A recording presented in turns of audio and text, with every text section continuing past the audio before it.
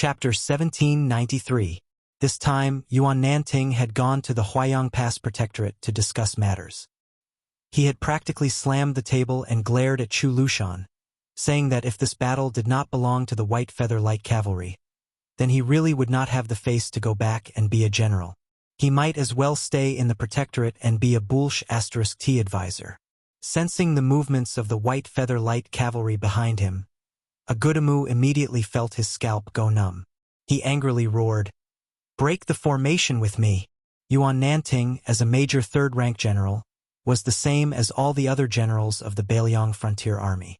On the battlefield, they all wore the same type of armor as the soldiers. Of course, Yuan Nanting's personal cavalry was not lacking. This senior cavalry general, who was younger than He Zhonghu and the other founding members, and older than Yu Luandao and the other new nobles, could be said to be a typical example of the core generals of Beiliang. He had experienced the Spring and Autumn War, or it could be said that he had emerged at the end of the war, but he could not be considered to have stood out early. His official climb was only after the Su family had been conferred the title of king and vassal in Beiliang. He had relied on the little bit of military service to climb up the ranks step by step. Similar people like Wei Fuqing, Dian Xiongchao, and Ning Amei were mostly like this.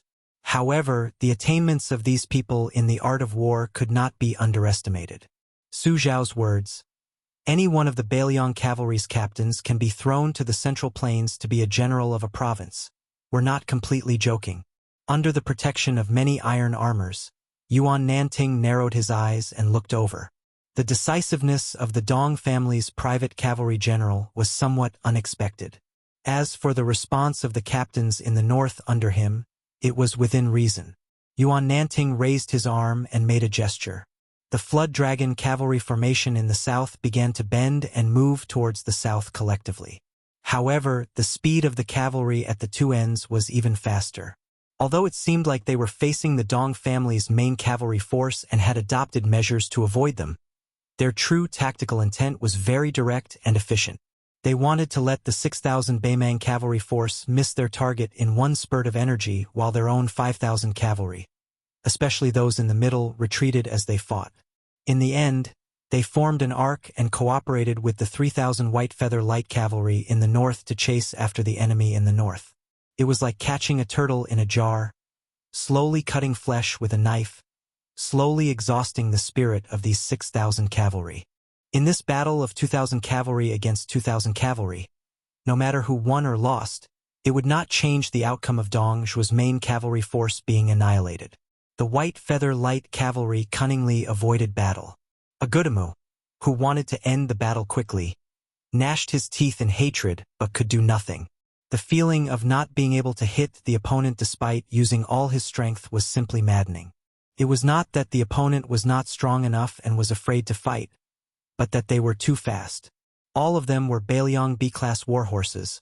All of them were dressed in light armor and had abandoned their spears and lances, only carrying sabers and bows. Even if a flaw appeared in their hastily changed formation, as the opponent, the Dong family cavalry, could not catch it even if they saw it. On the battlefield, only the grassland cavalry could make the Central Plains infantry feel as if they were stuck in mud. The only thing that could make the Beimang cavalry, especially the elite troops of the Dong family's private cavalry, feel as if they were in a swamp was probably this top-class light cavalry among the many Beiliang cavalry forces. However, Yuan Nanting, who was confident of victory, did not let his guard down. In fact, several crossbowmen on white horses had already arrived at the periphery of the arc formation, telling him that there were 6,000 Ruran cavalry reinforcements coming from the north. They would arrive in an hour at the slowest and would be personally led by the martial arts evaluation grandmaster, Hong Jingyan. Yuan Nanting, who had not stopped his horse from beginning to end, looked at the young faces, especially the one in the middle whose armor was covered in blood. He smiled and asked, "You must be the White Horse Commandant, Li Hanlin?" That rider nodded and said in a deep voice, "Yes, I am." Yuan Nanting smiled and felt a mixture of emotions. The eldest son of the Dao administrator of Beiliang, Li Gongda, had actually risen to the position of the most precious crossbowman commandant through actual combat at the borders. The young people these days were truly impressive. Their drive was not inferior to that of these old men when they were young, and might even surpass them. It must be known that these old men were barefooted and were not afraid of wearing shoes. Therefore, they were not afraid of anything. They would not lose out if they died, but profit if they lived. They were not like the current group of young people in the Beiliang frontier army. This Liangzhou's white horse Commandant Li Hanlin, Liuzhou's General Ko Jianghuai, and Youqi's General Yu Luandao, who came from a prestigious family in the Central Plains, could be said to be people who were born with a golden spoon in their mouths. If they were in the Central Plains, they would probably spend every night indulging in debauchery, so why would they be willing to roll around in a pile of corpses? Yuan Nanting inadvertently caught a glimpse of the heads near the saddles of these three riders. As an old general who was used to seeing his fellow soldiers die in battle, he took a deep breath and said, "Commandant Li, I have already received news that Qidong's 6,000 cavalry are approaching. They will not enter the battlefield any later than Hong Jingyan's Ruren cavalry. After this, you crossbowmen can withdraw from the battlefield. Don't try to be brave. You are already the last of our Beiliang scouts. I cannot bear to see you die. Therefore, you and Wei Mushing should quickly clean up the battlefield in half an hour. If I see you all alone here after the Iron Stupa and Ruren cavalry arrive, I will chase you all out of the crossbowmen, even if you are lucky enough not to die in battle." Li Hanlin, who had cupped his fist and accepted the order, finally said in a hoarse voice, "Wei Mushing has already died in battle." Yuan Nanting was stunned for a moment and remained silent. Yuan Nanting looked at the backs of the three young riders. At that moment, a thought surfaced in the old general's mind. There were 300,000 tombstones in the back of Mount Qingliang. How could he allow the names of young people to continue to increase? Yuan Nanting turned to look at the 6 or 7 riders in his retinue. Compared to the usual valiant cavalry, there was a slight difference in their demeanor. That sort of composure was not only due to their outstanding martial prowess that they stood out from the crowd, but also because they had a distant aura of the Jianghu. Yuan Nanting smiled and said, "Experts of the Whispering Chamber, you have all heard the news. It's not good. It's that great Grandmaster Hong Jingyan who has arrived." An old man in light armor who had been meditating all this time stroked the sword at his waist and said indifferently, "In short, we can't let General Yuan die in front of us." On the battlefield in the heart of the Longyan Plains, Dongzhu's main force of 6,000 cavalry was in dire straits.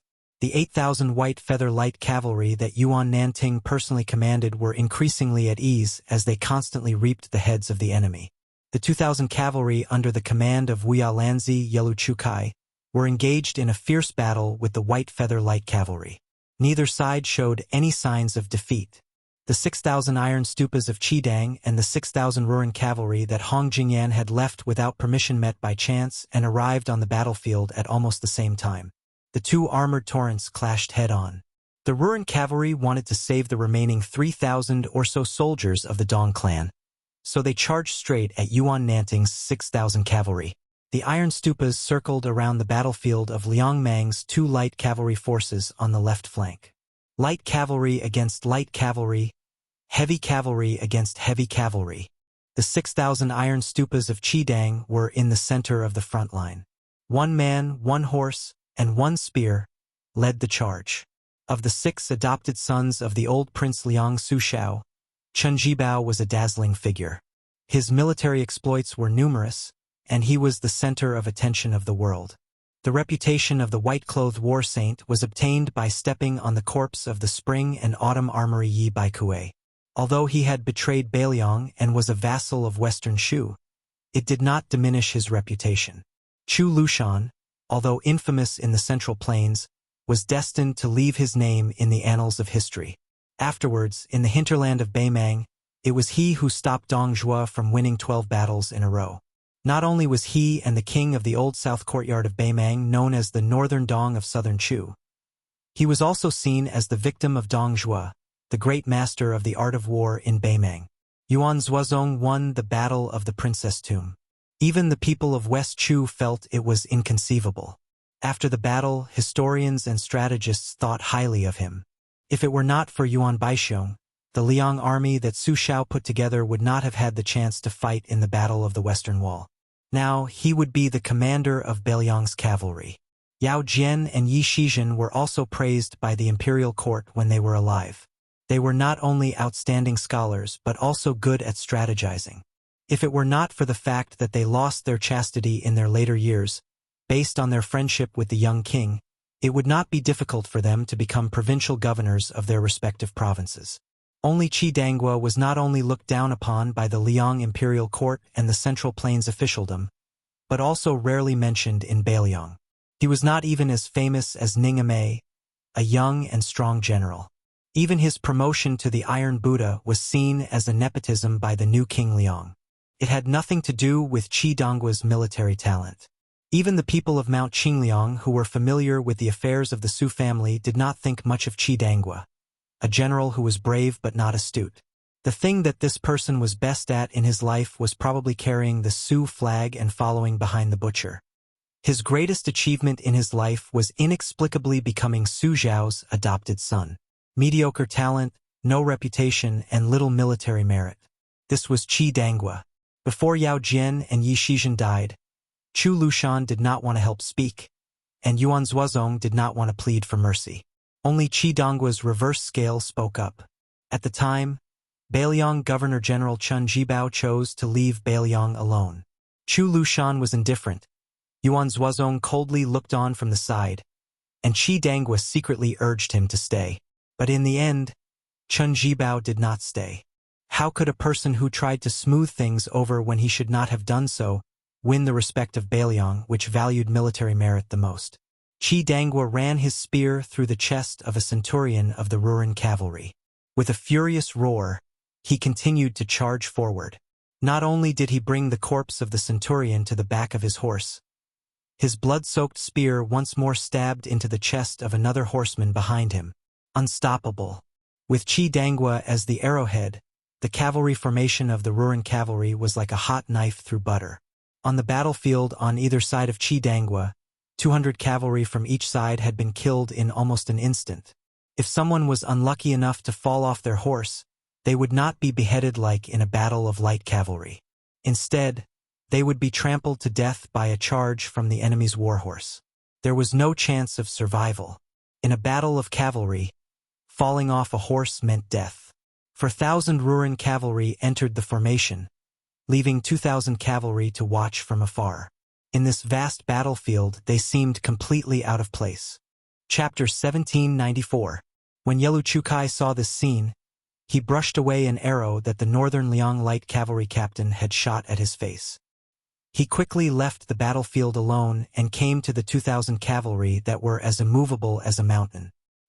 He said angrily to the indifferent man who was watching the fire from the other side of the river, "Hong Jingyan, why did you leave us in the lurch?" The man with a pair of snow-white eyes stared at this noble relative of the imperial family and asked in return, "How did I leave you in the lurch? Were the 4,000 Ruran cavalry not saving people?" Yelu Chukai laughed in anger and pointed his sword at this martial arts master who had once competed with his brother-in-law for the title of king of the southern courtyard. "At this point, you still want to preserve your strength? What, after losing to the Beiliang cavalry at the mouth of the gourd last time, you want to rely on these 2,000 cavalry to escape?" Hong Jingyan pursed his lips. "From the beginning, I never thought that you and Lin Fu could succeed. I took the risk to come here because I didn't want you, Yelu Chukai, to die here in vain. Of course, this time, hundreds of the White Horse crossbowmen returned alive, but you all died. When the time comes, His Majesty will definitely settle the score. Morong Baoding is surnamed Morong after all. He is not afraid of being held accountable. I Hong Jingyan am alone and weak. Although it is reasonable for me to bide my time, there are some things where reason is more important than reason. That is why I am here. Otherwise, do you think I have nothing better to do than come here to join in the fun?" Hong Jingyan stared at the exasperated, burly general and said sarcastically, "Military merits? Do you and Lin Fu have your so-called military merits here?"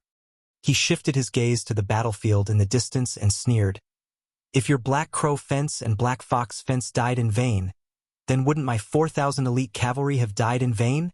Yelu Chukai flew into a rage out of humiliation. blood seeping from the corner of his mouth. He covered his mouth with his hand and stared hatefully at the leader of the Ruran cavalry. Hong Jingyan said flatly, "Yelu Chu Kai, remember? There are immortals on land in the Jianghu, but there are no immortals on the battlefield who can reverse heaven and earth.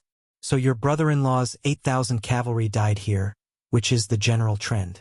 I, Hong Jingyan, am only responsible for bringing you back alive to the imperial court. As for the rest, don't hope, and you have no right to hope." Yelu Chu Kai did not turn around but pointed his sword at the battlefield behind him. "Don't you want to take the head of the third-rank Iron Buddha, General Qi Dangua? His head was enough to make you, Hong Jingyan, a marquis. Qi Dangua is Su Zhao's adopted son." Hong Jingyan smiled mockingly, as if he did not care to speak. It was only then that Yelu Chu straightened his back and released his blood-stained palm. Looking at the exceptionally valiant Ruran cavalry behind Hong Jingyan, he laughed and said, "You barbarians who came from the Ruran mountains, to have such a cowardly master is truly a blessing in disguise. You can forget about achieving any military exploits in the future, but I am not afraid of dying on the battlefield." The Ruran cavalry's Kiliarchs had unfriendly eyes and were itching to attack. Hong Jingyan raised his arm and stopped the Kiliarchs from drawing their swords. Gently holding the reins of his warhorse, he looked into the distance and smiled. "Yelu Chu Kai, I have to say, you are far inferior to that slippery brother-in-law of yours. He, is only one surname inferior to your idiotic brother-in-law. What a pity." For some reason, Yelu Chu Kai suddenly calmed down. He turned his head to look at the fighting in the south, and then at the comparatively peaceful north. This young military general who was born high and mighty, as Hong Jingyan had said, this rising star of Northern Mang's younger generation who had already become a 10,000-man commander at such a young age, said to Hong Jingyan with a calm expression, "I don't need you to save me. However, I beg you of one thing. Hong Jingyan, take away as many Dong family cavalry as you can.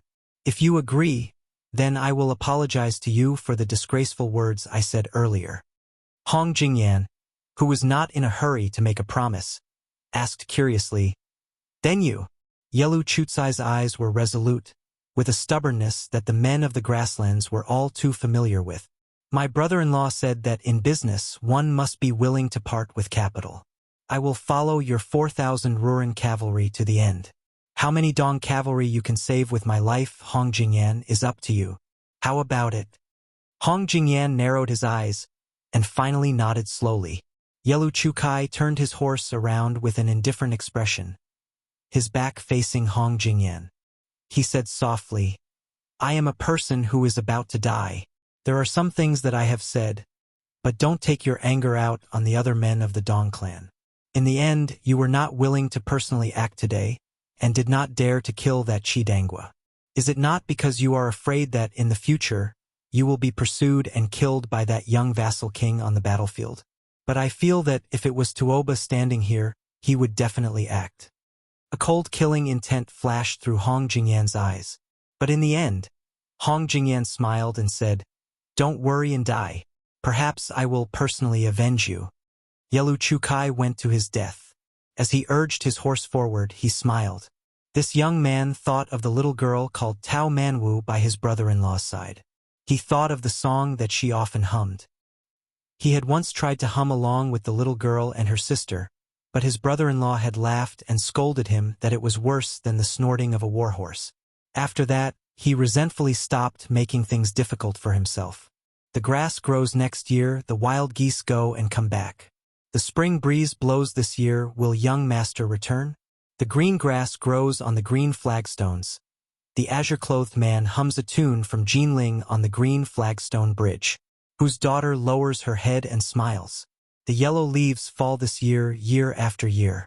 The autumn wind blows next year, will my wife be here? The yellow flowers of the yellow river flow.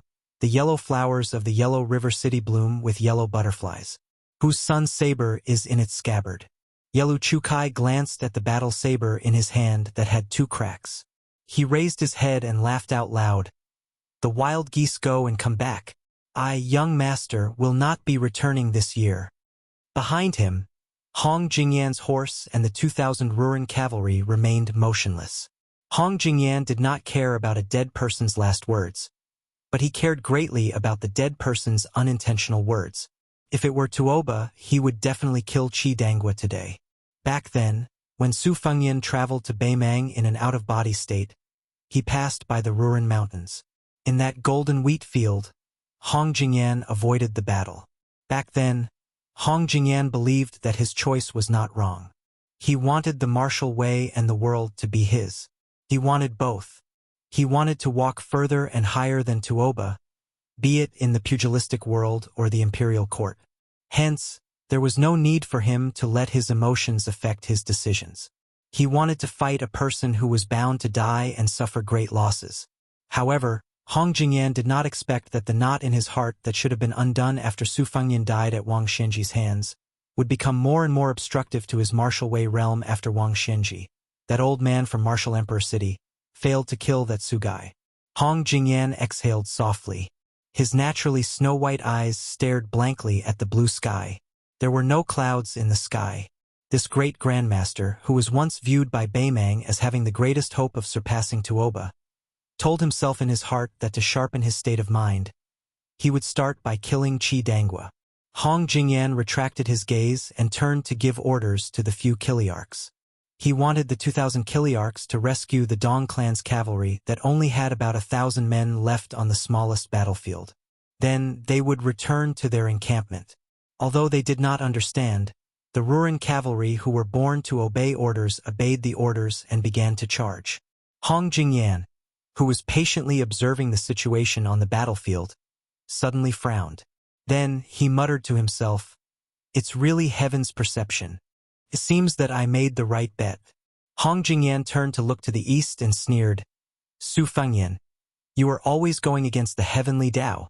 The heavenly Tao is on my side, not yours." Hong Jingyan gently reined in his horse and slowly advanced. There was an extremely pleased smile on his face. On the 3 battlefields, the 2,000 White Feather Light Cavalry faced the 2,000 Dong Clan Private Cavalry. The casualties were roughly the same, with only half of their men left alive. The 2,000 Ruren Cavalry that were the last to be mobilized were also sent to reinforce this place. On the 2nd battlefield, the White Feather Light Cavalry led by Yuan Nanting had already secured victory. Dongzhi was number 1 cavalry general, Agudamu, had personally killed more than 20 men before finally dying under the blade of a nameless Beiliang soldier. The 2,000 Dongzhi cavalry that had been surrounded still did not surrender after the death of their commander. One person surrendered. On the final battlefield, where the situation was the most tragic, the 4,000 Ruren cavalry and 6,000 iron stupas had already penetrated each other's formations 3 times. Yelu Chukai had died in battle. His corpse was recognized and his head was cut off. It was raised high on the battlefield by the Iron Stupa cavalry lieutenant. The Beiliang lieutenant who had done this had no joy on his face. There was only grief and indignation. What was the use of surrendered soldiers in the Battle of Liangmeng? There were no surrendered soldiers. Perhaps if this battle had continued, for example, if the Beimang army had broken through Beifu City outside Liangzhou Pass and fought all the way into Beiliang's Dao territory, there might have been people willing to drag out an ignoble existence and surrender. For example, if the Beiliang cavalry had marched straight into the Southern Dynasty, there would still be people willing to live and not die. But these 2 situations would only appear after many people had died.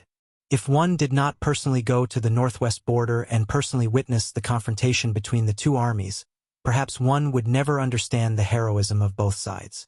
Thus, the greatest joke in the world was that there were very few people in the central plains of Liang who respected the 300,000 cavalry of Beiliang. On the other hand, Beimang, as their mortal enemy, no matter how deeply they hated the Beiliang frontier army, in the depths of many people's hearts, they would always view this army as an opponent worthy of respect. Hong Jingyan's horse leisurely galloped forward, as if quietly waiting for something. On the 3 battlefields, corpses were strewn across the ground and war horses whimpered. In the Jianghu, only those who were afraid of death would not easily die. On the battlefield, one could not be afraid of death. Chapter 1795. In a person's Jianghu, life and death were of utmost importance. Using countless corpses to create a magnificent battlefield, Life and death were the least of the trifling matters. Hong Jingyan slowly appeared before everyone's eyes. He was getting closer and closer to the battlefield where the Iron Buddhas and the Ruran cavalry were. First, there were 7 or 8 Whispering Chamber cavalry that had been keeping an eye on this top Beimang expert. They quickly retreated from the battlefield and galloped away. Then, there were more than 100 Iron Buddhas that charged to intercept him. After Yuan Nanting pulled out his saber from the chest of a Dongjua cavalryman, he looked up and said to the personal guard commander who was guarding him, "Something's not right. That person should be attacking the Iron Buddhas. We have to do our best to stop him." The personal guard looked at the panting old general and threw away his blood-stained helmet. He smiled and said, "General, I'll bring a few hundred cavalry over." When Yuan Nanting was going to say something, the head of the bodyguards who had followed him for many years had already gathered a team of cavalry nearby. He turned around and grinned at Yuan Nanting.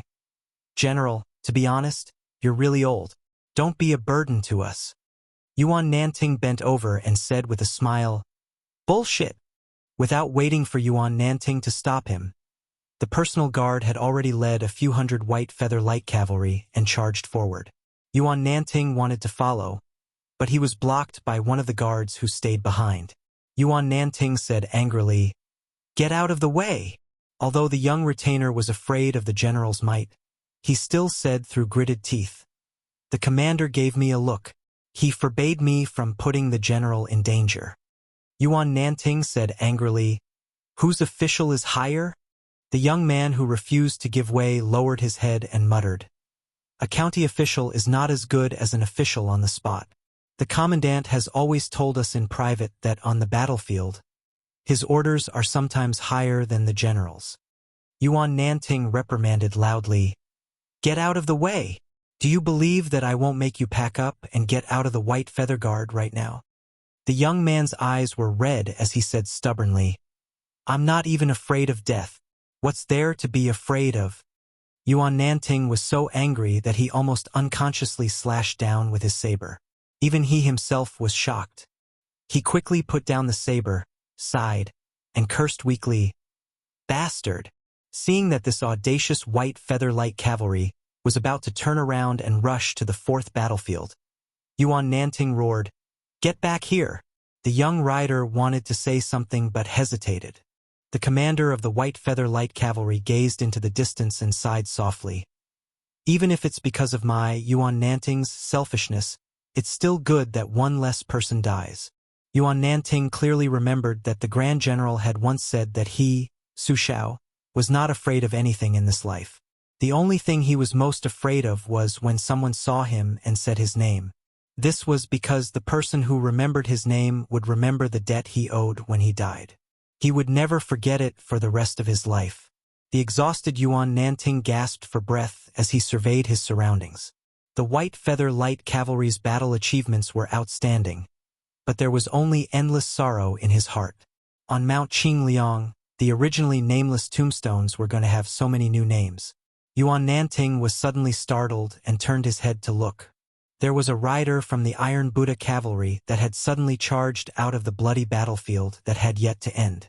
He was tall and sturdy, and held a metal spear in his hand. In the yellow sand of the desert, the war horse was pitch black, and the armor was dyed red. Qi Dangua charged towards that distant rider without turning back. He knew that the Beimang barbarian called Hong Jingyan had come for him. After leading the charge to break through the enemy formation 3 times, Qi Dangua's figure was already on the verge of collapse. Even the hand holding the metal spear had begun to tremble violently. He was facing the leader of the Ruran cavalry, who was known as the 2nd strongest expert of Beimang. Sweat and blood intertwined on that determined face, but Qi Dangua only charged forward.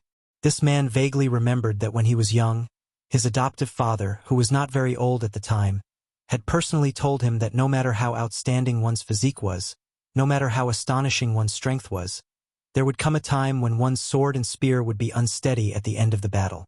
But as long as one's breath was still present, one's heart could not be shaken. When one feared death, the king of hell would come. He would immediately come knocking. Outside the battlefield, There was a young man in the Wudong courtyard of Mount Qingliang who had received an urgent report. After giving the Huayang Pass Protectorate Manor a military order that was almost strictly worded, he abandoned his horse and rushed alone to the Qingyuan military town outside the pass, where he saw the unfamiliar handwriting. And then he continued to rush north. That was the first time the young man had seen Qi Donggua's handwriting. His handwriting was not pretty. As a young man who had served in the army and the battlefield, he rarely wrote. In the past, when the young man who had seen the letter had seen the Spring Festival couplets being put up on Mount Qingliang every new year, among the 6 adoptive sons of the butcher, Chu Lushan would definitely be the one who fawned the most. Yao Jian and Yi Shizhen would also give a few pertinent comments, while Chun Jibao and Yuan Zuozong would habitually not say a word. But only this man called Qi Danggua would laugh and ask the young man His Royal Highness for a few Spring Festival couplets to take back to his residence. And then, he would definitely not have the servants of his residence put them up. Instead, he would personally do it. Year after year, even the servants of his residence had become accustomed to it. The young man's father, that old man, had once casually mentioned his adoptive sons. He said that Chun Jibao had the most serious thoughts, Chu Lushan had the deepest thoughts, Yuan Zuozong had the most mellow thoughts, Yao Jian had the most complicated thoughts, and Yi Shizhen had the most chaotic thoughts. It was only when he mentioned Qi Danggua that the old man laughed to himself, saying that this idiot had no thoughts at all. At that time, the young man laughed along with the old man. In the Huayang Pass Protectorate House, Chu Lushan looked at the latest spy report with a gloomy face. Yuan Zuozong's face was also extremely gloomy. He turned around and strode to the gate. Chu Lushan shook his head. "You don't have to go, Prince. Xiaonian has already left." As if talking to himself, Chu Lushan added, "Old Qi may not die." Yuan Zuozong sneered. "Not necessarily?" Chu Lushan suddenly became furious. "Yuan Zuozong, what's the use of you going to the Longyan Plain now? Can you catch up?" Yuan Zuozong stepped over the threshold and said calmly, "I won't go to Huda City. Ko Jianghuai and Xie Shibian have joined hands in Liuzhou. Whether they succeed or not depends on their ability. I'll go to Calabash Mouth in Yuzhou. Since I've decided to gain the initiative by striking first, I might as well make a big move." Chu Lushan said dejectedly, "Go, go!" Yuan Zuozong stopped and stood outside the gate. He said calmly, "If Huayang Pass can't be defended one day, remember that there's Beijua City in the south." Chu Lushan waved his hand. "You don't need to talk too much. I didn't think you were a long-winded person before." North of Huda City, Longyan Plain on the battlefield, the Iron Buddha's leader, Qi Danggua, fell to the ground. His armor was broken and blood was gushing out. The 7 Whisk Water Room's Death Knights couldn't stop that Northern Mang Grandmaster who got off his horse and walked on foot. It was to the extent where even the 100 Iron Stupas and 300 White Feather Light Cavalry couldn't stop him, their formation torn apart by a single person just like that. Qi Danggua, who had sent out a spear, was punched in the chest by that man. He fell from the horse and slid back for more than 10 feet. That man landed beside him and said with a smile, "Before you die, I might as well tell you that Su Fengyan is on his way here. In fact, he's very close.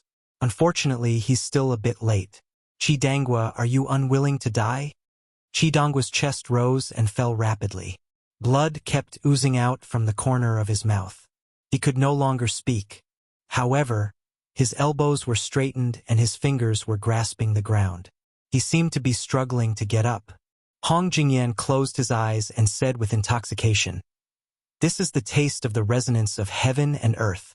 Now I know why Qi Xuanzhen said that celestial phenomenon was just the scenery outside the door. The scenery inside the door is really wonderful." He lowered his head and looked. "Su Fengyan is late, but I, Hong Jingyan, am not."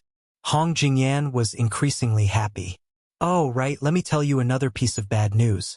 After knowing that Su Fengyan is coming in person, Tuoba, who was originally moving slowly south, has started to speed up. I only need to go 200 miles north and Su Fengyan and Tuoba will meet." Hong Jingyan looked toward the south and laughed loudly.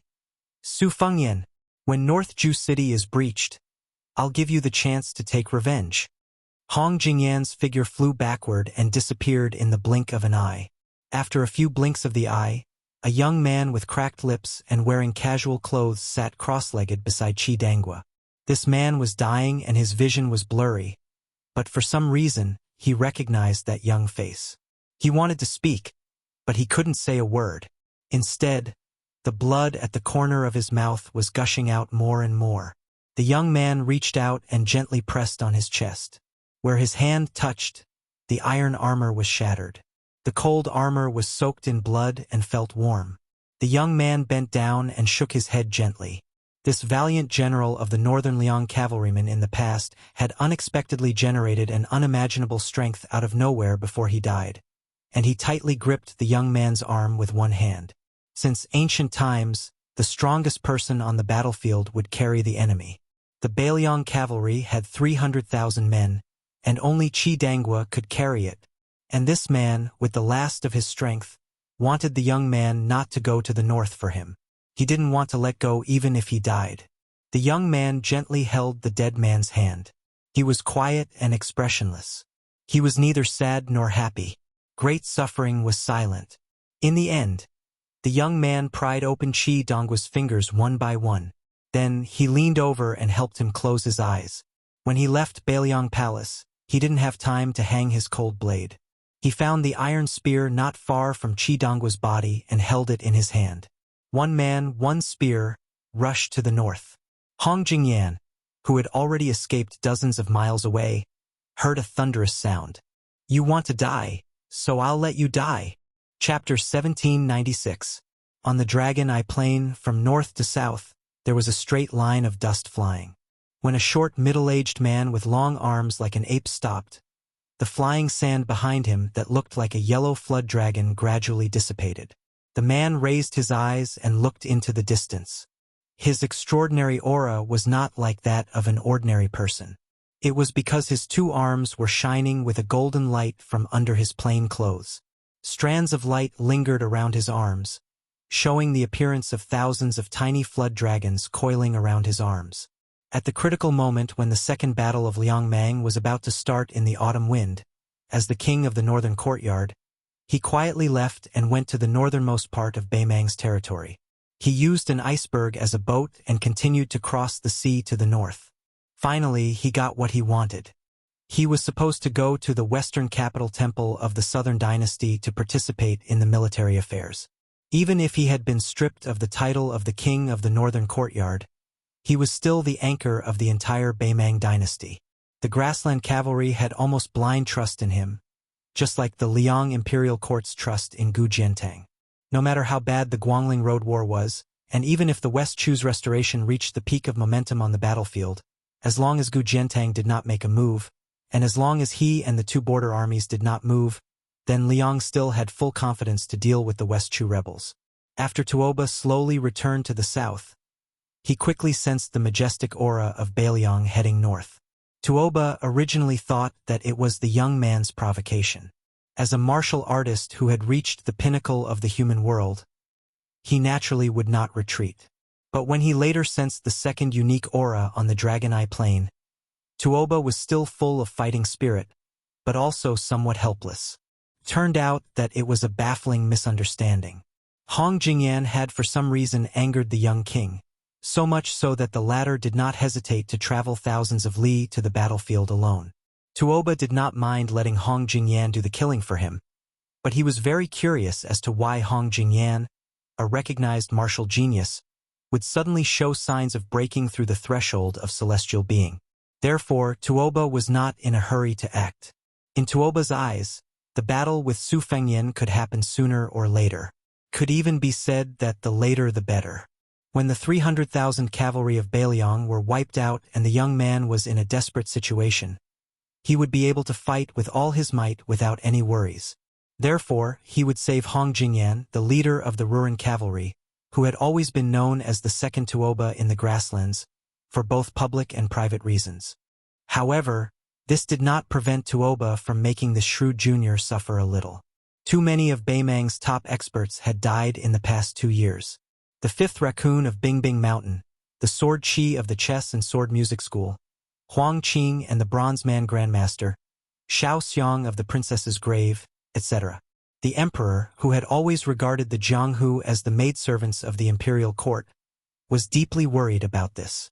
After all, no matter how worthless the maidservants of a noble courtyard were, if too many of them died and there was no one to serve tea or clean up the courtyard, outsiders would eventually feel that it did not fit the image of a noble clan. However, this was the limit.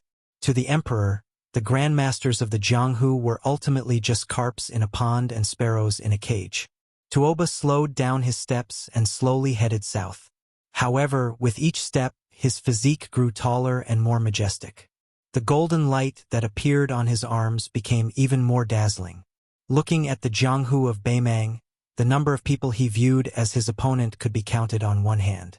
However, the chess and sword music school just happened to have two of them. In this generation of the chess and sword music school, two heroes had appeared. The famous poet Huang Baozhuang had become the white-clothed demon Luoyang for some reason.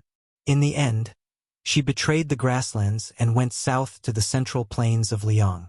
It was rumored that she had been caught a glimpse of in Tai and city. During the battle between Su Fengyan, Chao Chongqing, and Dong Tai for the peak, she did not make a move. Originally, the poet Hong Jingyan was only ranked in the 4th class.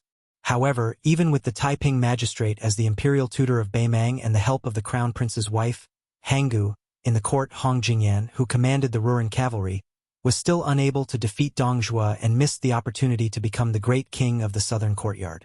During the Battle of Huluku, this person led his army to avoid the vanguard of Beiliang's heavy cavalry. He abandoned General Yang Yuanzhan's main army and fled north alone. As a result, the Beiliang cavalry successfully formed a pincer attack from the north and south. This even caused this grandmaster's reputation to hit rock bottom on the grasslands. At the same time, he also lost the favor of that old woman.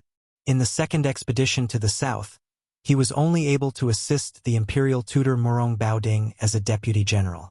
Hong Jingyan retreated 60 miles away and did not retreat any further. If he retreated any further, he would encounter Tuoba. Although Hong Jingyan had the intention of letting this Beimang's god of war make Su Fengyan retreat in the face of difficulties, forcing the young vassal king's state of mind to be covered in dust, if Su Fengyan really did not fear Tuoba and Hong Jingyan retreated to Tuoba's side to seek protection, then he would have shot himself in the foot.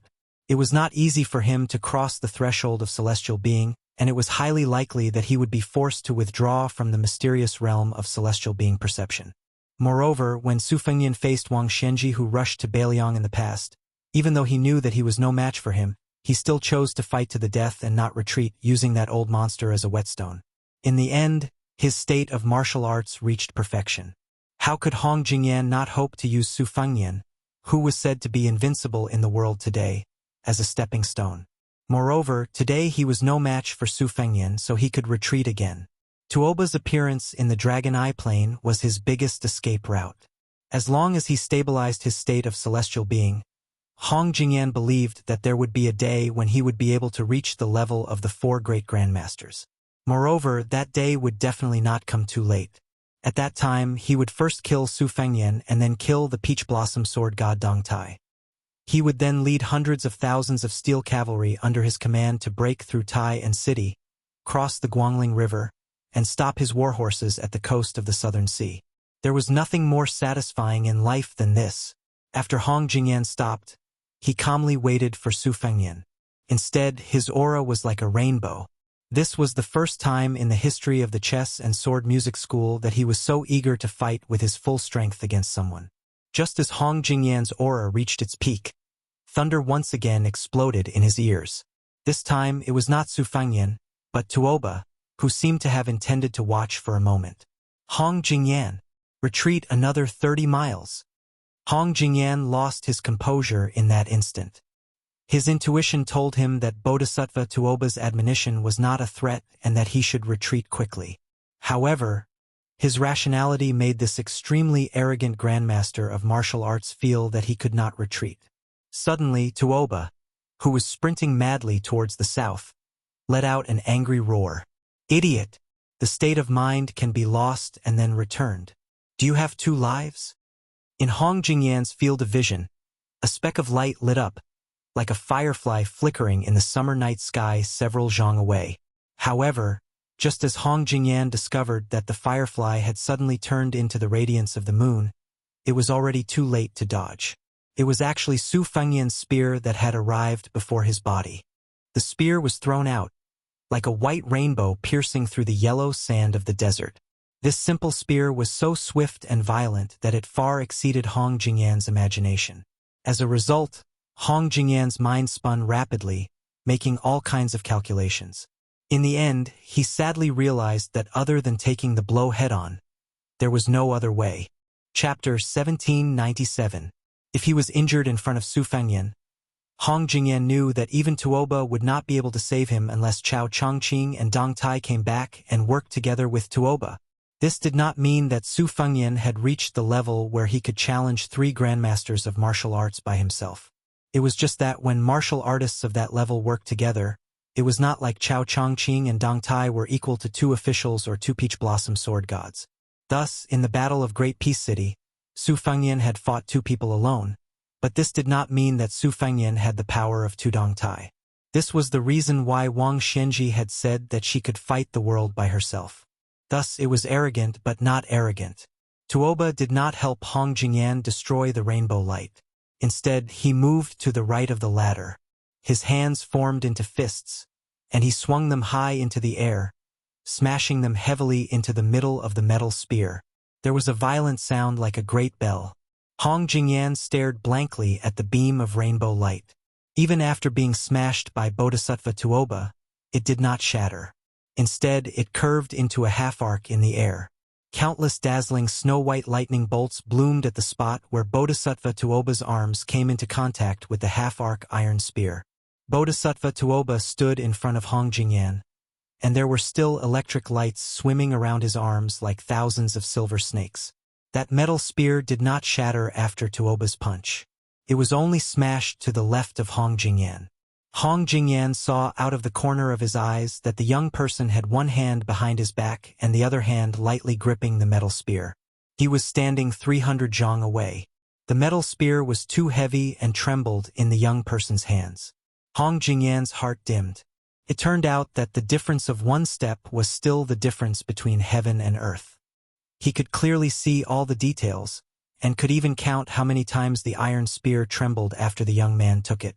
But he could see, but he could not catch it. It was the same for the first spear, and it was the same for the second spear. It was rumored that Su Fengyan could kill anyone below the level of Earth Immortals with a single move. So it was true. Tuoba said indifferently, "Don't tell me that you, Hong Jingyan, can only bully opponents whose cultivation is lower than yours in this lifetime? If that's the case, then I'm really disappointed. Even if you cross the threshold of heavenly being in the future, let alone Su Fengyan, as long as a newcomer becomes an Earth Immortal, even if it's only for 1 or 2 days, they will still be able to defeat you, Hong Jingyan." Hong Jingyan's eyes lit up and he said in a low voice, "You're saying that Su Fengyan only wins in the word power?" Tuoba stared at the young person and nodded. "This person has fought with Wang Xianji and me and won. In the Battle of Great Peace City, Dong Tai and Chao Chongqing purposely teamed up and helped him increase his morale. Can be said that his power is unmatched. You lost just now, there's no need to be surprised." Hong Jingyan smiled and his depression was swept away. He looked at the young vassal king. "No wonder you clearly had the upper hand after that spear, but did not continue to fight." Bodhisattva Tuoba shook his head and said, "You're wrong. He wants you to stay in the Dragon Eye Plains. As long as I still want to save you, he will have the chance to kill both of us. He won't just take one of our heads." Hong Jingyan's face darkened. "Good. Then I'll give up the realm that's within my reach." In this way, the tables had turned. "Are you really willing to exchange a life for a life?" "I don't believe it." Hong Jingyan was worthy of being one of the top grandmasters in the world. He left when he said he would. More accurately, he was running for his life. As long as the opponent chose to chase after him, and Tuoba did not have to divide his attention to save people, then it would be Su Fengyan's turn to multitask. He would leave an opening for Tuoba, who was fully focused. As Hong Jingyan decisively retreated, Su Fengyan and Tuoba started to move north at almost the same time. The 3 gradually formed a triangle on the Dragon Eye Plains. their figures as fast as 3 gusts of wind. Su Fengyan was looking for a chance to kill Hong Jingyan. Tuoba was patiently waiting for Su Fengyan to make a move. It was clear who would win. So Hong Jingyan did not believe that Su Fengyan was willing to die. But in fact, Su Fengyan's determination to kill him was so great that Hong Jingyan was scared out of his wits after the second spear thrust. Before Su Fengyan's iron spear pierced through Hong Jingyan's back, Tuoba's fists had already hammered Su Fengyan's back. His fists hammered unreservedly at Su Fengyan's back with a force that could split mountains and split rivers. Not only did the strike injure Su Fengyan's internal organs, it also added an indomitable sense of heroism to Su Fengyan's forward thrust of the iron spear. Su Fengyan shook his wrist and pulled out the iron spear that had pierced through Hong Jingyan's heart. At the same time, he crushed Hong Jingyan's chest, leaving him with no chance of survival. The ambitious and lofty chess, sword, and music school lost even more pieces and died just like that. The man who wanted to change the title of Lord of the Ruran Cavalry to Lord of the World died with everlasting regret. Even in death, he could not understand why Su Fengyan would really trade lives with him. He still had too many plans that he had yet to execute. He was still thinking about his agreement with Yelu Dongbed, the ambitious man. He wanted to replace the peace decree with the chess and sword music school and Beimang's imperial court. If it was possible to regret, Hong Jingyan would definitely not kill that iron stupa general.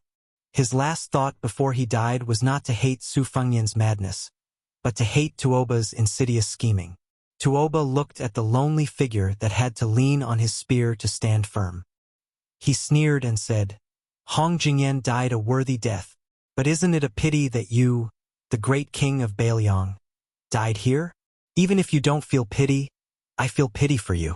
I always felt that you, Su Fengyan, should have died on the battlefield of North Jebei. Either you would have died amidst the thousands of soldiers and horses, or you would have died at my hands then." The back of the young man's clothes was soaked in blood. He did not say a word. An immortal on land was not an immortal. Su Fengyan had indeed been struck in the back by Tuoba's 2 fists. Although he had taken that strike into account, so he had held back against Hong Jingyan's spear and could have killed him without using his full strength. No matter how one looked at it, there was not much difference. It was just a matter of dying sooner or later. Tuoba laughed and said, "If it was me who had fought with you in the western regions last time, you might have been able to escape back to Beiliang with half your life." He looked down at his hands. The clothes on his arms were tattered, revealing the undulating golden veins on his arms. There was a fish in the northern underworld that fed on dragons. The first time he had found it, Luoyang had interfered, causing the divine weapon created by the heavens and earth to fall into the deep sea and disappear without a trace. However, it was a blessing in disguise. This time he had obtained something even better. Tuoba raised his head and looked at the sky. "Sometimes I don't understand why you guys are unwilling to bow your heads." Tuoba frowned. "Are you waiting for someone? Huyen Dagwan?" "No, I sensed his breath before I came here. He should still be near Dunhuang City. He won't make it in time." "Su Yambing? His breath doesn't seem like it. I really can't think of anyone else in Beiliang who can save you other than these 2. Su Fengyan turned around and held the iron spear with both hands. He was bleeding from his 7 orifices. He looked miserable. A figure appeared beside him. He was dressed in a white robe and had the bearing of a banished immortal. There were 2 swords hanging from his waist. The difference between the 2 was obvious. The man glanced at him and sneered. "You're still the same as the first time we met. You look like a beggar." Su Fengyan coughed and forced a smile. "Try not to do it next time. White fox face." Chapter 1798. Whether it was when Luoyang met Dong Tai in Dunhuang City or when Su Fengyan met Wang Shenji who was rushing to Beiliang, a real battle between great grandmasters would never be sloppy. There was absolutely no possibility of polite greetings. The outcome of the battle was simply life and death. Although Tuoba did not know the specific background of the white-robed man in front of him, he had a general understanding. This person had previously led a young swordswoman to travel around Beimang. Occasionally he would fight, but he had never been defeated. Even if he encountered thousands of riders, he would still be able to retreat safely. Li Mibi, the ancestor of spider web in Beimang, had a very high opinion of this person. He even did not hesitate to describe this androgynous handsome young man as his future achievements in martial arts are expected to catch up with Wang and Su. Although Tuoba did not intend to speak, he was not in a hurry to fight either. First, Su Fengyan's injury was unmistakable. Second, he did not want to lose a great advantage by rashly fighting. After all, it was taboo for martial arts masters at their level to call a newcomer when encountering a strange newcomer. Just like the national chess players who had been famous for a long time, they were often not afraid of exchanging blows with old enemies whom they knew well. Their only headache was those inexperienced geniuses of the younger generation. They were especially afraid of deciding the outcome of a game with those rising stars. This was the principle of life and death battles between Jianghu masters. When Song Yanqing of Dongyue sword pool carried 14 new swords, he had caused great trouble for Luoyang, who was at the peak at that time. Moreover, Tuoba had a unique opinion. There were endless grandmasters of sword Dao in Jianghu. After Li Chungang, there was Dong Tai. After Dong Tai, there was also Huang Qing of Beimang, Qi Jiajie of Tai, and City, Zhang and I of West Chu, and many other great figures. In Tuoba's opinion, since the end of spring and autumn, the fate of sword Dao must have been mostly used up. It would be difficult for a figure like Lu Zhu to appear again. Only grandmasters of saber Dao were too few. Moreover, no one had stepped forward to reach the height of being recognized as the most promising person in the world. Tuoba's intuition told him that it was about time for someone to emerge. Perhaps it would be the person in front of him. The young man whom the king of Beiliang Su Fengyan was willing to entrust his life to. After some observation, Tuoba noticed some clues. The person in front of him, who was called White Fox Face by Su Fengyan, did not have a strong qi. Compared to people like Chao Chongqing, he might not have a majestic aura. However, the flow of his qi was rather strange. One word could describe it, and that was fast. It was so fast that it was unimaginable. It was like the Guangling River during the flood season. This was simply a path to death. Tuoba became more and more curious. What was this person thinking that he would sacrifice his life in exchange for the realm of martial arts? This was no longer something that could be explained simply by the word martial arts fanatic.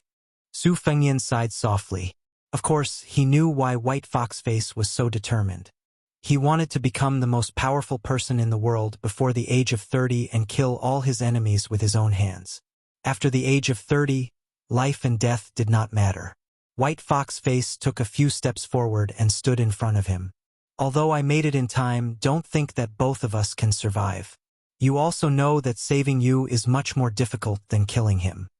Su Fengyan said in a self-deprecating manner, "You can just do whatever you want. I've killed Hong Jingyan this time. If you kill Bodhisattva Tuoba, even if I die, then even if this deal is a loss, it won't be so bad that it's acceptable." White Fox Face placed his palms on the hilts of the two sabers at his waist. They were the embroidered winter saber and the spring thunder saber. Su Fengyan was no stranger to this pair of sabers. On the contrary, he was very familiar with them. He remembered that White Fox Face had lent him the embroidered winter saber during his second trip to Jianghu. Before that, Su Fengyan had returned to Beiliang for the first time. During that trip, he regretted that he did not meet a real peerless master pro. At the last moment, he bumped into White Fox Face, which made His Royal Highness feel that the end of that trip was not bad. After 3 years of hard wandering, he finally met a peerless master pro. Su Fengyan still remembered that year when it snowed heavily at Tide-Listening Lake in Mount Qingliang. White Fox Face flew out of the pavilion and unsheathed the embroidered winter and spring thunder saber. It was really beautiful in the heavy snow. The bladesmanship was beautiful, and the person was even more beautiful. It was probably at that time that His Royal Highness began to seriously practice the bladesmanship. He began to look forward to the day when he could have half of White Fox Face's elegance. Although they had not fought, Tuoba seemed to have seen through the ins and outs of White Fox Face's two-handed saber. The war god of Beimang, who did not want to argue with him, laughed for the first time. "You are no match for me. Do you really want to die here for the king of Beiliang?" Tuoba saw that he did not say a word, but he was not annoyed. He stretched out his palms and put them on his chest.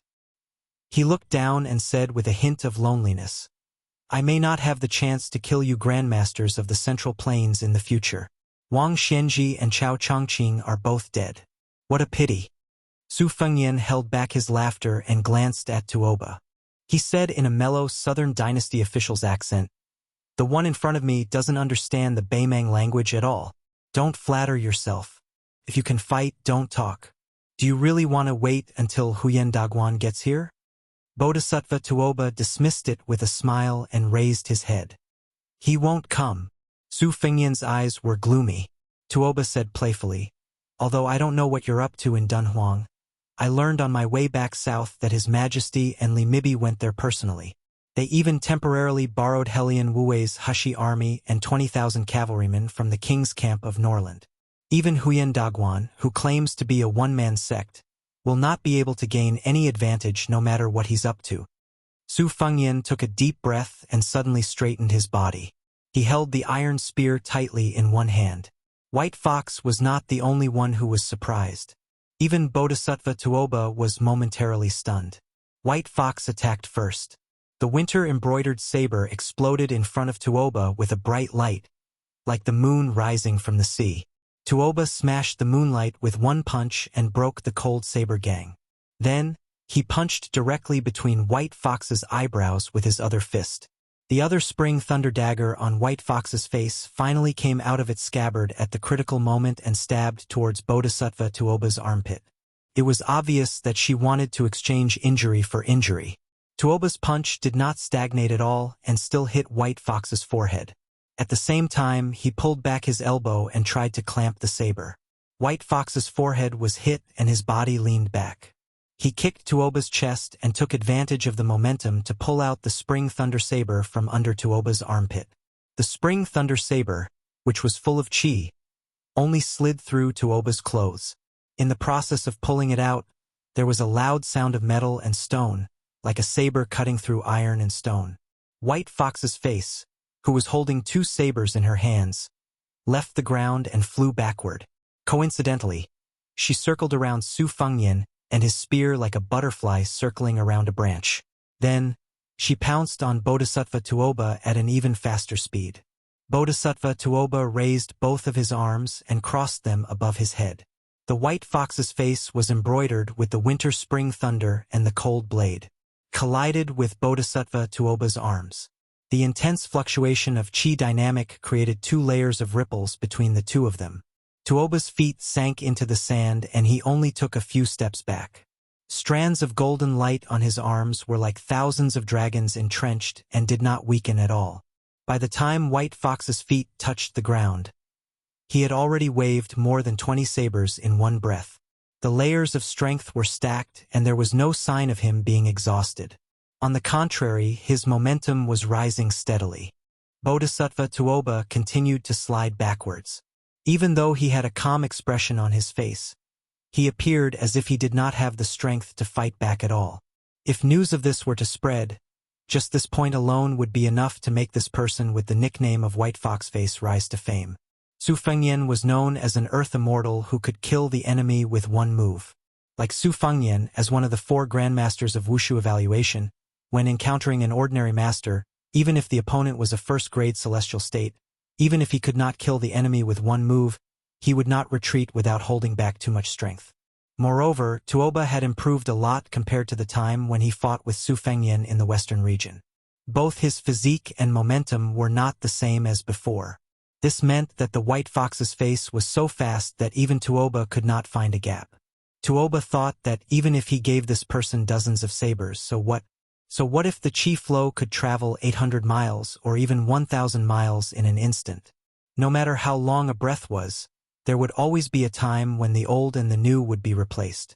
However, when he unconsciously retreated nearly 1,000 feet away, he suddenly realized that this person's saber momentum was not only endless but also faster and faster.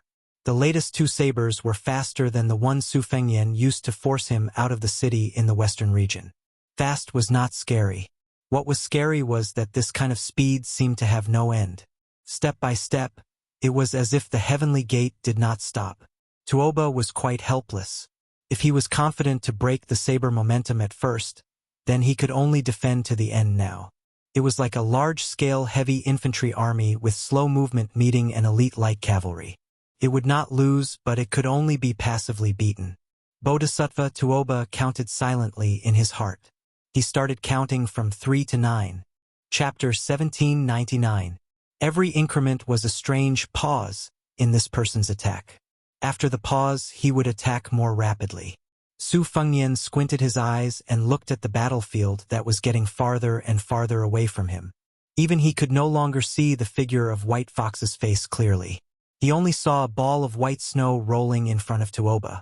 After 12 halts, the golden light on Tuoba's arms began to shake slightly.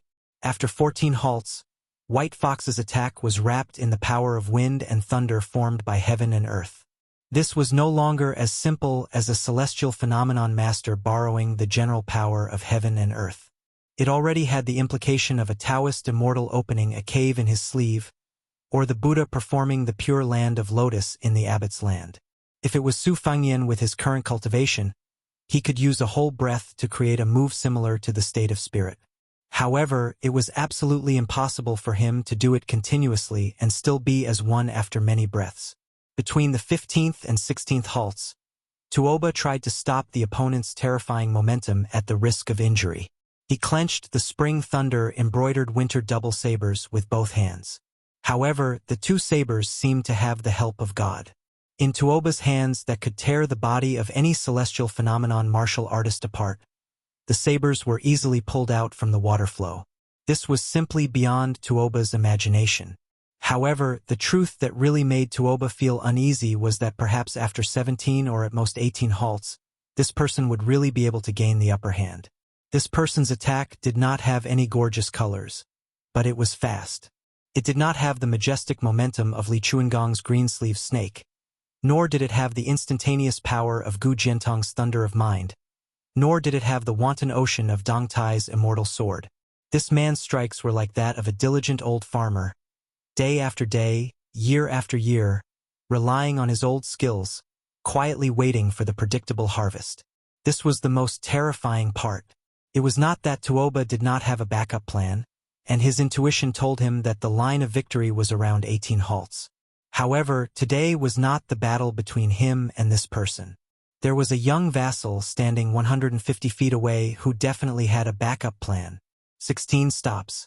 Tuoba opened his eyes wide, allowing the long saber to strike his chest like rolling thunder, and the short saber to hang on his shoulder like a dragonfly skimming the surface of the water.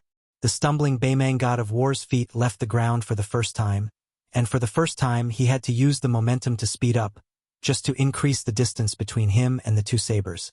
17 stops. Just as Tuoba gritted his teeth and prepared to use his trump card, Su Fengnian gently pulled out the iron spear from the yellow sand. Xiao Dong slashed down with her saber, and Tuoba was actually struck to the point that his knees touched the ground, and he slid back over 300 feet in a single breath. In the next instant, Tuoba, who shouldn't have retreated so far, had already vanished. White Fox stood at the spot where Tuoba's figure had disappeared. She held spring thunder in one hand and embroidered winter in the other. Her back was facing Su Fengnian. She seemed to be motionless and had no desire to pursue Tuoba. Suddenly, she took a step forward and pointed the tip of embroidered winter in front of her. 18 stops. Tuoba, who had left and returned, suddenly appeared 1,000 feet away. His eyes wandered, and in the end he still chose to go north. Su Fengnian carried the iron spear and walked to White Fox's side. He apologized. "Forgive me, I didn't expect that your saber move would be so." Su Fengnian hesitated for a long time, but still couldn't think of how to describe White Fox's saber move. In the end, he could only use a catchphrase resentfully, "Such a technical skill."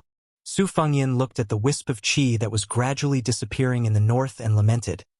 "If I had known earlier, I would have helped you stop Bodhisattva Tuoba even at the risk of incurring irreversible side effects. Perhaps I could have really killed him.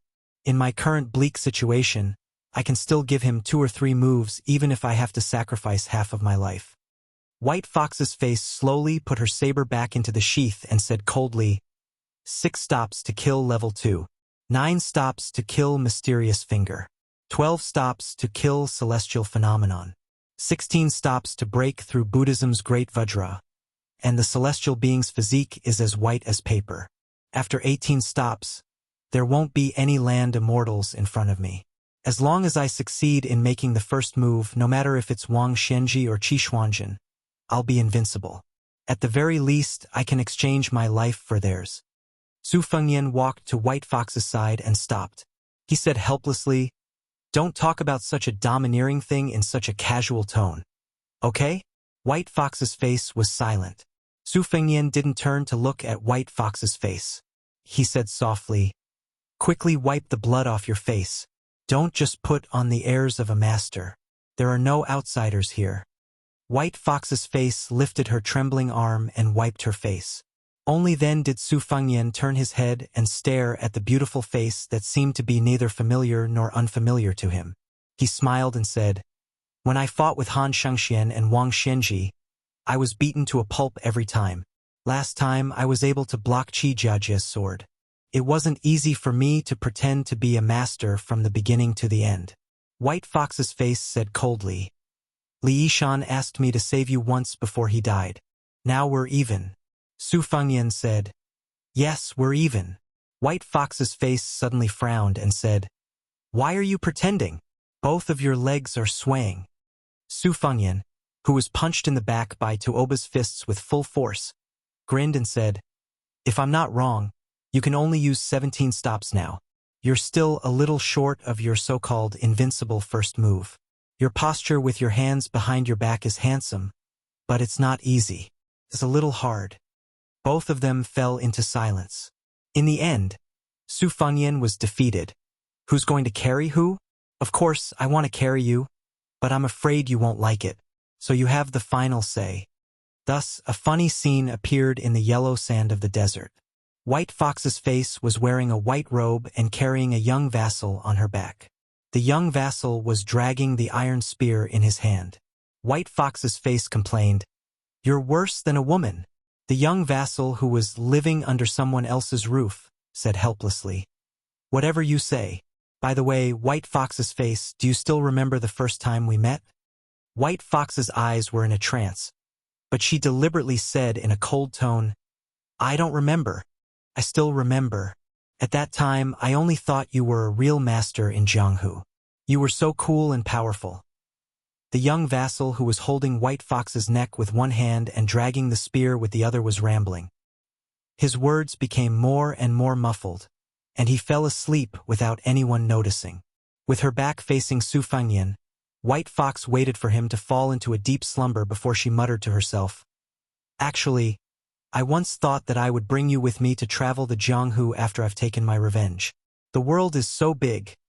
We can go anywhere from Jiangnan to Jiangbei." In his sleep, Su Fengyan would occasionally call White Fox's face, and the latter would respond softly. White Fox's face did not tell him that she could use 19 stops at most today, which was enough for her to perish together with Tuoba. She was not afraid of death, but she was unwilling to die. The price of being unwilling to die was that she would never be able to recover to the peak of 19 stops in her life. White Fox's face thought for a while. Since revenge was a big joke, it did not matter whether she would be number one in the world in the future. In the end, Su Fengyan, who was in a coma, softly muttered names one by one in his sleep. His ravings were indecipherable. He vaguely mentioned Sweet Potato and Dunhuang City. Bai Hu only knew that when he mentioned the name of Kadangwo, he was crying uncontrollably. Perhaps he only dared to do it in his dreams. Bai Hu could not figure out what kind of mental journey he had to go through to turn such a sloppy young man into the current prince of northern Liang. He was now an idiot who was confined to a circle. She also could not understand. Did she like the smooth-talking young man more? Or did she like the current guy who did not even dare to let go of the broken spear in his sleep more? Nangong Push, who had always regarded himself as a man from the bottom of his heart, suddenly shouted angrily, "Su Fengyan! Su Fengyan!" who had just woken up, suddenly shuddered. Lying on White Fox's back, he said with a face full of fear, "What happened? Did I touch your breasts? Don't chop off my hand." Please don't. It must be a misunderstanding. White Fox's face took a deep breath and quickly dispelled the thought in her mind. She said hatefully, "Take care of your claws. Go back to sleep. How about I carry you instead?" "Shut up." Su Fengyan, who was really exhausted, replied with an "oh" and went back to sleep. At this time, the two of them did not expect that many years later, the new King Liang, who was also as meritorious as Su Shao, would go to Tai City alone. The new emperor of Liang did not show up. Therefore, what greeted this official who deserved to be called the most meritorious official in the imperial court was not a warm scene of brothers reuniting after a long separation. Nor was it a romantic story of a new emperor and official. Instead, it was a situation where he was surrounded by enemies. At that time, it was still White Fox's face that appeared by his side in time. This person named Nangong Push gave the Liang imperial court, or more accurately, the real unification of the world, an absurd answer. "I'm here to pick up my wife." White Fox's face was probably the only person in the world who could treat Su Fengyan as his own woman and like him. And he did not care whether the world liked him or not. Chapter 1800. Happy New Year. In the evening, there was a chapter titled, "A Stick of Plum Wine." White Clothes returned to Beiliang. When Su Fengyan woke up, he opened his eyes and turned his head to look. He discovered that the sun was shining brightly outside the window. Under the illumination of the light, the dust near the window could be seen clearly, but the room was somewhat dim. Su Fengyan retracted his gaze from a distance and saw a fat man sitting on the edge of the bed like a small mountain. Beiliang's Protector General Chu Lushan. So it was this fellow's existence that blocked out the sunlight. Chu Lushan, whose back was facing the sunlight, said in a somewhat hoarse voice, "After Sir Nangong brought your highness to Huayang Pass, he left without saying goodbye. I couldn't stop him." Su Fengyan, whose lips were dry, slowly sat up. His breathing was not smooth. A person's back was actually very thin, and the so-called heart of the back was extremely close to the heart. After being hammered by Tuoba with all his strength, it was naturally not as simple as injuring his muscles and bones. Fortunately, Su Fengyan was far too familiar with injuries. After being sick for a long time, he became a doctor. Following the Wudong de Huang Ting Heart Sutra, he looked inside himself and roughly understood the extent of his recovery. He opened his mouth and asked, "Where's the iron spear?" Chu Lushan softly said, "It's in the coffin." Su Fengyan nodded. "Tell second brother Yuan to have the banner of the Great Snow Dragon Cavalry take down and send it here. As for the Great Snow Dragon Cavalry, tell them that they need a new banner. If someone tries to stop them, there's no need to act forcefully. When the time comes, I'll personally explain to those cavalry generals." Chu Lushan said, "Reporting to your highness, Yuan Baixiong has left for Youzhou's Calabash Mouth. As for the matter of changing the banner, your highness need not worry too much. Old Qi was originally an old member of the Great Snow Dragon Cavalry. Now that the spy report of Old Qi's death in battle has already spread throughout the border army, I believe that no one will say anything." Su Fengyan crossed his hands over his abdomen, not looking at Chu Lushan. "If I had arrived at the Longyan Plains a moment earlier, I wouldn't have died." Chu Lushan shook his head. In that case, if the Protectorate General did not accept the suggestion of the 3 white horse crossbowmen, would Sun Ji and Wei Mushing not have to die? The battlefield was constantly changing. Life and death could not be blamed on others. There were not so many ifs. So what if he's dead? So what if he died? It was a very understatement. Su Fengyan turned his head to look at this notorious man. The Su family had dominated the Northwest for 20 years. What else could it be if it wasn't a military town? Chu Lushan had a notorious record and held a high position in Beiliang. The historians of the future would certainly not be stingy with their penmanship to condemn him. Perhaps his name would be even more infamous than Su Fengyan, the leader of the Beiliang cavalry. Su Fengyan was not infuriated by Chu Lushan's heartless words. It was not only because Lu Qiu-er, the adopted son of Butcher, was fated to be a part of Beiliang's honor and disgrace. It was also because Su Shao and Li Yishan believed that this man's talent in military strategy was closest to Chen Jibao's and that he was a true candidate for the Marshal of Beiliang. One could even say that if not for Chu Lushan's public flattery, the young men of the Beiliang frontier army would have leaned toward Chun Jibao. The succession of Su Fengnian would not have been easy, and even more blood would have been spilled. One Huaihua great General Zhong Hanguo would have been far from enough. But the true reason Su Fengnian had chosen to remain silent was because this man before him was as imposing as a mountain. He had once led his cavalry to conquer Shu, had once turned the tide in the first battle of Beimang, and had even personally led his 8,000 Yeluo cavalry to stifle Dong Zhuo's plans. Thus, this man surnamed Chu, who had spent nearly 30 years on the battlefield, had far more right to speak on the battlefield than Su Fengnian, even if Su Fengnian was a grandmaster of martial arts evaluation, even if Su Fengnian was the king of Beiliang. Chu Lushan clenched his fists and rested them on his knees. Parting in life and death, all good things must come to an end. Su Fengnian's lips twitched, a dazed look in his eyes, as if he was thinking about the 300,000 steels behind Mount Qingliang. There's no need to comfort me. I know that those names carved on these steels all have loved ones, just like Qi Dangua. So no matter who dies, there will be people who will grieve. It's not necessarily me, Su Fengnian, who grieves the most. Su Fengnian paused for a moment. But when I think about how I'll write so many couplets and so many spring characters just like in previous years, but the person who asked me for them every year is no longer here. Even if I wanted to give them away, I wouldn't be able to, and my heart would feel a little empty. Su Fengnian raised his head. Before my second journey through the Jianghu, Su Xiao took me to the bottom of Tide Listening Pavilion and saw that there were many memorial tablets there. At the time, I didn't quite understand Su Xiao's feelings, but I do now. In truth, when Lu Jinu and Chu Hanqing of Huta City died, I somewhat understood. Chu Lushan quietly listened to the young lord's soliloquy without any expression. Su Fengnian got out of bed and staggered. Chu Lushan wanted to support him, but Su Fengnian smiled and waved his hand. Chu Lushan didn't insist. Chu Lushan led Su Fengnian to a secluded courtyard not far away and stepped into the inner room.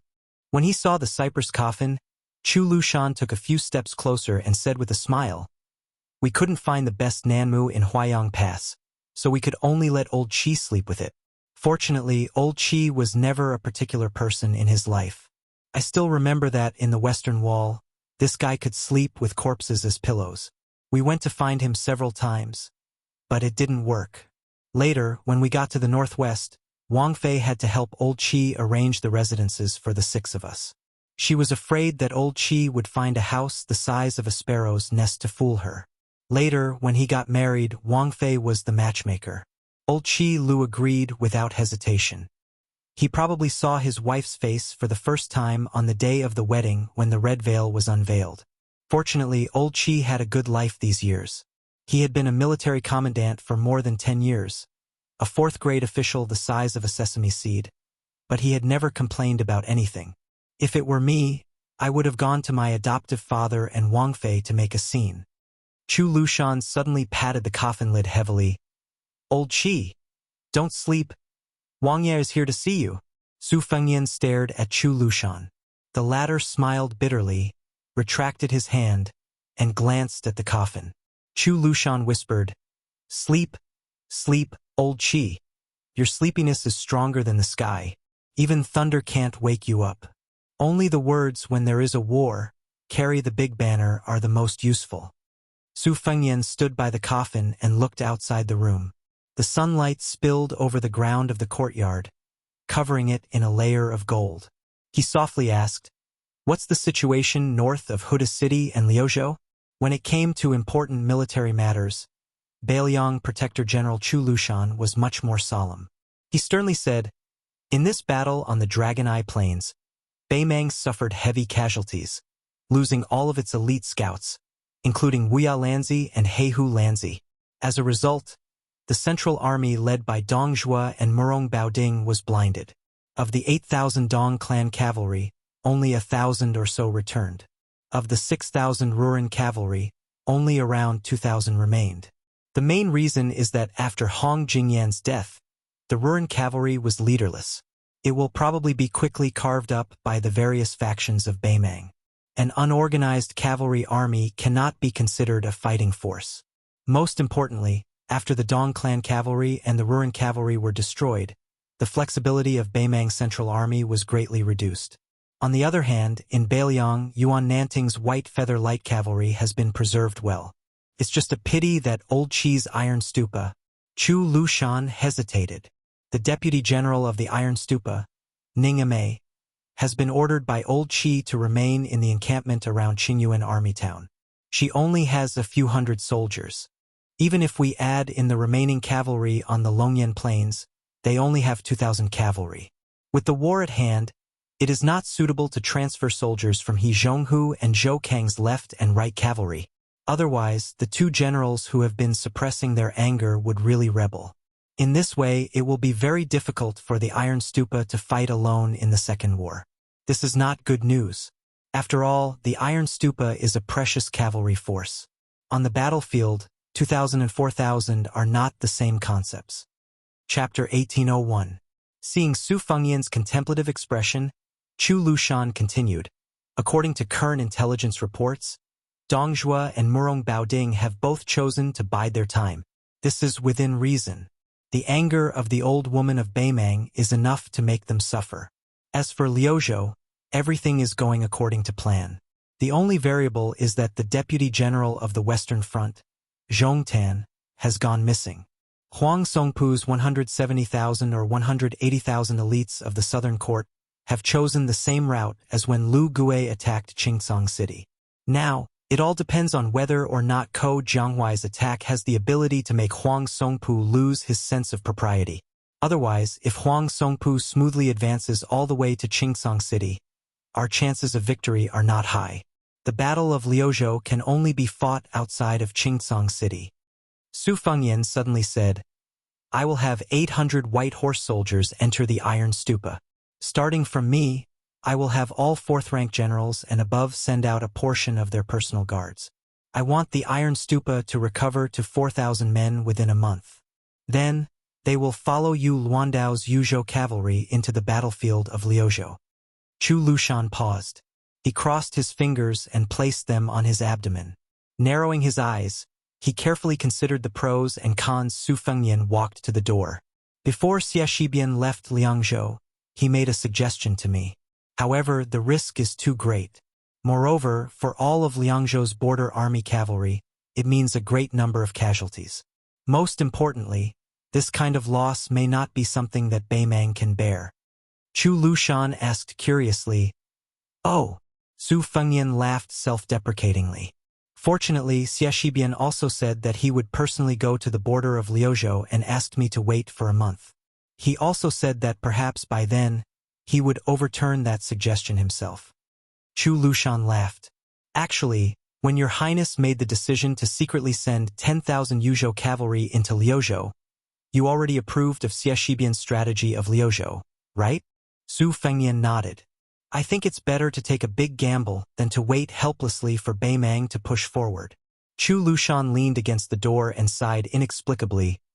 To choose double walls, Ko Jianghuai, Xie Shibian, and Yu Luandao, 3 young foreigners. Su Fengyan's face darkened.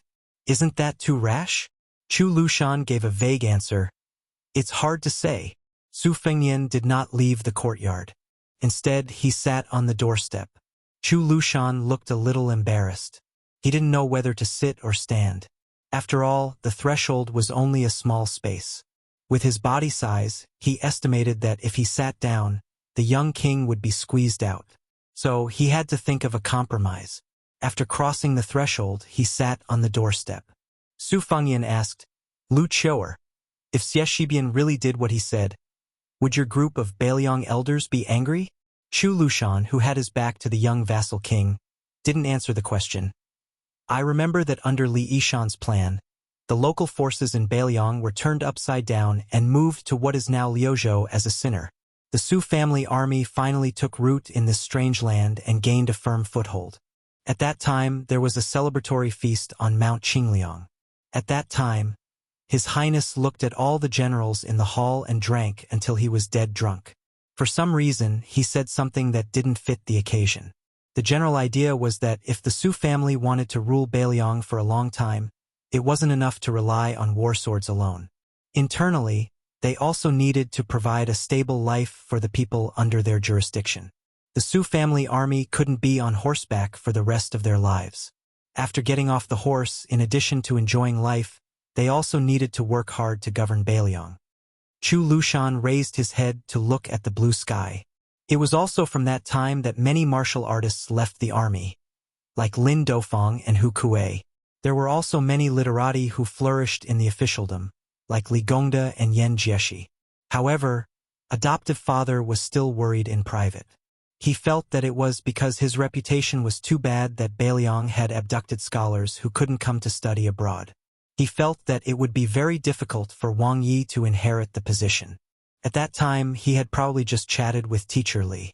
For the first time, Wang Yi spoke of the scholarly principle that flowing water does not rot and the pivot does not decay. After he finished speaking, he deliberately looked at us foster sons with a straight face. Yao Jian and Yi Shizhen, these two old pedants, couldn't hold back their laughter. As for me, I naturally hurried to flatter Wang Yi. Old Qi was the most simple-minded. He asked adoptive father what he meant and made adoptive father very happy. He then repeated what teacher Li had explained to him, making adoptive father very happy. So, the one-track-minded old Qi is the one who is truly foolish and blessed. Chu Lushan's tone was calm as he said, Wang Fei has a bodhisattva's heart. She is good to us 6 foster sons and has no prejudice against anyone. However, her good methods are not the same. She always urged me to study more, that fellow surname Chun to laugh more, and that Yao Jian and Yi Shizhen to exercise more. But among the 6 of us, Lu Qiu and the other 4 didn't necessarily listen to her every time. Only old Qi was different. As long as Wang Fei said something, it was more effective than an imperial edict.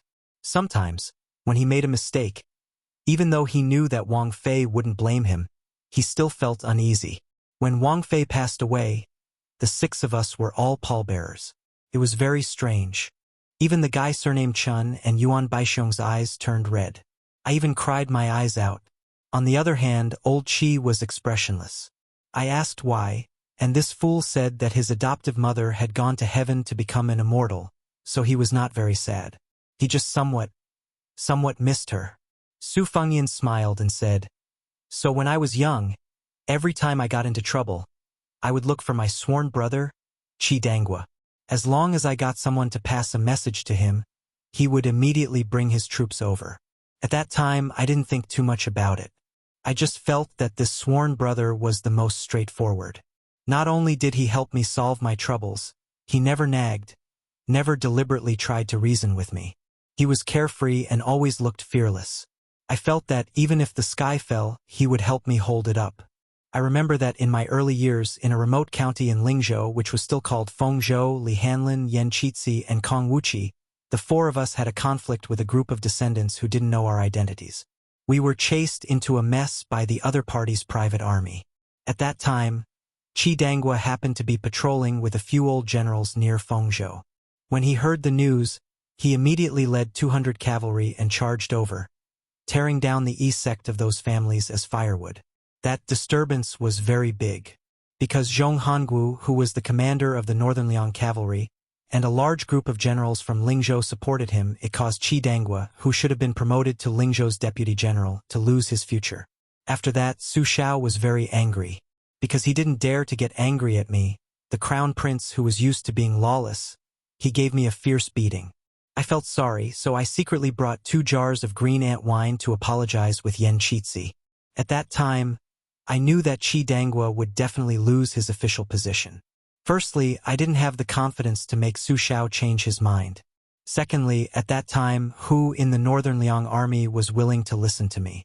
I couldn't rely on myself to give Qi Dangua a similar official position. I was already mentally prepared to see Qi Dangua drowning his sorrows in alcohol. I didn't expect that when I went to his house for the first time, his face was full of surprise. Chu Lushan shook his head. This time, he did not address him as prince. Little Nian, you are wrong. Su Fengyan was a little confused. Chu Lushan slowly said, I have a rough idea of the scene you are talking about.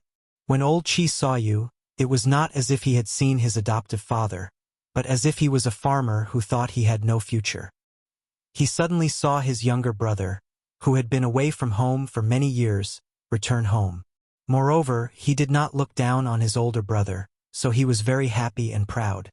Su Fengnian was silent for a moment. He smiled bitterly and said, "At that time, I only knew how to indulge in wine and women. What future could I have?" Chu Lushan smiled and said, "Perhaps in old Qi's heart, you have always been promising.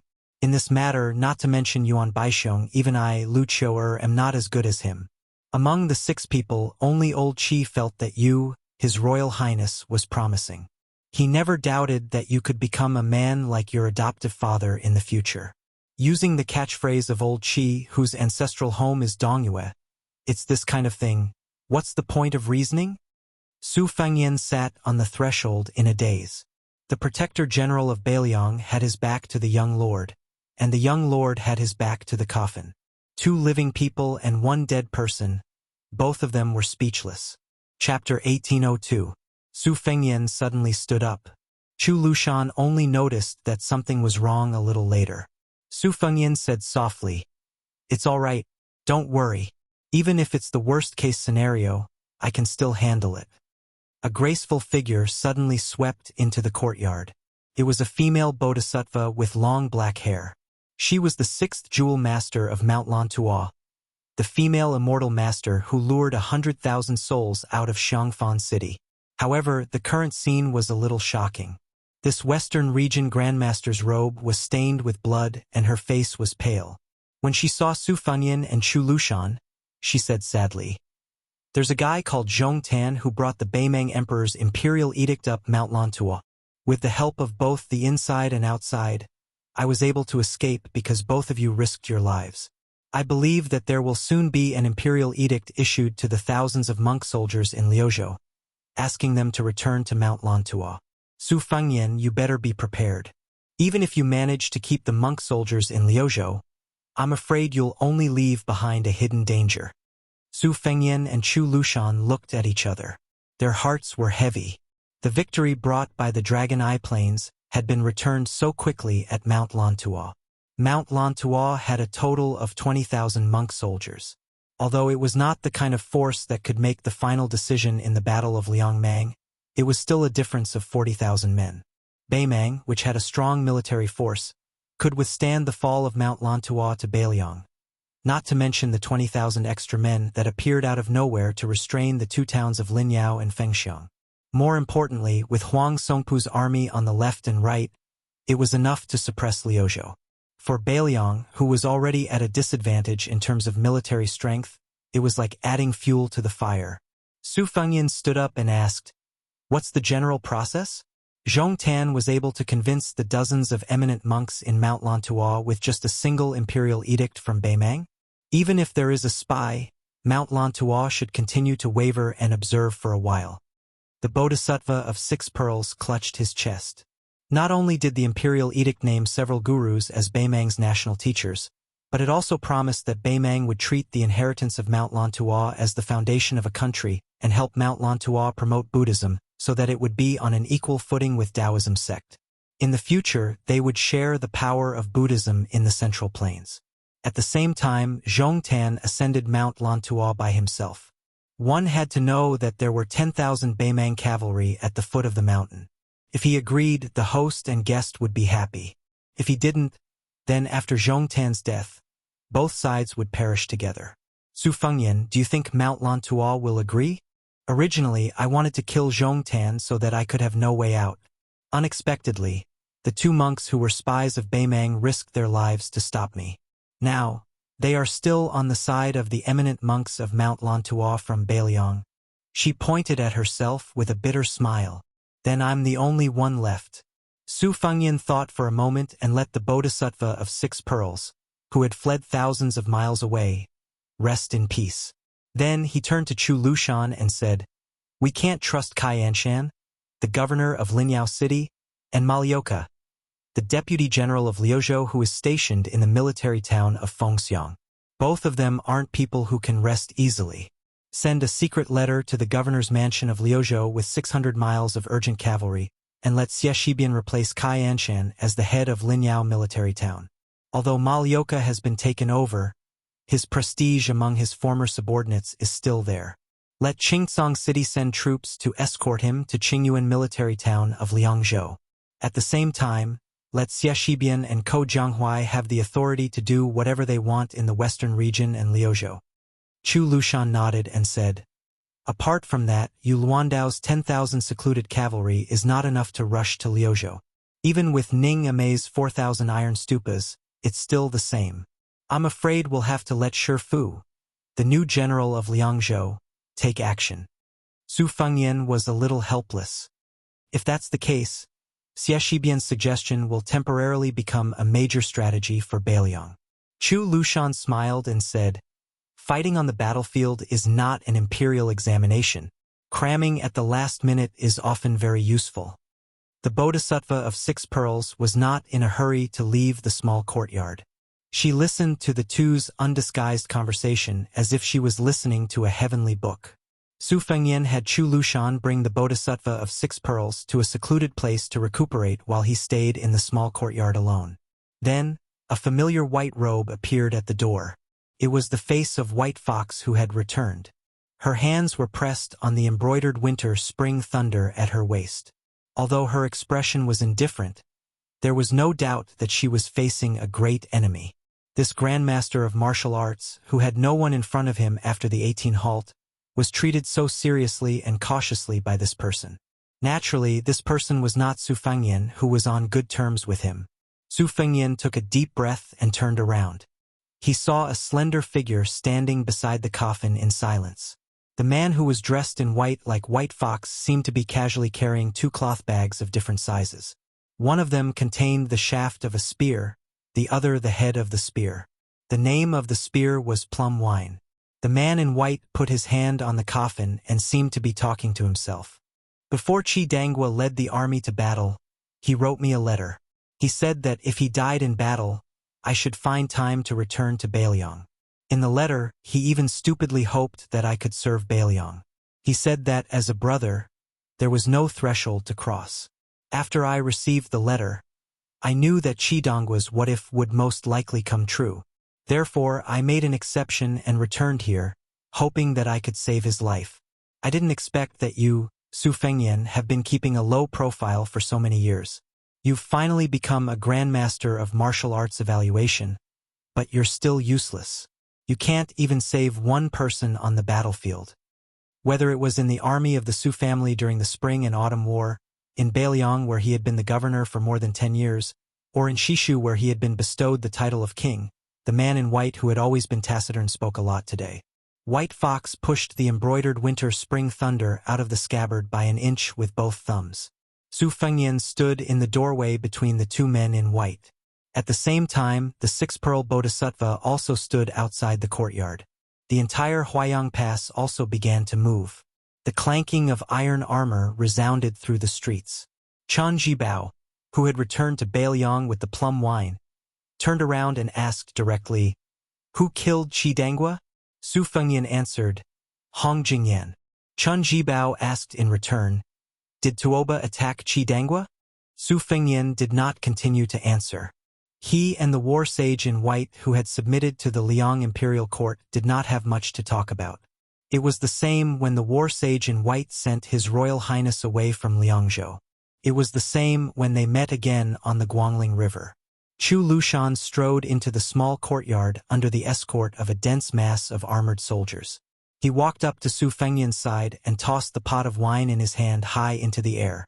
He said exasperatedly, "Chun, stop making sarcastic remarks here. Drink for old Qi and get the hell out of here." Chun Jibao raised his hand and caught the pot of green ant wine.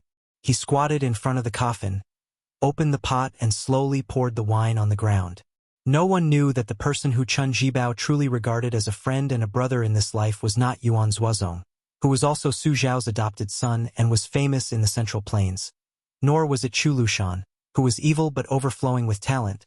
Nor was it Shi Fu, the current general of Liangzhou who had highly praised him. It was Qi Dangua who was lying in the coffin, a man who was not famous in Beiliang, Liang, or Beimang. Chapter 1803.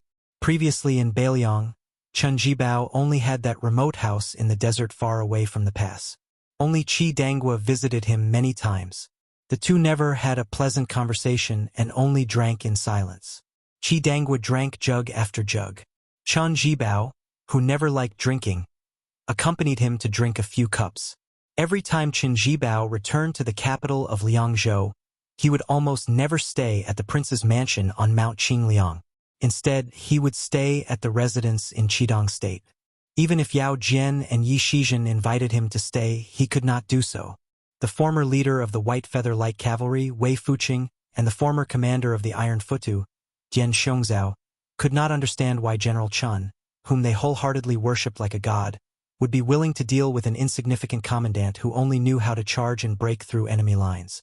Even when they were drinking in private in the Qi residence, General Chen was not angry at all and only revealed a somewhat helpless smile. The two generals who followed the white-clothed military sage to Shu clearly remembered one New Year's morning when General Chen, who was staying in the Qi residence, was woken up early in the morning by Qi Dangua. General Chen was dragged along to put up Spring Festival couplets and the character Fu. General Chen had no choice but to follow along. Wei Fuqing and Dian Xiongzhao were so angry that they almost fell out with Qi Dangua on the spot. In their opinion, General Chen was willing to stay in the Qi residence and actually dared to ask for a yard after getting an inch. If this was not asking for a beating, then what was? But for some reason, General Chen did not feel the slightest bit strange in the face of Qi Dangua, who would patiently say good every time he put up a couplet and a character Fu. He only reminded General Chen when the couplets were crooked. Later, Dian Xiongzhao, who could not figure it out even after racking his brains, mustered up the courage to ask General Chen if it was because General Chen had been saved by Qi Dangua in the early years on the spring and autumn battlefield. At that time, Chen Jibao smiled and shook his head, saying that he had followed the great general to the north and south to destroy the 6 states. He was the only one who could save others, just like how he saved Yuan Zuozong in the Battle of Princess Tomb. In particular, he had saved Qi Dangua as many as 6 times. In the Battle of the Western Wall alone, he had saved him 3 times. Dian Xiong was even more puzzled, but no matter how he tried to get to the bottom of it, General Chen did not give a reason. Chen Jibao poured the wine very slowly. After pouring a pot of wine, he gently placed it by his feet. He raised his head and looked at the brand new coffin that contained his old friend. His lips pursed. Before the Su family's army rose to fame in the Liang imperial court, they had fought too many bitter battles. Every time they lost a battle and needed someone to bring up the rear, there would always be a simple and honest young man who was not good with words standing up first. "I'll do it." He would fight with anyone who tried to snatch it from him. His reason was that my life wasn't worth anything. I was lucky enough to survive the chaos of war, so it didn't matter if I died. During the Great War of the Spring and Autumn period, the flames of war flew everywhere. Emperors and officials would die and soldiers would die. Naturally, warriors on the battlefield would die more easily. Therefore, life and death at that time was a small matter, a normal matter. However, there were not many people like that young man who were afraid that they would not die in battle. At that time, the young man surnamed Qi chose to join the army because he could not survive in the chaotic times. Relying on his outstanding physical strength and fearlessness, he slowly became the small leader of Su Zhao's personal guards. Then, after escaping the gates of hell again and again, he became the person he dreamed of as the great general. After Liang became the ruler of the world, the general of the Su family army entered Tai and city grandly. At that time, the city was abuzz with rumors that he, Chen Jibao, was going to be a king with a different surname and take over Nanjiang or the 2 Liao provinces. Then, the young man surnamed Qi, who had just become the general's adopted son, came to him with wine and slammed it on the table. He said fiercely, "Chen Jibao, if you dare to leave the Su family army, I will not treat you as a brother in the future." At that time, his momentum was like that of the white-robed monk Li Dongxin. Chen Jibao in Tai and city didn't know whether to laugh or cry, but he also felt a strange sadness. This person, who looked fierce but was weak at heart, said fiercely. The meaning behind his words was that he, Qi Dangua, knew that he was not worthy of being treated as a brother. However, that was Chen Jibao's business. In any case, he still treated him as a brother. At that time, Chen Jibao had said unhappily, "Leave the wine and scram." Qi Dangua unconsciously said, "Oh." When he reached the door, he ran in front of him again. He opened the wine and said seriously, "Yes." When Chen Jibao decided to leave Beiliang, he also brought a pot of wine to Qi Dangua. The latter seemed to sense something and smiled bitterly. He probably remembered the scene in the past. Qi Dangua asked, "Leave the wine. Can you also not leave?" Chen Jibao shook his head. Qi Dangua sullenly finished drinking the wine. "In the end," he said, "as long as you don't become enemies with Beiliang in the future, we are still brothers. However, if you can't do that, when the time comes, the first Beiliang person you kill with plum wine will definitely be me, Qi Dangua. This is not drunken nonsense." Chen Jibao took out the letter from his bosom and clenched it in his palm. After he loosened his hand, it turned into powder and scattered everywhere. "I have received the letter. However, there are some things you said in the letter that I can't do. No matter how many people that tall and simple young man had killed on the battlefield and how many military achievements he had made, he did not have Chu Lushan's fierce and ambitious spirit, Yuan Zuozong's heroic spirit, Yao Jian's talent, or Yi Shizhen's pedantic spirit. He always had a rustic air about him. Even the cypress coffin after his death looked as rustic as the person lying down." Chen Jibao stood up. He did not turn his head. He sneered and said, "The 300,000 iron cavalry of Beiliang died. In the end, it was only to protect the safety of the Zhao family in Liang? Su Fengyan, you are really amazing." Su Fengyan wanted to say something but stopped. In the end, he did not refute anything. When Chen Jibao turned around, he took off the long bag on his back and revealed the true appearance of the plum wine spear. The room was full of cold air. If I were in northern Liang's shoes, there would be a day. Chen Jibao's mouth curved into a mocking smile. He turned his eyes slightly and looked at Chu Lushan. He said calmly, "Chu Lushan, don't you want to be the leader of the civil officials? Do you want to be recognized as Wenjin? I will give it to you." Chen Jibao's eyes looked past Chu Lushan and Su Fengyan. He could vaguely see the Beiliang armor through the courtyard door. Yan Wenluan, Yuan Zuozong, He Zhonghu, Chan Yunshui. These old members of the Beiliang Su family will all be conferred the title of king. Shifu Hu Kuei, Han Laoshan, Ningame, Dian Xiongzong, Wei Fuqing. These Beiliang generals will all be dukes. Even if they died on the battlefield before the world was at peace, they will all be recognized after death. Chen Jibao withdrew his eyes and finally looked at Su Fengyan. "What about you? How many things did you bring to the Beiliang cavalry? Only 300,000 stone steels?"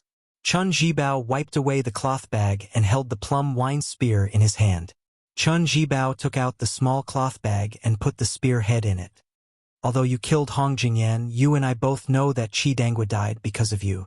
I don't care how many of Beiliang's 300,000 cavalry died, but Qi Dangua died. I have to settle accounts with you, the rightful king of Beiliang." Su Fengyan looked at the white-clothed war sage who came to denounce him. "Chu Lushan, take everyone and leave Huayang Pass. Take the six-pearl bodhisattva with you." The six-pearl bodhisattva hesitated for a moment and did not insist on staying. White Fox, who was standing at the gate of the courtyard, frowned. "I'll stay, but I won't get involved."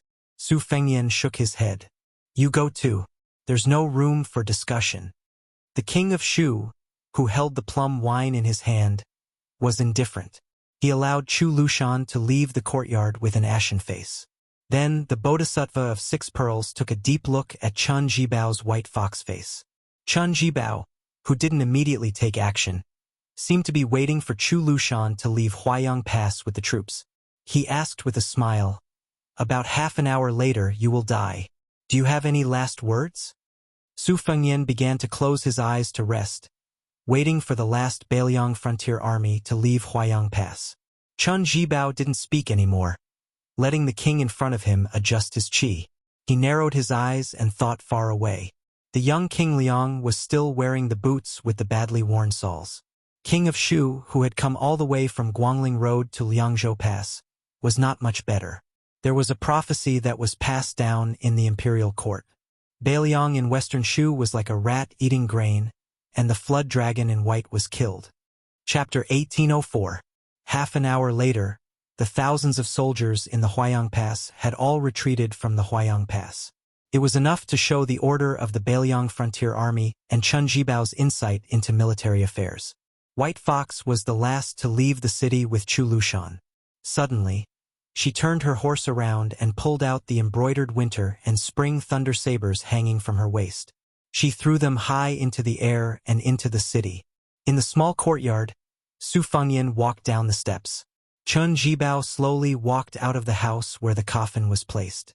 Standing on the steps, the tip of the plum wine spear in his hand turned from green to purple in an instant. In the face of Su Fengyan, a martial arts grandmaster who was almost at the top of the martial arts world, even if he was seriously injured, no matter how arrogant Chen Jibao, who now had the luck of Shishu, was, he still would not underestimate him. Chen Jibao casually thrust his spear forward.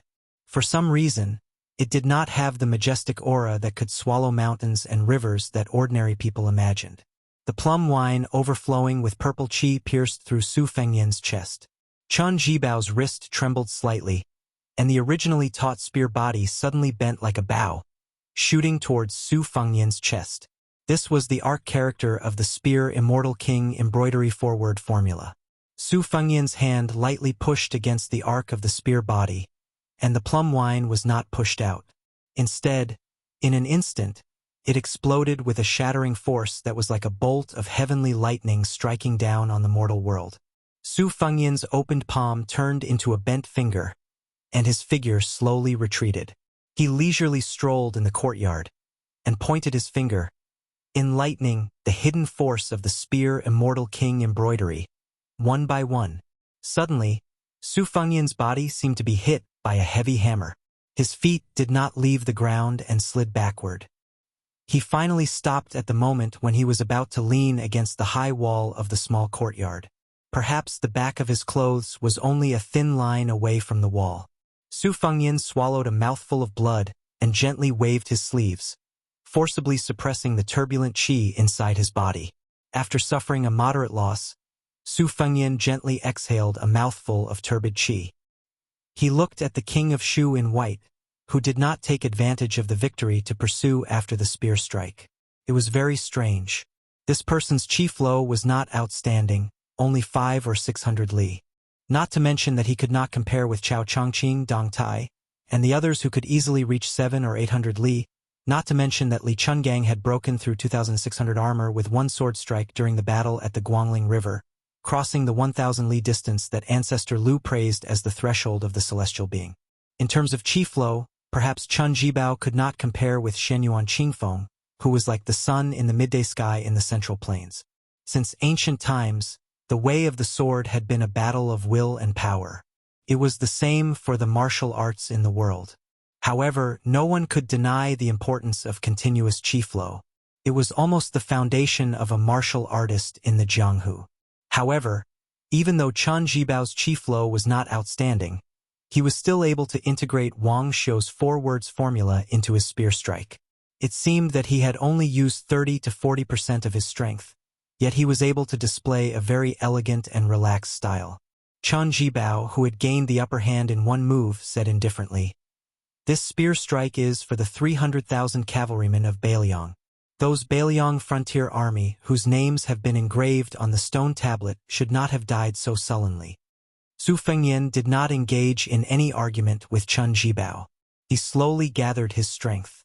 In the previous battle at Guangling River, Su Fengyan had already experienced Chen Jibao's plum wine. Moreover, the great grandmaster of spring and autumn, Wang Xiu, who had taught Chen Jibao his spear techniques, was originally from Beiliang. Furthermore, his 2 junior brothers, Su Yanbing and Han Laozhan, had served the Su family for many years. Logically speaking, Su Fengyan should be in a favorable position. Moreover, he was already well versed in the various martial arts in the world. Even if Wang Xiu's spear technique could not be said to have reached the pinnacle, he should still have a deep understanding of its essence. However, once he faced Chen Jibao's elusive plum wine, he always had an inexplicable feeling that he was powerless. Even if Su Fengyan was stronger in terms of realm, when he truly attacked, it was very difficult for him to exert 10% of his strength. It should be known that when Su Fengyan faced Wang Xianji, who was known to have defeated 9 people in the martial arts assessment, he was able to exert 12% of his strength. When he fought with Tuoba in the western region for thousands of miles, he could be said to have exerted his full strength from beginning to end. Now that Su Fengyan had been severely injured by Tuoba, it was increasingly difficult for him to deal with the plum wine. However, no matter how perilous the situation was, Su Fengyan did not complain at all. He did not resent Chen Jibao for taking advantage of the situation. This was just like the difficult situation Beiliang was in now.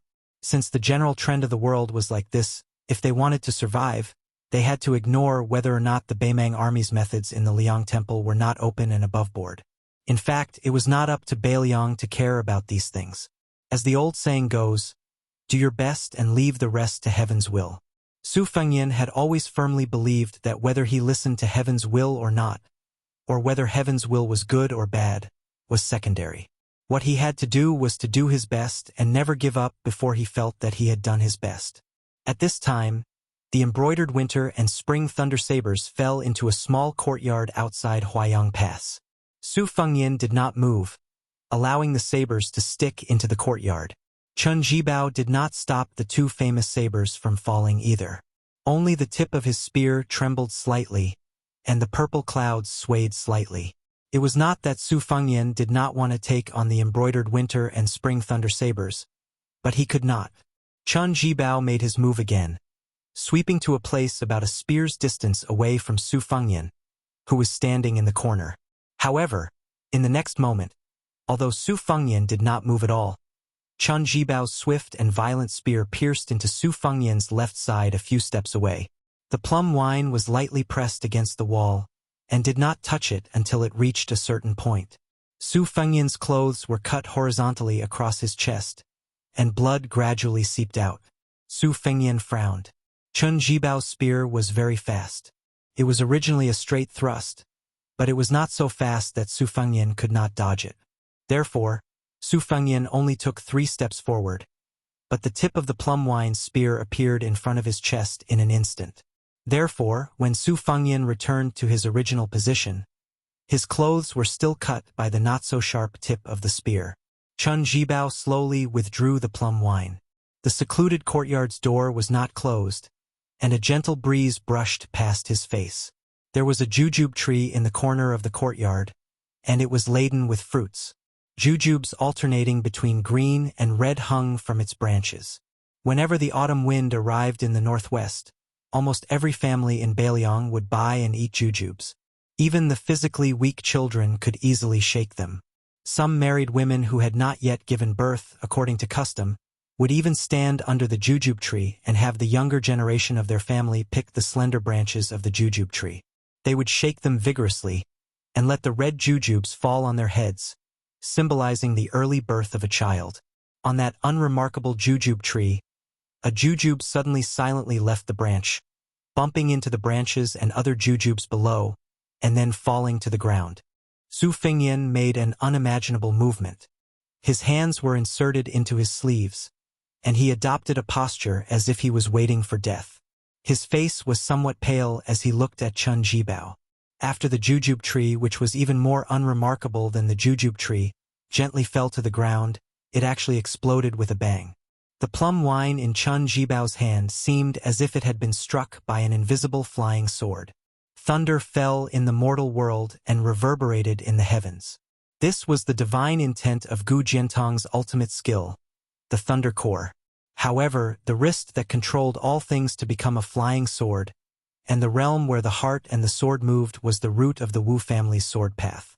After the first jujube left the branch and fell to the ground, the jujubes suddenly fell like rain, one after another rapidly falling to the ground. Some exploded with a dull sound, while others fell to the ground quietly. Circle after circle of ripples of varying heights surged out from Chen Jibao's surroundings, and it was like countless pebbles were smashed onto a calm lake.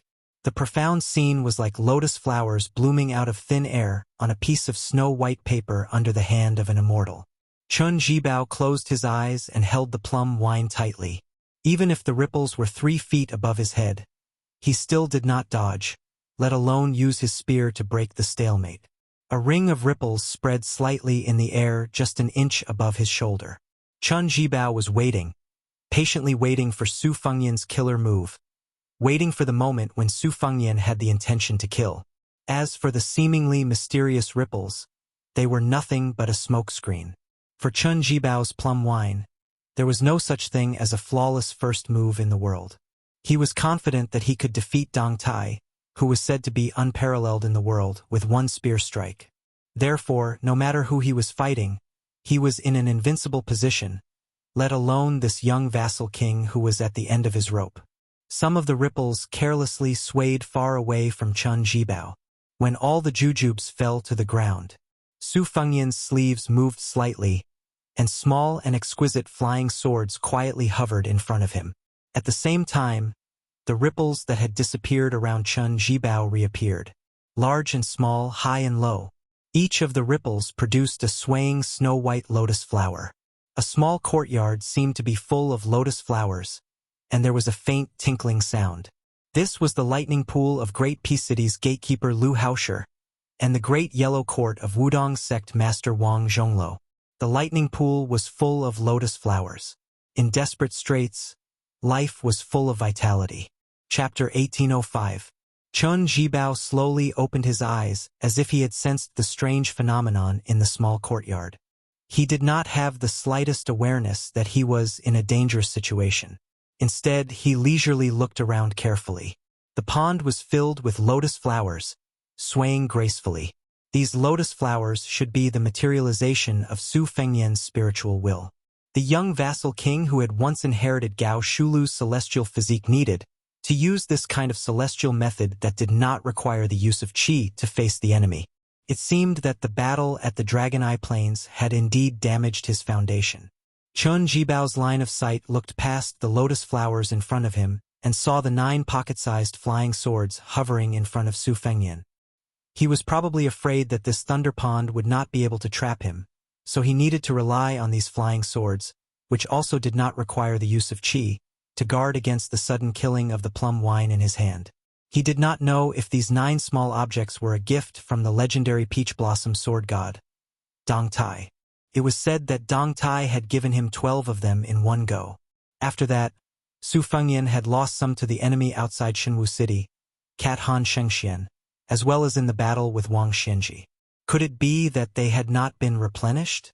Su Fengyan's face grew paler and paler. He lowered his head and stared at the 9 flying swords hovering in front of him. They were not a gift from Dong Tai as Chun Jibao had guessed. Instead, he had asked the great master of the Moism of Mount Qingliang to forge them. The Peach Blossom Sword God had once talked about the process of him forging and nurturing the flying swords. Dong Tai had grown up in the sinister sword mountain of the Wu family's sword tomb, where countless swords were buried. The first ancient sword he had pulled out was Tai. However, Tai had long decayed and broke as soon as it was pulled out. Dong Tai still used the sword's name as his name. After that, he successively found 11 swords that had a mysterious resonance with him.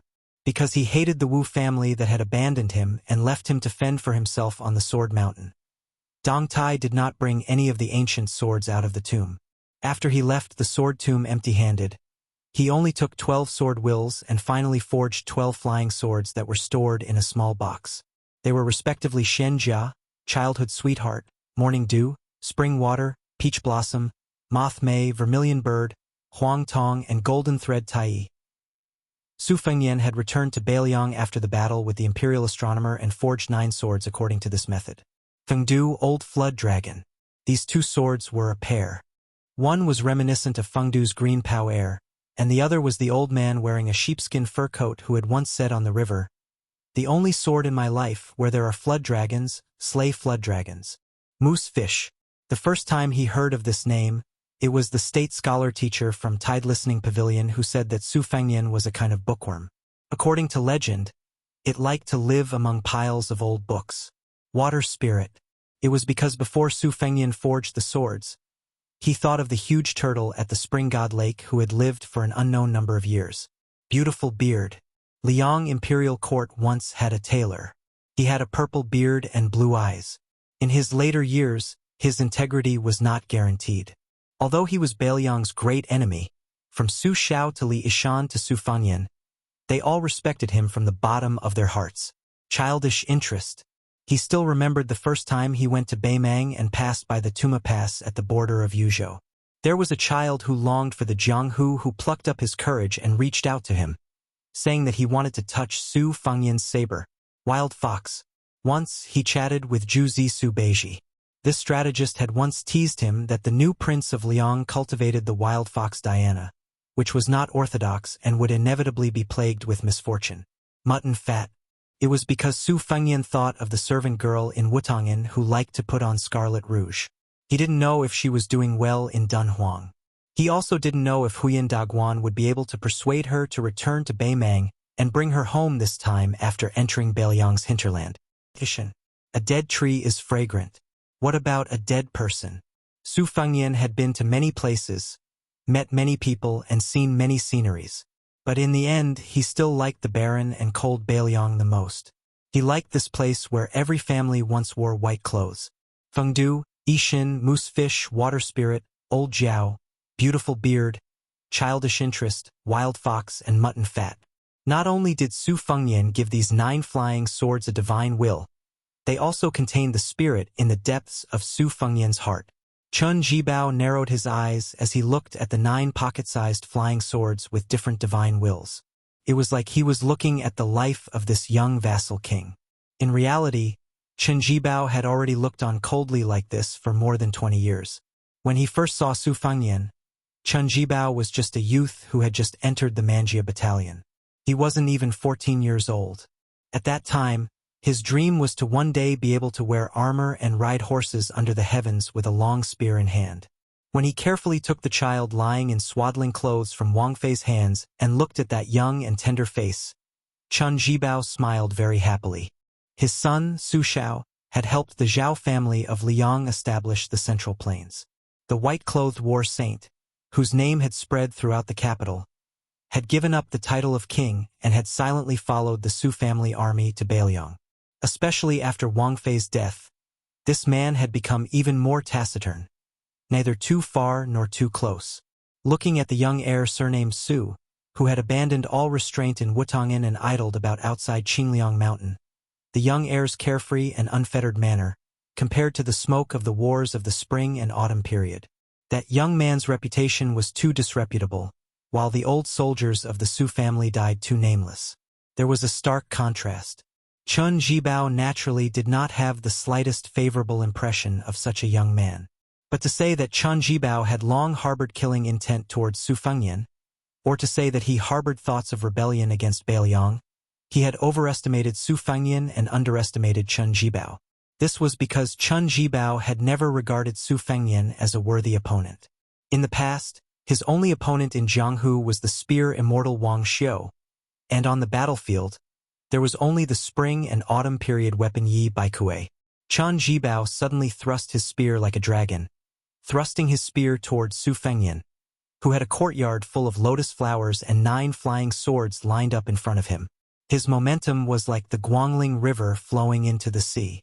Wherever the spear passed, the lotus flowers, created by Su Fengyan's spiritual will, shattered. Su Fengyan's body did not move at all. He only raised one hand, his index finger gently spinning. 9 flying swords flashed and disappeared, drawing 9 slender trajectories in the air. The 9 collisions between the flying swords and the spear were crisp and pleasing to the ear, like the sound of wind chimes under the eaves of a pond of lotus flowers in a house. Although the flying swords were small, their strength was enormous, their momentum heavy. So much so that Chun Jibao's plum wine deviated from its straight trajectory several times before it approached Su Fengyan's throat.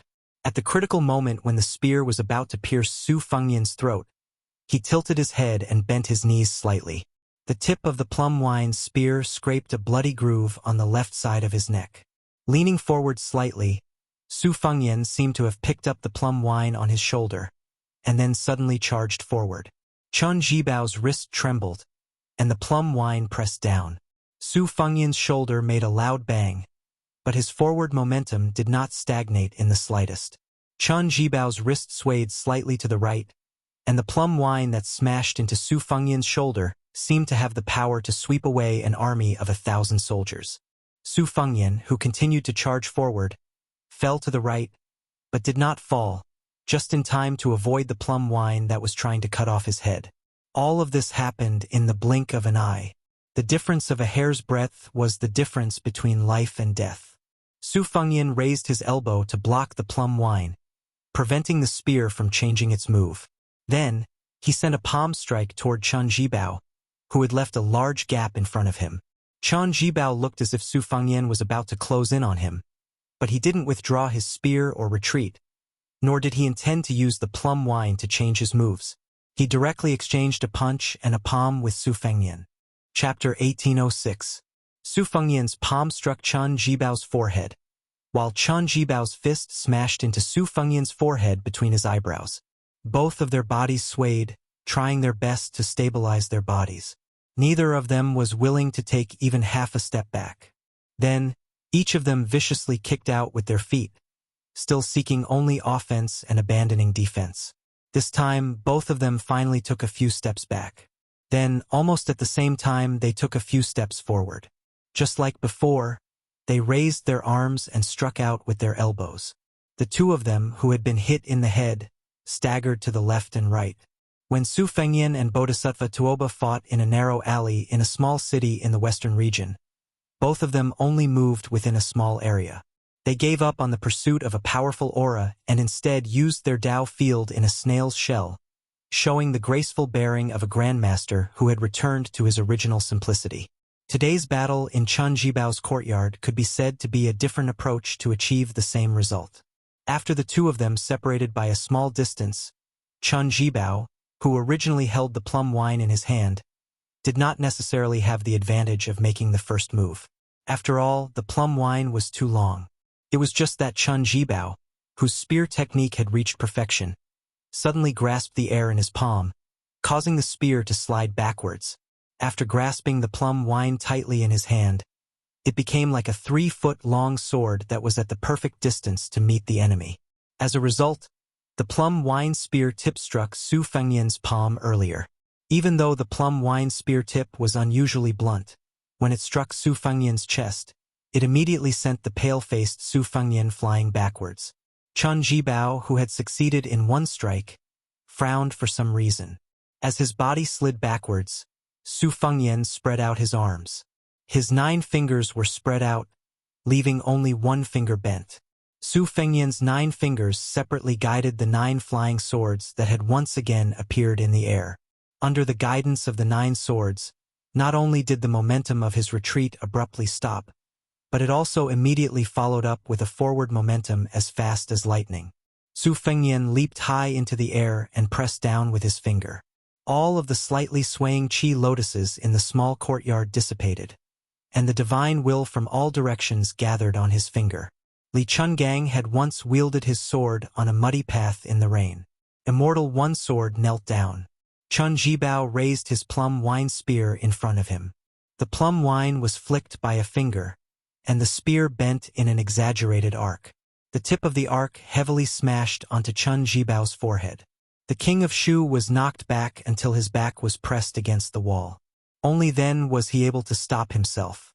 After Su Fengyan's feet landed on the ground, he said calmly, "I'll return the slap you gave me on behalf of Beiliang's 300,000 cavalrymen." Chen Jibao forcibly swallowed the blood that was about to gush out of his throat. He tightened his grip on the spear, and only then did the plum wine in his hand stop shaking violently. Chen Jibao twitched the corner of his mouth and looked around. The coffin in the house, the jujube tree in the corner, the scattered dates on the ground, and the 2 embroidered winter-spring thunders that had never been used.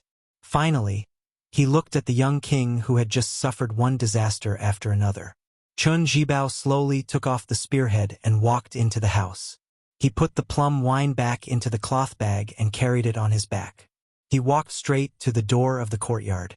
Just as he was about to step out of the threshold, he stopped, turned his back to Su Fengyan, and sneered, "You don't even dare to rebel. How can you be the king of Beiliang?" Su Fengyan asked back, "Do you know why Su Xiao doesn't want you to be the king of Beiliang?" Chen Jibao took a step out of the courtyard and left behind a strange sentence. "We both know that this matter has nothing to do with you." Su Fengyan stood where he was and did not stop Chen Jibao from leaving. Some things it was not about whether one dared to do it or not, but whether one could or did not want to do it. Previously, when the two fought on the Guangling River, they did not reach the point of exchanging lives. Today, it was still the same because neither of them wanted to. At that time, Su Fengyan wanted to lead 10,000 Great Snow Dragon cavalry to save Jiang and I, and Chen Jibao, who had left the territory of the king of Beiliang, wanted to obtain chestnuts from the fire of Guangling Road. Now, it was Su Fengyan who wanted to lead the Beiliang cavalry to block the 1 million troops of Beimang, and Chen Jibao was most likely a tiger that had left the deep mountains and had truly begun to aspire to rule the world. Chen Jibao slowly walked on the empty streets of Huayang Pass. After walking out of the city gate, he did not look at the thousands of elite cavalry outside the city with complicated expressions. He only said to the white face that had entered the city with him, "Do you want to come with me to Guangling Road? Or do you want to stay in Beiliang?" Although Xie Guanying is dead, no matter what his original intentions were, after all, he had helped me capture a bowl of Shujiao. Because of his kindness, I will return what I owe him to you. The white face nodded. "It just so happens that I want to go back to my hometown. It's on the way with you." Both of them were dressed in white and were the most romantic people in the world. Chu Lushan hesitated for a moment, but still asked the cavalry under his command to leave 2 Beiliang war horses for them. Chen Jibao did not refuse. Chu Lushan looked at the former Beiliang governor who had mounted the horse, and said angrily, "Surname Chen, the next time you come to Beiliang to stir up trouble, you won't get such treatment." Chen Jibao, who was carrying 2 cloth bags on his back, did not pay attention to the fat man's threat, and urged his horse to leave. The 2 horses went further and further away. The white face suddenly asked, "Chen Jibao, what are you thinking? Why is there only murderous intent, but no murderous intent? If not for this, I would have stopped you from entering Huayang Pass." Chen Jibao remained silent. The white face suddenly turned the horse's head and said self-mockingly, "I almost forgot. Wait for a moment, I'll go get my sabers." Chen Jibao rode slowly for a while, and then gently pulled the reins. He looked back at Huayang Pass, or rather, at the desolate Beiliang Pass in the distance, and said to himself, "There are some things that Su Fengyan can't do." Chen Jibao did not say anything, but kept it in his heart. But there are also some things that Chen Jibao can't do. Chen Jibao looked at the sky, and the corners of his mouth curled up. For the first time, he smiled knowingly. Perhaps it was not only friends who could have a tacit understanding and treat each other with sincerity, but also enemies. Although Chen Jibao had scolded and ridiculed Su Fengyan when he saw him this time, in the final analysis, Chen Jibao had no murderous intent because the young man had a clear bottom line that Chen Jibao was well aware of. It was not that Chen Jibao couldn't understand Su Fengyan's inner thoughts and the words that had never been spoken. How can I not want the 300,000 cavalrymen of Beiliang and the millions of people of Beiliang not to die? How can I not want all the civil and military officials of Beiliang to be beautiful? I don't want the Beiliang cavalry to die a worthy death. I just want everyone to live. I hope the world is peaceful. I hope that Beiliang will be as peaceful as the Central Plains. 20 years, 100 years. How can I not hope that no name will be carved on the steels of Mount Qingliang? Chen Jibao collected his thoughts and felt a little pity for Su Fengyan. As expected of his son, as expected of Li Yishan's chosen disciple, he has never been truly happy in his life. Chen Jibao sighed for no reason. He had come to Beiliang this time to save Qidangua. He also wanted to go to a certain place in Mount Qingliang to pay respects to the woman he had always regarded as his own mother. Chen Jibao smiled. "My surname is not Su. My name is Jibao." When White Fox Face returned to the small courtyard, it happened to see the lonely young vassal king sitting on the steps. He had a pair of sabers by his side and a handful of dates that were half green and half red in his robe. He was whistling melodiously. When he saw it, he smiled and nodded. Chapter 1807. An emergency military meeting was held in Huayang Pass. In addition to the commander of the Beiliang cavalry, Yuan Zuozong, Yan Wenluan, He Zhonghu, Chen Yunshui, Great Ancestor Gu, and Zhou Kong, these 5 generals with the highest official positions in the border army, as well as the governor Chu Lushan, the deputy generals of the left and right cavalry outside Liangzhou Pass, Liangzhou General Shi Fu and Yuzhou General Huang Fu Shi, the main generals of the 4 military towns of Fuling, Liuya, Zhongzhong, Qingyuan, and captains with real power. Like Huang Laifu, more than 30 generals of Beiliang attended the meeting together. If the Empress of Beimang calculated the military merit by the number of people killed, whoever could break through this pass at this time would be a great military merit. Su Fengyan, who rarely directly meddled in the border affairs, called everyone together this time and proposed a bold strategy, which was far more radical than the previous established strategy. It was not as simple as Yuzhou infantry leaned to the west and Lingzhou cavalry leaned to the north, but he wanted to treat Liuzhou as the key battlefield that would determine the outcome of the second battle of Liangmeng. Its status was even vaguely higher than that of the unbuilt Jebei city and the entire outside Liangzhou Pass. He Zhonghu and Chen Yunshui, the 2 deputy generals, both opposed the idea. Jean Partridge Zhoukong, who was a little junior in terms of seniority, clearly agreed with the young lord's idea. Yan Wenluan and Great Ancestor Gu did not express their opinions because it was too risky. Their king of Beiliang actually made it clear that he wanted to have a vigorous battle with Beimang.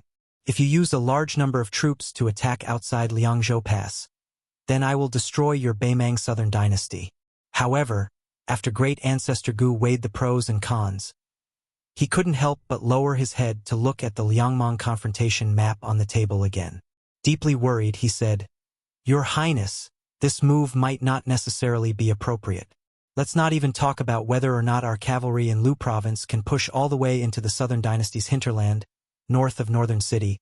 Even if Luya and Fuling Grave have Yozhou's infantry helping to defend the city, in terms of military strength, we are clearly still at an absolute disadvantage. This type of disadvantage isn't something a few city walls can make up for. Once Yu Luandao and Ningame lead their troops west, the disparity in military strength will become even more exaggerated. It isn't that we can't lose Huayang Pass, these mountain passes and cities, but I fear that if we lose them too quickly, it will cause Generals He and Zhou's cavalry to lose their support. A slight move in one part will affect the entire body. In a hurry, how can Northern Mang's main army be able to stop Northern Mang's main force by just hanging a lone northern city outside the pass? Without Beiqing Pass, even if more than half of the southern dynasty of Beimang is destroyed by the cavalry of Liuzhou, it will not make any difference to the overall situation." Yan Wenluan put one hand behind his back as he pointed at the map with the other hand. "Let's look at this matter in reverse. Let's assume that there is no battle at the Calabash Pass and all the main forces of our Yuzhou infantry are transferred to the outside of Liangzhou Pass instead of the original 30,000 soldiers. In this way, the effect of Fuling Grave and Liuzhou Pass will be greater. For example, let me stay in Huayang Pass while Great Ancestor Gu leads the troops to assist in the defense of Heavy Grave. Chen Yunshui chooses to connect with Qingyuan army in Liuzhou province. In this way, the overall defense line in the north of Beiqing Pass could at least win Liuzhou cavalry 2 to 3 months. Before the 2 deputy commanders of the infantry under Yan Wenluan spoke, He Zhong, the general of the left cavalry, hurriedly said, "No, absolutely not. Everyone here is on the same side, so there are some things that everyone understands even if I don't say them out loud. To the north of northern Mang City, Huayang Pass is already destined to fall, let alone the several towns of Liuya and Lingling. Could it be that the 3 of you want to give the northern Mang barbarians 3 chances of becoming vassal kings for nothing?" Speaking of this, He Zhong suddenly hesitated as he looked at Su Fengyan and Chu Lushan who were standing side by side. "Lord, it's not that I, He Zhong, look down on those young generals of Liuzhou province. In fact, I admire Ko Jianghuai, Xie Shibian, Chao Wei and Yu Luandao who are known as the twin walls of West Chu. In the future, I might not even be qualified to carry their shoes. However, we can't afford to make any mistakes in the upcoming war. Those barbarians of Beimang, Dong Zhuo and Huang Songpu can make some mistakes, but we of Beiliang can't make any mistakes. After all, those young men are too young. Moreover, Liuzhou originally had the experienced and prudent Huang Songpu. Now that Lantua Mountain has changed sides, there aren't many cavalry in Liuzhou. Moreover, other than the Longxiang army, which can be considered to be from the main camp, the rest of the cavalry were formed not long ago. Between them, there isn't a tacit understanding that can only be cultivated through battle after battle. If there's a mistake in any part, won't we lose the whole game? Zhou Kong frowned and suggested with a lack of confidence. If old general he is worried that Liuzhou doesn't have a backbone, why don't we let Commander Yuan take charge of the situation? Chu Lushan shook his head and said, Yuan Zuozong is indispensable to the cavalry battle outside of Liangzhou Pass. We need a cavalry general. He must be able to use the cavalry to the level of distant water can quench a nearby thirst. This kind of thing in Beiliang only Yuan Zuozong can do. Even I, Chu Lushan, can't do it. Therefore, most of the young cavalry generals in Liuzhou have to fight for themselves. It's been like this from the beginning to the end. In the Battle of the Princess's Tomb, which determined the decisive battle of the Western Fortress, Yuan Zuozong was undoubtedly the biggest hero. Therefore, it could be said that if Yuan Zuozong did not lead the long-distance raid, the Central Plains would still be a different story. Chu Lushan once made a magnificent feat of leading thousands of cavalry into Shu.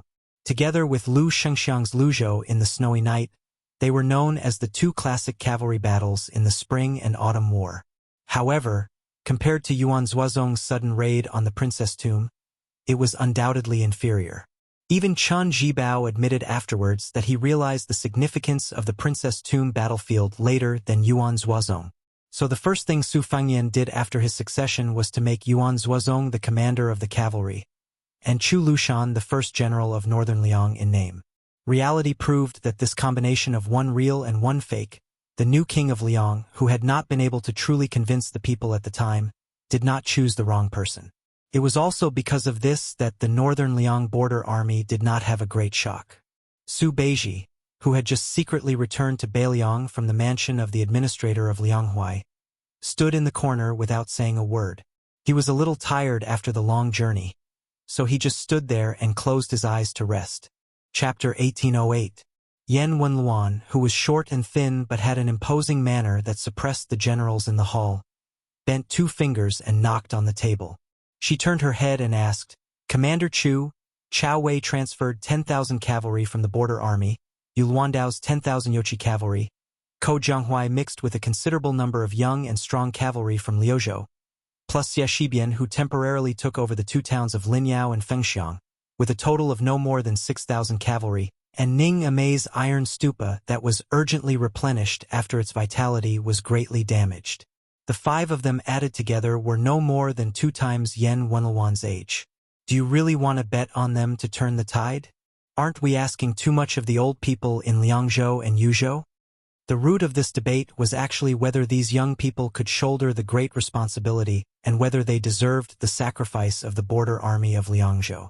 If they couldn't hurt Beimang's southern dynasty and force the middle army of Beimang into the situation of entering the enemy alone, no matter how many enemies the Liuzhou cavalry killed, even if they killed all the civil and military officials in the imperial court of Xijing, as great ancestor Gu said, it wouldn't do any good to the overall situation.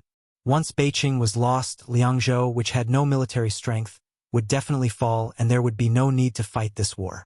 Chu Lushan rubbed his hands and grinned. He looked at the young lord out of the corner of his eyes.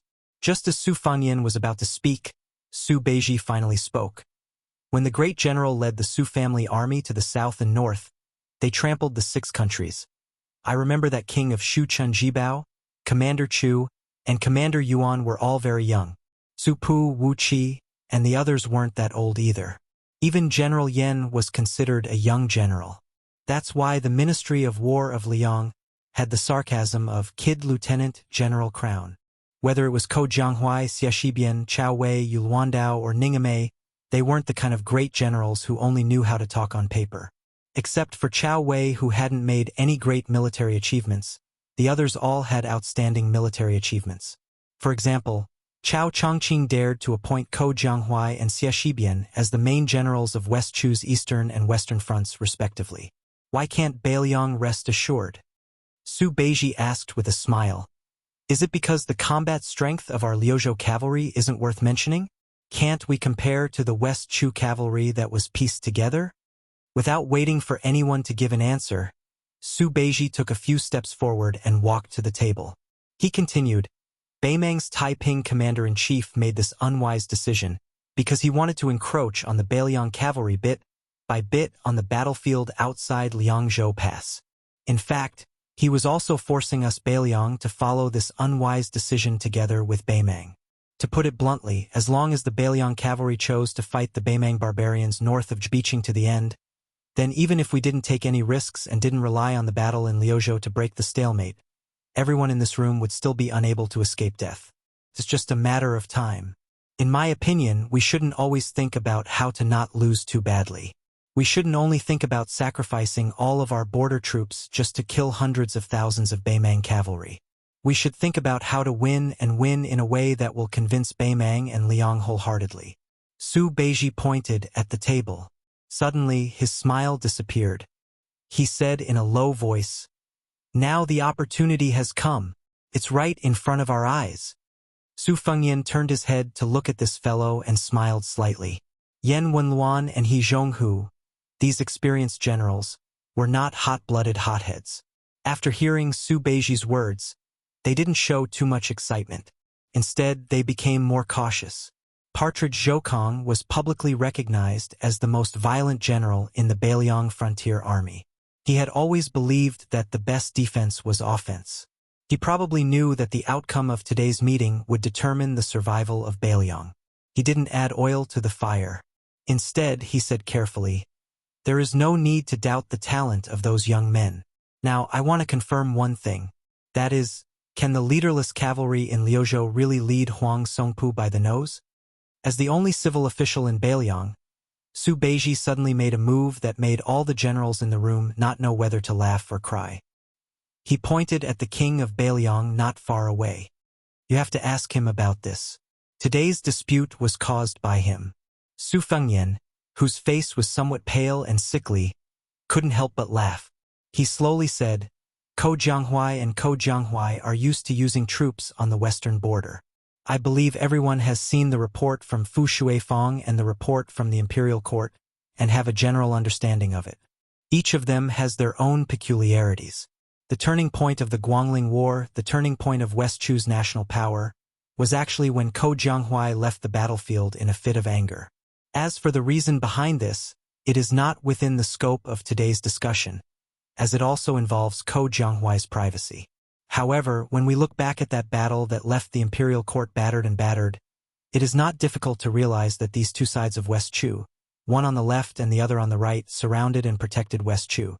Their opponents were Yan Zhinchuan, Yang Xinxing, Lu Shangxiang, Wu Zhongshuan, Chun Jibao, and others, all of whom were masters of the art of war.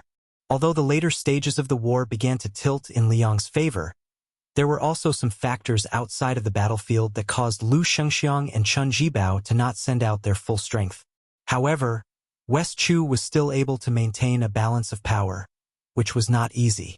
Thus, I am very much looking forward to seeing the two of them working together again in Liuzhou. Su Fengyan smiled and said, If Liuzhou's opponent was Dong Zhuo, who was adept at surprise attacks, and not Huang Songpu, who was prudent in using troops, I would be as worried as many people. In reality, in Liuzhou, the person I truly view as a great threat is that Zhongtan, who caused Mount Lantua to fall to Beimang's side. Chu Lushan said darkly, That is why His Highness has specially arranged a feast for that kid Zhongtan. The 90 Wu family cavalry left outside Liangzhou Pass will be led by Su Yanbing to the western regions and cooperate with Chao Wei to kill Zhongtan. Su Fengyan lowered his head to look at the map of Beimang's territory of the southern dynasties. He said softly, Beimang's military strength is extremely strong, otherwise it would not give us such a headache. However, Beimang's imperial court is filled with all sorts of problems that have accumulated over time. There are far more undercurrents surging than we imagined. The reason why we are staking everything on one throw and using Liuzhou to break out of this stalemate is not because of the battle at the border of Liangmang, but rather within Beimang itself. I want the confrontation between the Yelu and Murong families of Beimang and the northern dynasties and the southern dynasties to be brought from behind the scenes to the front of the stage. I want that old woman, who has threatened to sell our heads by weight, to be unable to suppress the situation with an iron fist. Yan Wenluan thought deeply and nodded. This train of thought is very interesting. Then Yan Wenluan's expression was complicated. He looked at Chen Yunshui, He Zhonghu, and the other old fellows who had been in the military with him. We are old. Although we can still ride horses and draw bows and kill people, we are still old compared to you Luandao and the other young people. The autumn wind gradually picked up outside the room. For some reason, the old General Yan Wenluan, who was past his prime, looked outside the room in a daze. He muttered, "If we are old, then let us help the young people one last time." Su Fengyan looked at the crowd and smiled. "I believe that the young people of Liuzhou can bring a pleasant surprise. I also believe that everyone in the room can defend North Jebei City."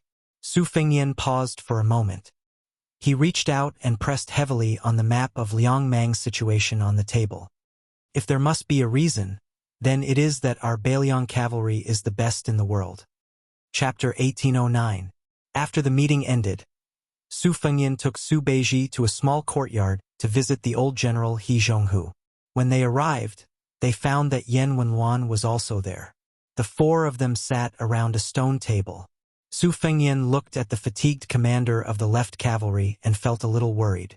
He Zhonghu's health had suddenly deteriorated in the past 2 years, giving people a feeling that he was about to die. After the first battle of Liangmang, the old general had privately submitted his resignation to Mount Qingliangshan and the Protectorate. At the same time, he recommended Yu Luandao to be the second deputy commander of the left cavalry to Su Fengyan and Chu Lushan. The reason why he did not let the young Beiliang commander directly take charge of the left cavalry was because of this old man's shrewdness. After all, the untamed Liangzhou border army had always looked down on the Yuzhou army. Yu Luandao, who was born in a rich family of the Central Plains, had no connection with the Liangzhou border army. If he suddenly took charge of an army, he might not be able to convince the masses. If there was a mistake in the second battle of Liangmang, not only would a great talent in the art of war be destroyed, it would also affect the situation at the border. He Zhonghu would naturally be unable to absolve himself from the blame. However, the fact that He Zhonghu was able to abandon his views and suggest Yu Luandao to become the nominal third in command of the left cavalry was enough to show the magnanimity and foresight of this veteran general. Moreover, when Su Fengyan made an example out of the left cavalry, he was suspected of robbing east to pay west to replenish the strength of the other cavalry, such as transferring troops to Chao Wei and the others. He Zhonghu was also the first to respond without any objection. On this point, the right cavalry general Zhou Kong, nicknamed Jean Partridge, was obviously much inferior and had a lot of complaints. Although Su Fengyan had jokingly scolded Zhou Kong in private for being a stingy miser, Zhou Kong was after all one of the hundreds of old soldiers who sent him off back then. In a sense, Zhou Kong and the Crown Prince had gone through thick and thin together. Therefore, even if Zhou Kong was not straightforward enough, Su Fengyan actually did not take it to heart. Moreover, Zhou Kang's reaction was human nature. Just like He Zhonghu's attitude of following the Huayang Pass Protectorate General's lead, there was some gossip within the left cavalry. Many young generals did not understand and felt that the old general was too easy to talk to. Not only did he reduce the power of the left cavalry, he also tarnished the reputation of the left cavalry. The reason Su Fengyan had specially come to this place was because of the internal strife in the left cavalry. Su Fengyan wanted to first hear He Zhong's thoughts. Unless it was absolutely necessary, Mount Qingliang would not interfere in the affairs of the left cavalry. He believed that Yan Wenluan had rushed over in such a hurry partly because he wanted to support his old friend and show the entire Beiliang border cavalry. The four people in the small courtyard did not drink wine or tea. He Zhonghu seemed to have not expected the young king to grace him with his presence, and was pleasantly surprised. As one of the top 10 people in the Beiliang cavalry, He Zhonghu suddenly understood the general process of the Dragon Eye Plains. He knew that Su Fengyan had personally killed the leader of the Ruran cavalry, Hong Jingyan. He also knew that Chun Jibao had come to Huayang Pass earlier. So Su Fengyan had tried to be concise in his speech in the meeting hall. His face was extremely pale, and this made the old general feel even more guilty. He felt that it was the fault of the Liang province cavalry, that they had let down General Su Zhao's nurturing. In the end, the general's eldest son had to attend to everything personally, and even personally kill people. Then what was the point of having the 300,000 Beiliang cavalry? As an old friend of Yan Wenluan, He Zhonghu had another hidden identity.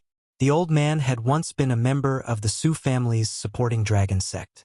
This group of people was led by the strategist Zhao Chongling, with Chun Jibao as the successor. Wu Qi, who was General Su Zhao's brother-in-law and one of the main generals of the Su family's cavalry, Yan Wenluan, He Zhonghu and the others were the backbone of the force. Yao Jian and Yi Shizhen's foster sons were also very close to them. Li Yishan's faction, which was ridiculed by the supporting dragon sect as being of the anti-dragon faction, was much weaker overall. If not for the fact that at the last moment, Wang Fei Wu Su clearly expressed that she did not support Su Zhao's betrayal of Liang to rule over the river, the Su family would not be called King of Beiliang. Maybe Su Fengyan was the ruler of the entire vast territory south of the Guangling River. But it was also possible that the Beiliang frontier army did not have any old people because they were all dead people who plotted against them and died. Because of this difficult relationship, He Zhonghu had some obscure thoughts about this young vassal king who had turned the tide. He did not promote a direct line of descent from within the left cavalry to be the next general, but chose an outsider, Yu Luandao, to take over the Magpie's Nest. This old man past his prime might have some thoughts of compensation and atonement. Yan Wenluan, the number 1 soldier in the northern Liang army, had a gloomy expression on his face. He said bluntly, "Your Highness, there is something that you must have heard. Li Yanchao, that brat, is an ingrate who forgets favors and violates justice. He Zhong brought him to his current position and is even closer to him than his own son. The only reason he didn't give him the position of the left cavalry commander was because that brat dared to rebel and wanted to become Zhou Kang's assistant. This little bastard's ability to lead troops into battle is indeed not bad, but his conduct is improper. In the future we must use him, but not too much. At most, we can only make him a deputy general of an army." Su Fengyan really did not expect that Yan Wenluan, who rarely revealed his emotions, would be so angry. For a moment he did not know how to respond. Rebel, ungrateful, improper conduct, these were extremely heavy words. Coming from the mouth of Yan Wenluan, one of the few high-ranking officials of Beiliang, these words were enough to make any Beiliang's middle or high-ranking military officer completely lose their chance to have any real power or high position. In fact, Su Fengyan was no stranger to Li Yanchao's reputation. He was one of the 4 fangs of Beiliang, sharing the same fame as Jian Xiongchao, Wei Fuqing, and Ning Amei. His military service was outstanding. In the border army, other than Yan Wenluan, Chen Yunshui, and He Zhonghu, this group of old men, he was second only to Lu Jinu and a handful of other valiant generals. Because he was in the prime of his life, he was the kind of important general who could fight for the Su family for another 20 years. However, he was similar to the Longxiang Army's deputy general Li Mofan and Yozhou's Chao Xiaojiao. His personality was extreme, and he was arrogant because of his achievements. Both of them were famous troublemakers with mixed reputations.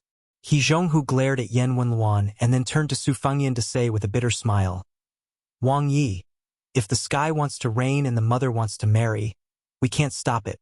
Since Zhou Kang has promised that Li Yanchao will succeed as the commander of the right cavalry, then let him go. Yanchao, this child, has fought in the left cavalry for many years. The military merits he has made are enough for this future. There is nothing wrong with people walking towards greater heights." Yan Wenluan was helpless.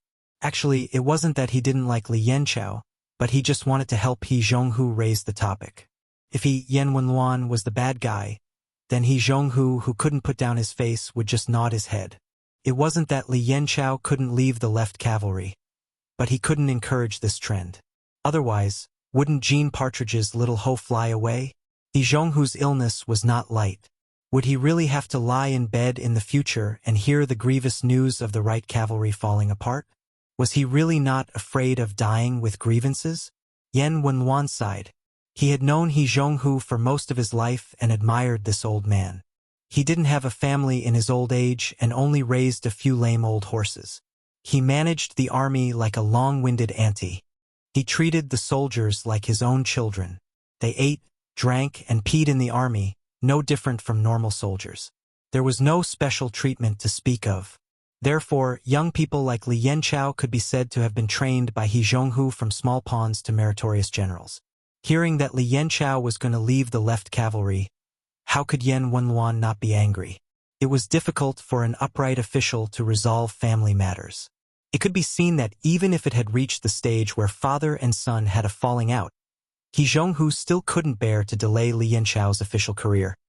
He was afraid that the young vassal king would have a bad impression of Li Yanchao, to the extent that it would be difficult for him to be promoted in the right cavalry.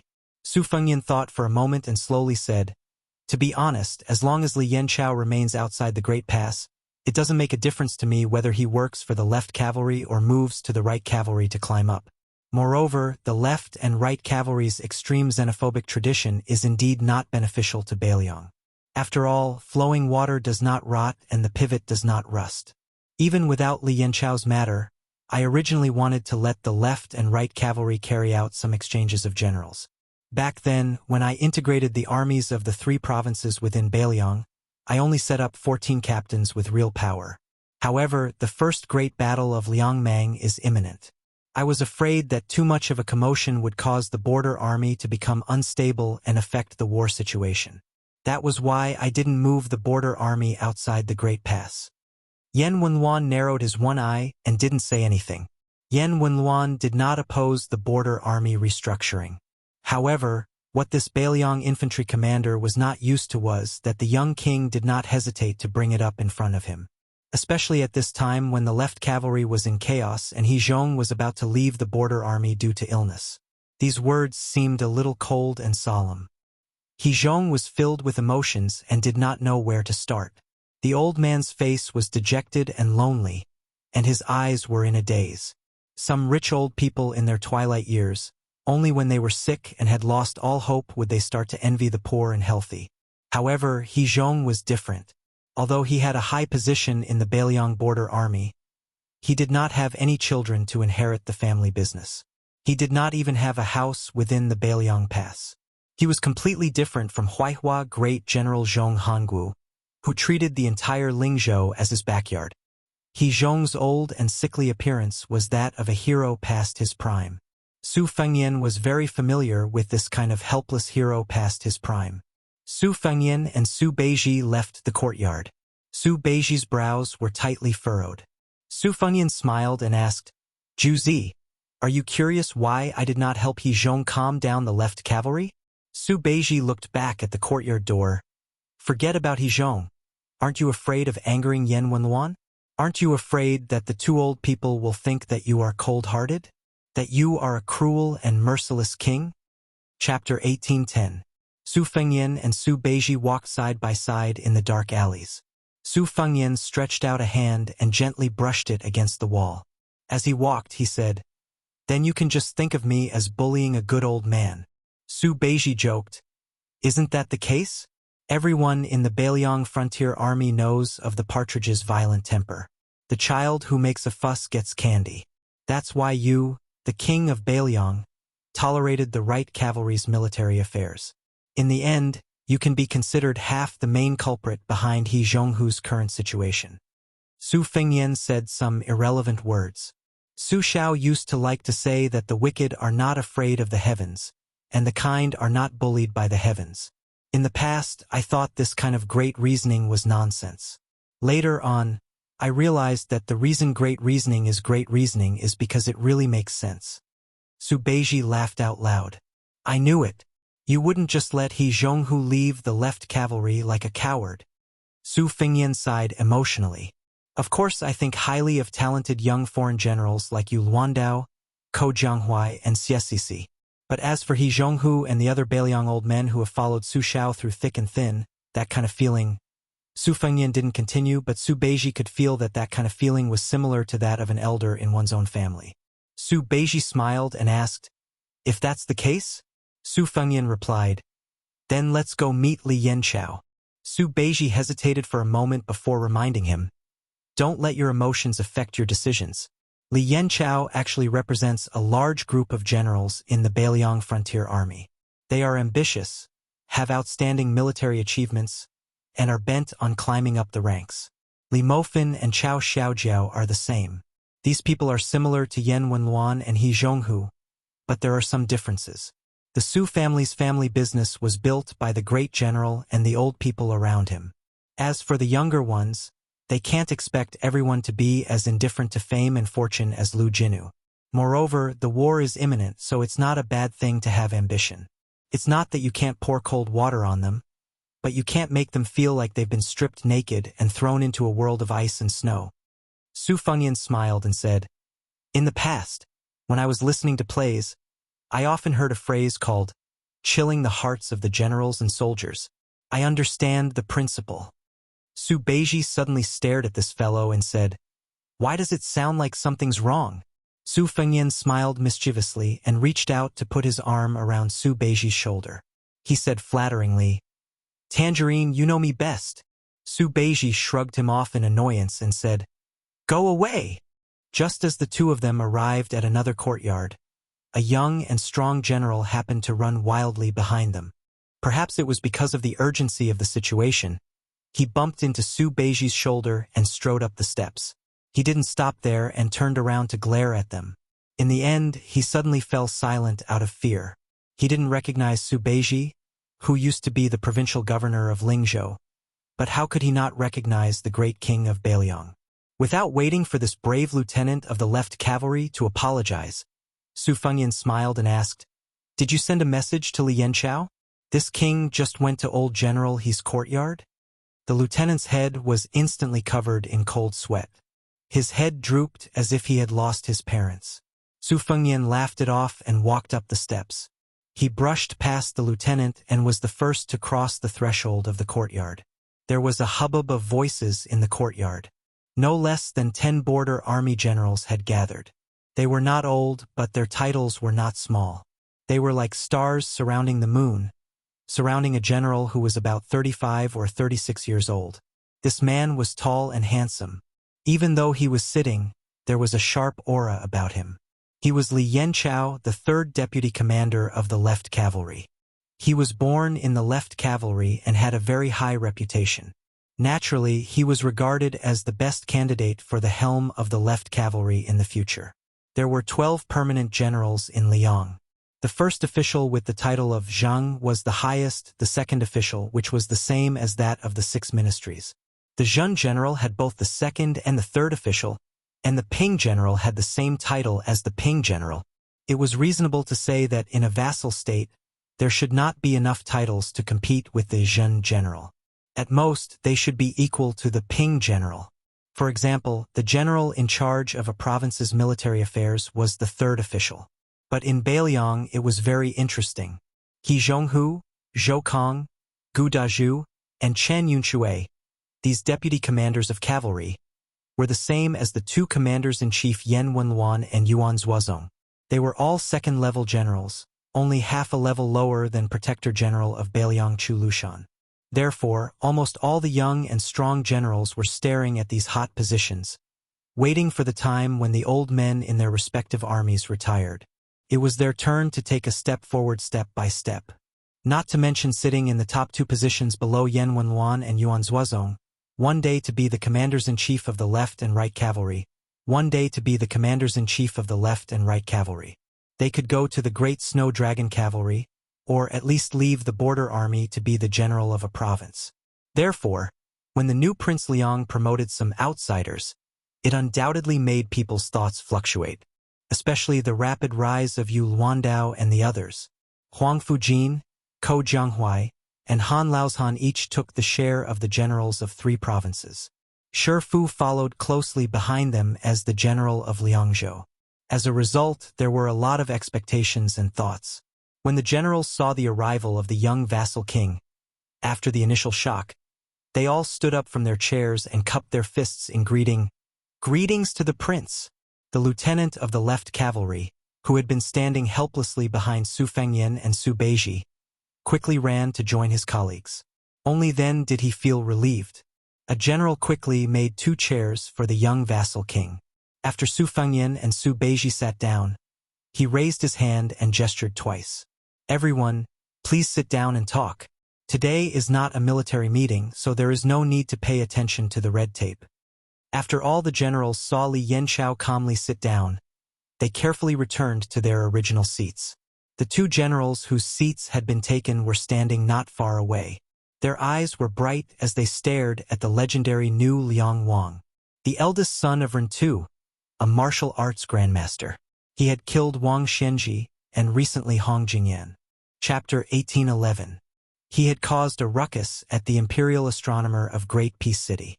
It was said that even the immortals who had walked out of the portraits, and the ancestors of Longhu Mountain who had ascended, had all been killed by this young man. Moreover, the only king with a different surname in Liang was not careless on the battlefield. The battle at Huta City and the 1,000 Li attack outside the gourd were all facts. Therefore, even if these generals were all arrogant people in the left cavalry, when facing this young vassal king, they had no choice but to be in awe. Apart from the awe, there was also heartfelt admiration. The people of Beiliang respected martial arts, and the border army valued military service the most. The new King Liang led the Beiliang cavalry to victory over the Beimang barbarians, and beheaded Zhujing Temple inside the gourd. How satisfying! The more this was so, the more uneasy everyone present felt. They were well aware of why the young lord appeared in the small courtyard. It must be because of Li Yanqiao leaving the left cavalry and joining the right cavalry in a fit of pique. But who in Beiliang did not know that Yu Luandao was the trusted general of the new King Liang? He had even used his noble status as a king to put his name in the new camp of the Ghost Cavalry. And the origin of this disturbance was that the old general had recommended Yu Luandao into the left cavalry. Li Yanbin's expression was calm, but deep in his eyes, there was a strong unwillingness. In the view of this scheming general, since the new King Liang had personally come here, even if he had not taken the stance of denouncing him, he, Li Yanbin, would not have a good ending. The generals and lieutenants who had gone through life and death with Li Yanbin were all sweating for Li Yanbin. They were afraid that the young king would suddenly turn hostile. What would they do then? Not to mention whether or not they had the guts to oppose the new Prince Liang. Even if they did have the courage, what was the point? Was this courtyard of people enough for the new King Liang's hand? Su Fengyan asked with a smile. Is there wine here? If there is, take it out. Li Yanqiao said calmly. King, we followed the commander into Huayang Pass and did not bring wine. Su Fengyan turned to Su Beiji and said, Can I trouble you to come? Su Beiji nodded and got up to leave the courtyard. Naturally, he was going to ask Chu Lushan for help. After Su Beiji left, Su Fengyan joked, Before we drink, I have something to tell you. This king had a drink with Lu Jinu, Chu Hanqing, Ma Jili, and the others in Tigerhead City, and then they all died. Are you scared? Li Yanqiao pursed his lips and his handsome face became even more prominent. The leader, Li Yanqiao, did not speak. The atmosphere in the small courtyard was especially heavy and solemn. The lieutenant who bumped into Su Beiji earlier rolled his eyes and yawned. Being able to drink with the prince is enough for this general to brag to my subordinates for 3 to 5 years after we return to the left cavalry. Even if I die, I'm not afraid. Su Fengyan nodded and said, Everyone seated here is not afraid of dying on the battlefield. I have no doubt about that. Then Su Fengyan smiled and said, It's not strange that we, the Beiliang Frontier Army, are not afraid of death. It would be strange if anyone was afraid of death, no? When he said this, even Li Yanbin's mouth twitched, and there was a knowing smile on his face. The other generals roared with laughter. After Su Fengyan's joke, he did not speak anymore. The king of Beiliang was silent, and so was Li Yanqiao. Thus, everyone could only obediently lower their heads. Su Beiji brought 2 jars of green ant wine from the protectorate manor. Su Fengyan opened the seal on one of the jars. There were some cups and bowls in the small courtyard. Su Fengyan and Li Yanqiao were definitely given large white bowls with more wine. The other generals and lieutenants could do as they saw fit. Only Su Beiji had no intention of drinking tea, and no one dared to persuade him to drink. Su Fengyan raised his bowl and said, "Cheers to everyone." Li Yanchao and everyone else raised their cups and bowls and said loudly, "Cheers to the prince." After Su Fengyan finished the wine in one gulp, he did not continue to pour more wine. Since the wine has been drunk, this king will say a few words casually. This wine is not a toast or a punishment, but an opportunity to meet everyone. This king does not know any of you, but if any one of you tells me your name, this king can tell me your resume and military exploits. These things have long been recorded in the Fu Shuifang spy report, and I have read it word for word. It is even more detailed than the files in the Huayang Pass. Su Fengyan glanced at the other jar of green ant wine that had not been opened, and then looked at Li Yanchao. You felt that there was no hope for you to climb up the ranks in the left cavalry, so you wanted to go to the right cavalry to fight for military exploits and become the commander-in-chief. For a general, there is nothing wrong with this. Moreover, I just came from He Zhonghu's courtyard. The old general did not feel that you had wronged this king. Instead, he even tried to persuade this king. He was afraid that this king would make things difficult for you in the future. Li Yanchao wanted to say something, but stopped. Su Fengyan said indifferently, "You know better than me how the old general has treated you in the past 10 to 20 years. There is no need for this king to say anything. The Bailiang Frontier Army is under Su Zhao's command, and they only look at military exploits and not one's background. Therefore, you, Li Yanchao, killed enemies in He Zhonghu's left cavalry, and in He Zhonghu's right cavalry you killed enemies. Perhaps with the hope of becoming the commander-in-chief you killed more enemies. However, the old general is still old. Just like me, Su Fengyan. I am not afraid of anything, but I am still afraid of seeing Su Zhao's situation when he was alive. I have to rest even when I walk to the top of Mount Qingliang. Whether it is my father, Su Zhao, or He Zhonghu, who treats you as his sons, will they be willing to admit that they are old when they know the truth when they are really old?" Su Fengyan answered his own question. That is because they feel that their sons have made a name for themselves. Only then will they admit that they are old. Su Fengyan stood up and looked at Li Yanchao and the people of the left cavalry. Today, in that courtyard, I did not see any commander-in-chief of the Bailiang left cavalry who had experienced the wars of the spring and autumn period. I only saw an old man. That is why I came here to invite you to drink a jar of wine. I also hope that you can take the remaining jar of wine to invite that old man who is about to leave the battlefield to drink a bowl of wine, so that he will not leave the border with regret. There was silence. Li Yanchao silently stood up, picked up the jar of green ant wine, and walked out of the small courtyard. In the end, only Su Fengyan and Su Beiji were left. Su Beiji sighed. "I thought you wanted to kill people." Su Fengyan poured himself a bowl of wine. He lowered his head and said, "Who said I don't want to?" Su Beiji was stunned for a moment, and then he said with a smile, "Give me a bowl too." Chapter 1812. The spring snow building by the Guangling River was full of guests tonight. Guangling Prince Zhao Yi held a big banquet and invited distinguished guests. Those who entered the building were either rich or noble, and they were all very rich and noble. Among them, there was the newly appointed Guangling Jidushi Lu Baijia, the administrator Wang Xiongui, who was a former subordinate of Zhang Lu, and Song Li, who had been promoted from General Heng Jiang to General Jinan and Deputy Jidushi of a Dao. Song Li could be said to be an old man of the spring snow house, and was once Zhao Yi's lucky general. It was also Song Li who had successfully blocked Ko Jianghuai's sneaky attack and harassment, which delayed the war until Wu Zhongshuan's army went on a northern expedition. The Ministry of War in Liang had held a very small but very high-standard military merit evaluation, and Song Li was ranked as the 5th most meritorious official. Other than these three, who were now considered people from the capital, the provincial governors of the 3 provinces of Guangling Road also appeared. Compared to the storms of the past 2 years, the 6 provincial governors were now beaming with joy. Their speech and actions were filled with the elegance of a noble official. Unfortunately, the Prince of Shu, Chen Jibao, who was rumored to be attending, did not appear for some reason. On the other hand, the Crown Prince of Yanqi, Zhao Zhu, came uninvited, which could be considered as adding flowers to brocade. If this young Crown Prince was the flower, under the premise that Chen Jibao was absent, Then the king of Jing'an, Zhao Sun, was naturally the grand finale of the luxurious brocade. After Zhao Sun's carriage stopped at the Spring Snow Building, Zhao Yi, who was also the great feudal lord of Liang, personally went downstairs to welcome him.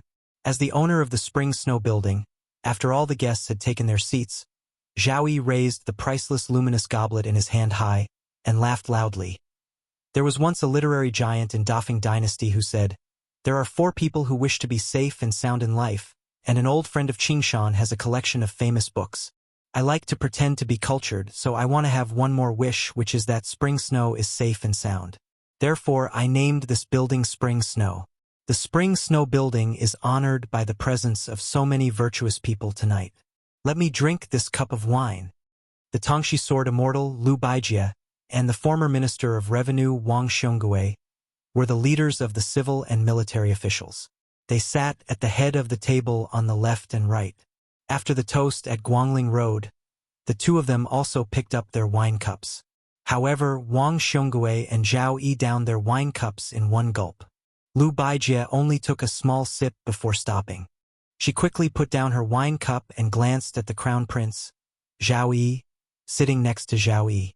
This provincial governor frowned. Following the self-immolation of the young West Chu Empress on the battlefield of the Western Wall, the civil and military officials in the capital of West Chu, which had once been renamed Dingding City, had all surrendered. The Guangling War officially entered its final stage. The emperor ordered that the imperial army was not allowed to harass the people of Guangling Road. They were not allowed to kill people to vent their anger. Once discovered, the provincial governor and the administrator of Guangling Road could be killed on the spot, bypassing the Ministry of War and the Ministry of Justice. However, not killing people did not mean that the rebellious officials of West Chu could escape this calamity. Other than those who had been tactful enough to flirt with the generals of the Liang imperial court, or those who had been able to get the high officials of Taiyan City to give them protective talismans, most of the other officials who had resolutely chosen to serve in West Chu did not have a good ending. Thus, 2 great jokes were made in Guangling Road. The first was to use money to avoid disaster. Gold and silver objects, as well as antique calligraphy and paintings, were all sent to the mansions of certain generals. The second was to pawn women to curry favor with the new nobles of Guangling Road. Of these, the new general of Jinan, Song Li, and the Guangling heir Zhao Yuang were the most unscrupulous. If one said that Song Li only chose a few famous young and beautiful women to keep in his house, his influence was limited. But Zhao Yuang really did not care. Whether it was young women or married women, he only counted them based on their family status. The wealthy families ranked in the top 10 of West Chu's new dynasty took 3 people from each family. After that, there were more than 40 aristocratic families that extorted 1 or 2 people from each family.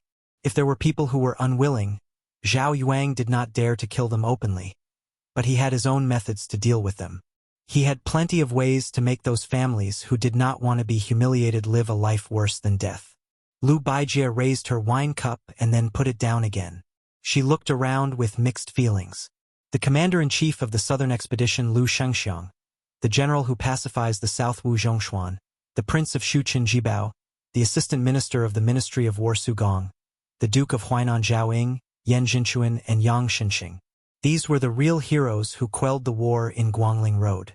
They were either not here or dead. Lu Baijie smiled bitterly. What was the point of her sitting here? It was only because of the title of the provincial governor of Guangling Road. Song Li, who had a meteoric rise in the imperial court of Liang, was actually sitting beside Lu Baijie. However, he probably knew that he was not on the same side as the Tongxi sword immortal, so the youngest permanent general of the Liang dynasty did not show too much eagerness. Instead, he was chatting happily with his old acquaintance, the general of Jizhou. He did not get carried away by his meteoric rise. Soon, Song Li, who was a little tipsy, looked up at the magnificent ceiling of the Spring Snow Building. His fingers twirled the wine cup, and the corners of his mouth curled up slightly. Revisiting the old place, he had been living under someone else's roof. Now, it was hard to say who was living under someone else's roof. When awake, he had 100,000 palms. When drunk, he lay on a beauty's lap. A real man was nothing more than this. Inside the Spring Snow Building, Toasts were exchanged, and singing and dancing were celebrating peace. It seemed that when the first floor was peaceful, the world was at peace. Lu Baijie looked at the distant administrator Wang Xiongui, who was sitting across from him. This noble and upright civil official who was about to make a comeback and return to the center of the capital was raising his cup to toast the Prince of Guangling and his son. He held the cup with both hands, his sleeves hanging down. He was wearing a high hat and a wide belt. Lu Baijie looked at some of the people at the back of the seats. Previously, they were all important officials of the Jiangling dynasty, who held jade edicts in their hands and wore red and purple robes in the imperial court of West Chu. Although they were slightly more submissive now, it was difficult to hide the joy of being pardoned. Therefore, they had the demeanor of having to enjoy life to the fullest. Lu Baijie lowered his head to look at the cup of wine. For some reason, he thought of a young face. When that young man first came to visit, he asked the Tongshi sword immortal, who had not yet become an official at that time, "How many pounds of benevolence, righteousness, and morality do you sell me?" He suddenly raised his cup, tilted his head back, and drank the wine. The hall was full of well-dressed guests. He was full of himself. Chapter 1813. The Crown Prince of Yanqi Zhaozhu was an uninvited guest. He could have sat next to the King of Jing and Zhao Sun, but he was not particular about it. He rejected the arrangement of the spring snow building and took the opportunity to sit at the back. There were two people on his left and right. One of them was Qi Shentz, the son of a wealthy family who had studied at the Shangyin Academy. He had a handsome face and was very good-looking. He did not speak much but was not arrogant. He was very likable. On the right was a burly man called Zhou Daliang, an old subordinate of Lu Shengxiang. This time, he did not follow his benefactor to Jizhou to take up a post. Instead, he used his military exploits to stay in Guangling Road as the deputy general of Yezhou. He ate even more than Zhao Zhu did and was more likable. Qi Shentz and Zhou Daliang didn't deliberately try to build up a relationship with His Highness, but the generals sitting next to them frequently came over to toast to them. Zhao Zhu didn't get tired of it. "If you toast to me, I'll toast to you." Gradually, the two flatterers became familiar with Qi Shentz and Zhou Daliang. In addition, Zhao Zhu seemed to have a natural ability to make people feel close to him. For a while, the five of them drank, urged, and avoided wine, each showing their own abilities. They didn't care about the rank of the officials. Wasn't it fun? Compared to the complicated relationships between the other seats, it could be said that the scenery here was unique. Halfway through the wine, 7 sword concubines of the spring snow building entered the building with their swords. The 7 of them were dressed in colorful clothes. They had graceful figures and slender waists. They were like a 3-foot sword that could cut off the head of a hero. The sword dance was dazzling. It was soul-stirring and dazzling. When the 7 sword concubines jumped up at the same time, it was as if a rainbow was hanging in the building. After a famous scholar shouted, the whole room was filled with cheers. Just as the 7 sword concubines were about to leave, an extremely handsome stranger appeared at the entrance of the hall. It was hard to tell if he was a man or a woman. The expression of Prince Zhao Yi of Guangling, who was coordinating with the person outside the door, changed dramatically. The luminous cup in his hand almost fell to the ground. This burly vassal of Guangling stared with wide eyes, his face full of disbelief. Zhao Zhu followed everyone's gaze and shuddered. His expression turned ugly, like a mouse seeing a cat. He wanted nothing more than to hide under the table. The 7 sword concubines that spring snow building had painstakingly nurtured were blocked, unable to advance or retreat. They looked very pitiful. The stranger who spoiled the mood was holding a jug of wine and sitting on the doorstep. Beside him walked 5 beautiful women in snow-white clothes. Compared to the 7 already stunning swordsmen of the king's mansion, whether in terms of appearance or bearing, they were superior. 5 women in white, each with a saber, lined up in front of their master. It was a famous saber of the old southern Tang dynasty. The current standard saber of the Liang border army and the 4th-generation saber of the Bailiang Su family were all examples. General Jinan Song Li's eyes lit up. He quickly recognized their identities. They were the personal maids of Nalin Yusi, known as the two vassal kings of Nanjiang. Their names were also very strange. They were Dongyue, Shishu, Fengdu, Three Corpses, and Chenglu. The 5 women in white simultaneously took a dozen steps forward. With a light shout, they drew their sabers and chopped down. Just 5 sabers created a majestic momentum of thousands of cavalry breaking through the formation. The 7 spring snow-building sword concubines were so scared that they fled backward. Most of the guests invited by spring snow-building were also pale. They didn't know what was going on. Was it Prince Zhao Yi of Guangling's ingenuity to liven things up? Or was there someone who dared to make trouble in spring snow-building? Everyone only heard the handsome scholar sitting on the threshold, shaking the wine pot with one hand and patting his knee with the other. He sang loudly, "Please look carefully at the people in front of you. Every year they bury the grass. More or less there are graves in the grass. Every year half of them are not swept." Now everyone understood that these people didn't get along with the vassal king's mansion.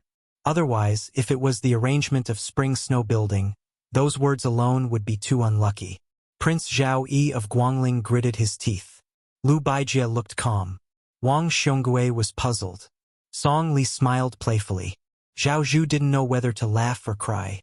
The obese Zhao Yi slowly got up, squeezed out a smile, and asked tentatively, "Mr. Nalen, I don't know why you came to spring snow building.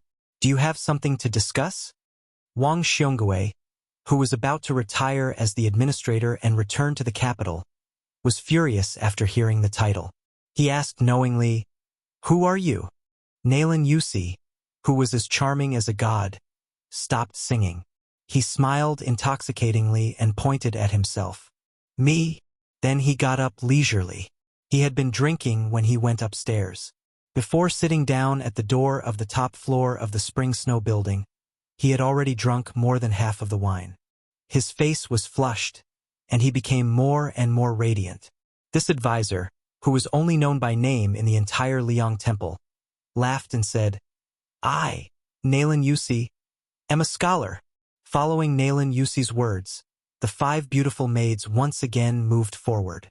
Their figures spun in the air, and then they stepped heavily on the rich and luxurious clothes. They slashed out with their blades, and their imposing manner was even more powerful than before.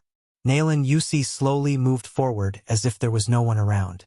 His words made the entire Guangling Path's dignitaries feel as if they were struck by lightning. 150,000 armored soldiers from Nanjiang went all the way to the north. They have already crossed the Guangling River. Wang Xionggui's face was pale, and he fell back to his seat.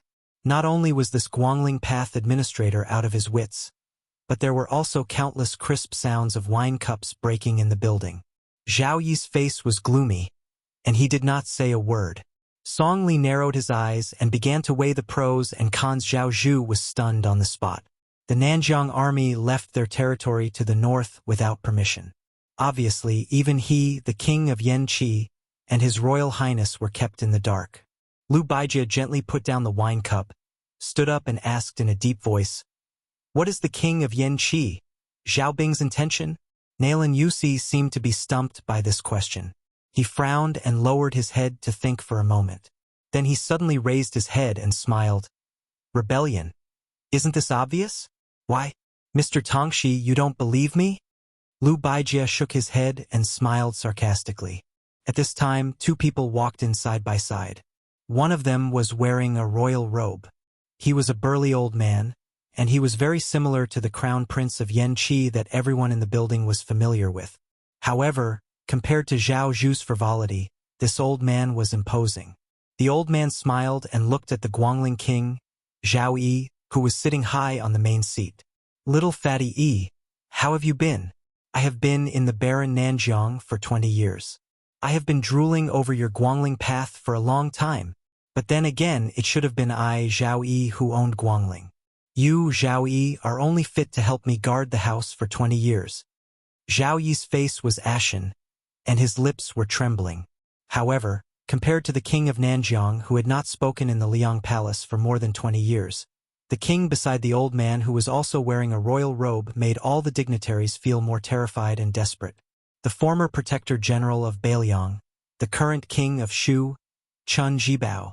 If it was only Zhao Bing's Nanjiang army rebelling, Liang and Gu Jiantong's two border armies going south to quell the rebellion, it would be nothing more than another disaster of West Chu's restoration.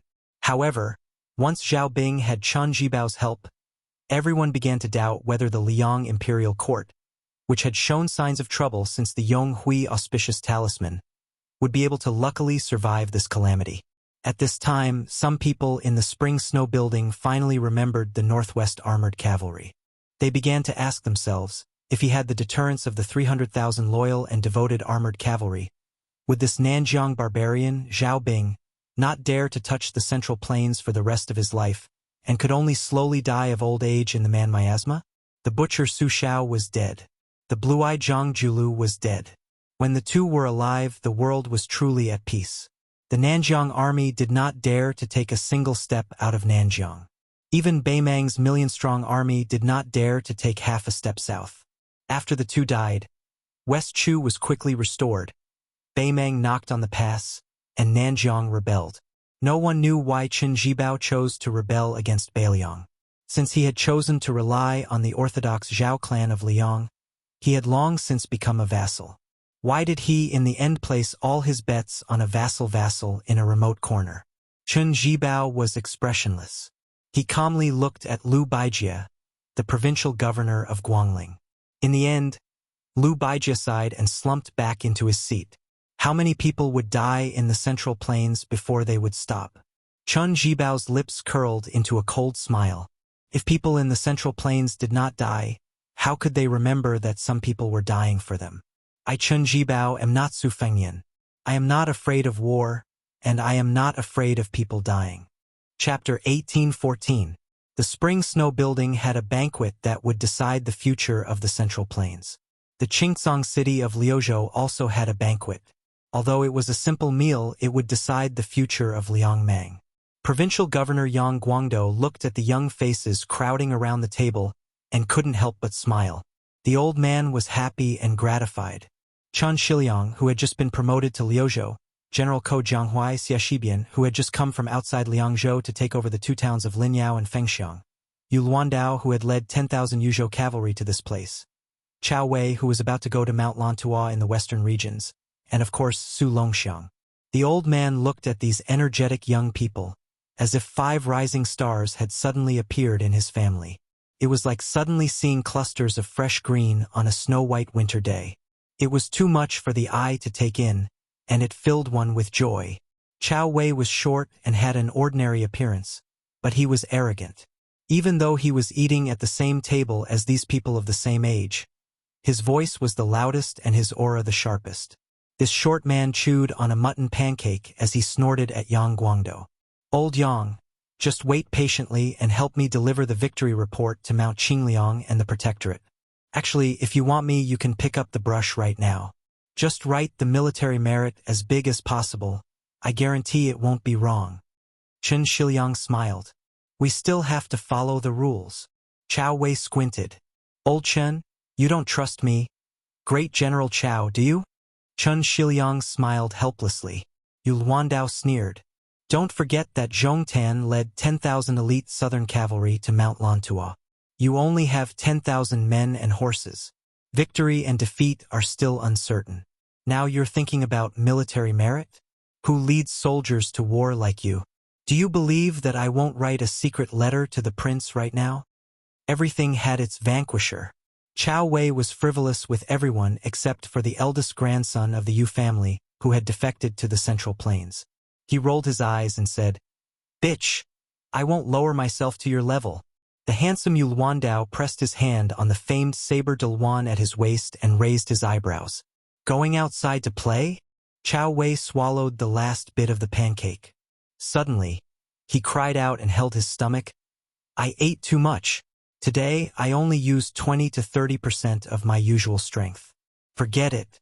Yu Luandao, I will use 20 to 30% of my strength to fight with you. I'll still beat you up. Yu Luandao sneered. Afraid of you? Xiaxibian smiled knowingly.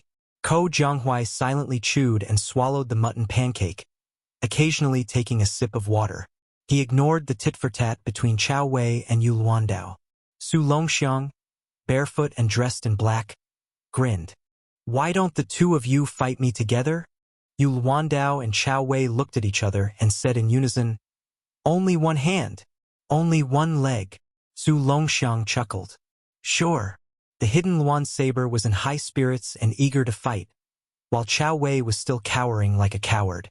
Yang Guang laughed angrily. A bunch of brats. Stop messing around. The old man threw a look at Chun Shiliang. The latter put down the mutton pancake and straightened his clothes. He said in a low voice, the latest report from the Whispering Waterhouse shows that the real Battle of Liuzhou will be fought at Beimang Nanchao. This is a confirmed report. Ning Amei will lead 6,000 iron stupas to Qingcang City to support the Longxiang army. At the same time, Liangzhou's General Shifu and the White Feather Light Cavalry stationed around Qingyuan Army Town can enter the Liuzhou battlefield at any time to help the Longxiang army tie down Huang Songpu's Beimang main force. Chao Wei frowned and asked, after the Battle of Longyan, didn't the Iron Stupas only have 2,000 men left? Chun Shiliang laughed. 800 white horses just joined the Iron Stupas. They also transferred 3,000 cavalry from the two passes in Liangzhou. Chao Wei slapped his thigh and glanced at hidden Luan saber. He purposely complained, damn it, so the Iron Stupas are Su Fengyan's sons. Hidden Luan saber, who had followed the young king from Jizhou to Calabash, raged, Chao Wei, you better watch your mouth. Chun Shiliang turned to look at Ko Jianghuai and Xie Shiliang. He continued, to ensure that we can wipe out Zhong Tan's cavalry, other than Chao Wei's 10,000 cavalry as the main force, I'm afraid we will need another cavalry force to support us. Ko Jianghuai said directly, I don't eat such small fish. Xie Shiliang said calmly, I'll go. Feng Xiang and Lin Yao are familiar with the geography of the western region. Hidden Luan Saber narrowed his eyes and smiled. Then I'll go straight to the heart of the southern dynasty's Gusai prefecture and go straight to that Shijing temple? As Chen Shiliang's line of sight met, Su Longxiang had already answered, the Longxiang army will meet Huang Songpu's main force on the battlefield at the border of Liuzhou. They will retreat as they fight. Before Huang Songpu sees the walls of Qingcang City, it will be after 3 or 4 battles. Ko Jianghuai nodded. 3 battles is the minimum. As long as the 30,000 Longxiang army can last until 4 battles, I can make that previous king of the southern courtyard unable to return. I want him to end up like Yang Yuanzhan. If there are 5 battles, Ko Jianghuai paused and looked at hidden Luan Saber provocatively. Then I'll have to compete with you to see who can cut off more heads of the Southern Dynasty officials. Chapter 1815. Chun Shiliang cautiously said, although in the Battle of Longyaner Plains, the Northern Mang chieftain and the other elite Ma Lanzi troops were almost completely wiped out, Huang Songpu was after all the king of the Southern Courtyard for nearly 20 years, so he definitely still has some foundation. Zhong Tan is also entrusted with high hopes by the Zhong family. Therefore, in Liuzhou, no matter where the battle is, we cannot lower our guard. For this reason, I have specially requested the Governor-General Manor to transfer at least 600 white horse wandering crossbowmen from the Liangzhou border army. Chun Shiliang suddenly spoke in a more serious tone, his eyes sharp.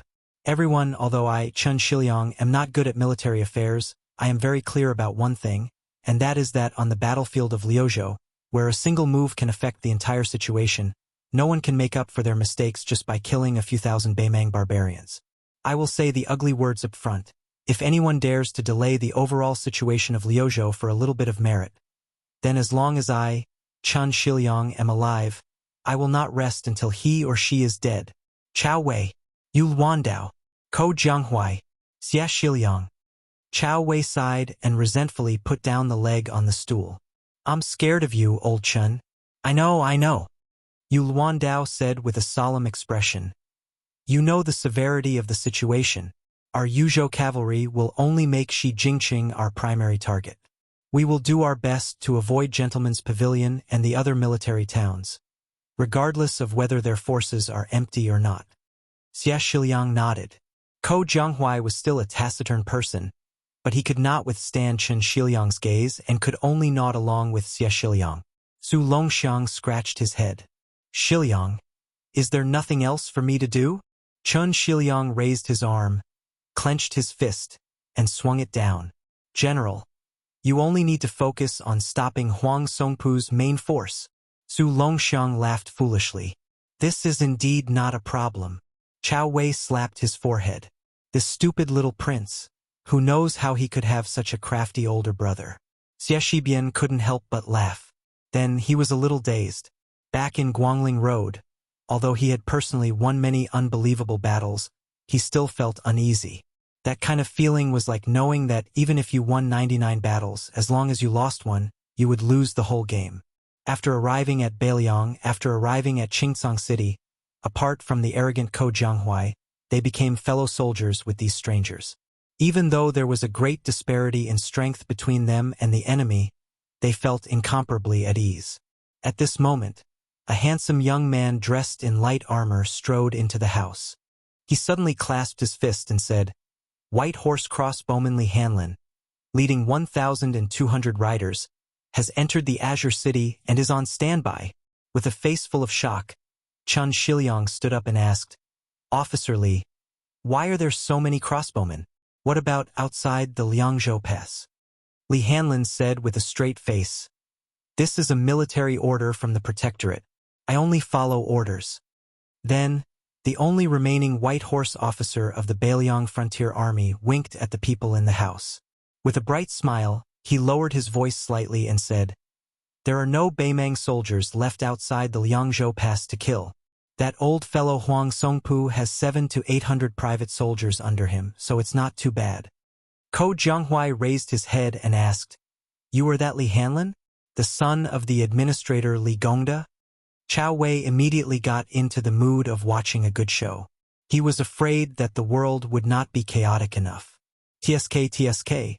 Ko Jianghuai was someone who usually treated everyone he met as if they owed him millions of taels of silver. Now that he met someone like Li Hanlin who had both a family background and military exploits, he really wanted to have a good fight with him. Li Hanlin was stunned. He smiled and said, "Yes, I am Li Hanlin. You are Ko Jianghuai, General Ko, right? When you guys were fighting to the death with the Liang Imperial Court, Nian and we had letters with the prince. In the letters, the prince said that if one day you and Xie Shibian could work together for the Beiliang Frontier Army, that would be great. I didn't think that such a day would really come. I, Li Hanlin, am a rough person. Without any hesitation, as long as I can return from the battlefield alive, when I reach Lingzhou, I will treat you, Ko Jianghuai, to drink wine for an entire year. Not only you, Chao Donghua, you Luandao, Xie Shibian. None of you will be able to escape." Chao Wei, who had his nickname called, said angrily, "Where did you get so much silver from? Lingzhou, that gold-consuming lair, how could you get a decent courtesan without at least 200 or 300 taels of silver?" Li Hanlin laughed and said, "What are you afraid of? Just borrow it from my father. If you can't pay him back, you can pay him back with a bunch of grandchildren." Ko Jianghuai's lips curled up. This once infamous White Horse commandant seemed to be much more pleasing to the eye than Xie Shibian or Yu Luandao. Xie Shibian said with a bitter smile, "Commandant Li, drinking wine is fine, but drinking wine with courtesans, I'm afraid that after a year of drinking wine, you will have to kneel on a washboard." The Beiliang, who was known for being serious, Chun Shiliang said with a smile, "I am a bit better than Xie Shibian. I haven't married yet, so I am not afraid of drinking wine with courtesans. But if I want to drink, I will only drink green ant wine. As for courtesans," Chun Shiliang said with a serious expression, "I still care a lot." Ko Jianghuai couldn't help but glance at this young Liuzhou officer who had made him look at him in a new light. He cursed in his heart, F***K, as expected of a scholar from Gangnam-do. Yang Guangdo didn't interrupt these young people. The old man would occasionally pick up a peanut and throw it into his mouth. His eyes were full of smiles. After the old man clapped his hands, he suddenly stood up. With his hands behind his back, he walked straight to the door. After crossing the threshold, he turned his head to look at the young people and slowly said, "In this world, there is probably only Beiliang. Only I, Yang Guangdo, have a basket of mutton pancakes at the farewell banquet for the generals. I'm sorry." After the old man said this, he walked away. Chao Wei quickly pulled Chen Shiliang's sleeve and laughed. Old Chen? Old Chen, did you see that? Is old man Yang crying? The old man who had not gone far increased his pace and cursed. Bullshit! Our Bailiang has a lot of wind and sand. Chapter 1816. If one did not go to Guangling, one would fail to live up to one's expectations. If one did not eat crabs, one would fail to live up to one's stomach. As a scholar, it was not difficult to kill 3 birds with 1 stone. One must know that the Spring God Lake was connected to the Guangling River. Then one could go to the Shangyin Academy near the Spring God Lake to eat crabs. However, the Shangyin Academy was not a place that anyone could enter. One had to pay attention to one's family background, status, and aspirations. With the arrival of the Grand Chancellor Qi Yanglong to the capital, the Shangyin Academy became even more prosperous. The former Minister of War Liu Baijie, who was known as the Tongxi Sword Sage, seemed to have been demoted to the Guangling Jidushi. The first thing he did was to go to the library of the Shangyin Academy to borrow books. He made an appointment with the administrator Wang Xiongui to sharpen his knowledge for more than half a decade. This pushed the reputation of the academy to its peak. Under such circumstances, the influence of thousands of scholars at the beginning of Xiangfu gradually dissipated from the map of the Central Plains. In the Shangyin Academy, which was now known as the Jiangzhou Hanlin Academy, there was a woman named Teacher Jishang who was even more dazzling. She was Yu Yuwei, who taught music and miscellaneous in the academy. Yu Yuwei's father was a teacher of the academy.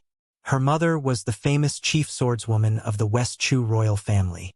Her sword dance was one of the magnificent 8 masterpieces of De Chu, which was as famous as the Grand Preceptor Li Mi's Go. Yu Yuwei herself was a very charming woman. Therefore, her teaching at the Shangyin Academy attracted a lot of attention.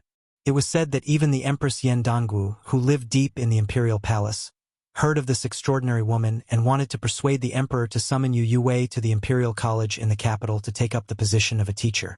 However, Yu Yuwei's great opportunity had been delayed due to the turmoil in the spring snow building of the Prince of Guangling's mansion. This woman, Jishang, did not seem to be depressed because of this. She had originally planned to bring the students of Jixia Academy to tour the spring lake in early autumn. Step by step, more than 160 people set off in a mighty manner. Yu Yuwei's teaching style was quite unusual. Half of her time was not spent in the Shangyin Academy.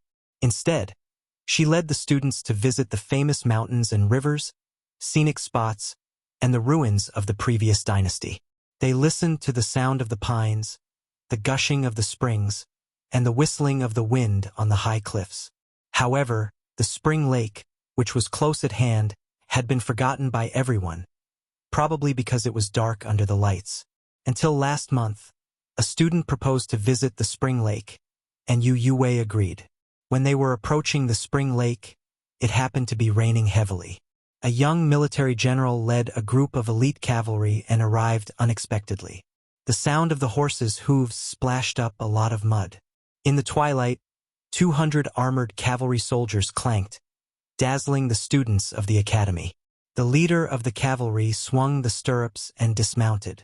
He took off his helmet and held it under his armpit. He strode forward and smiled at Yu Yuwei. Yuwei, after so many years, we finally meet again.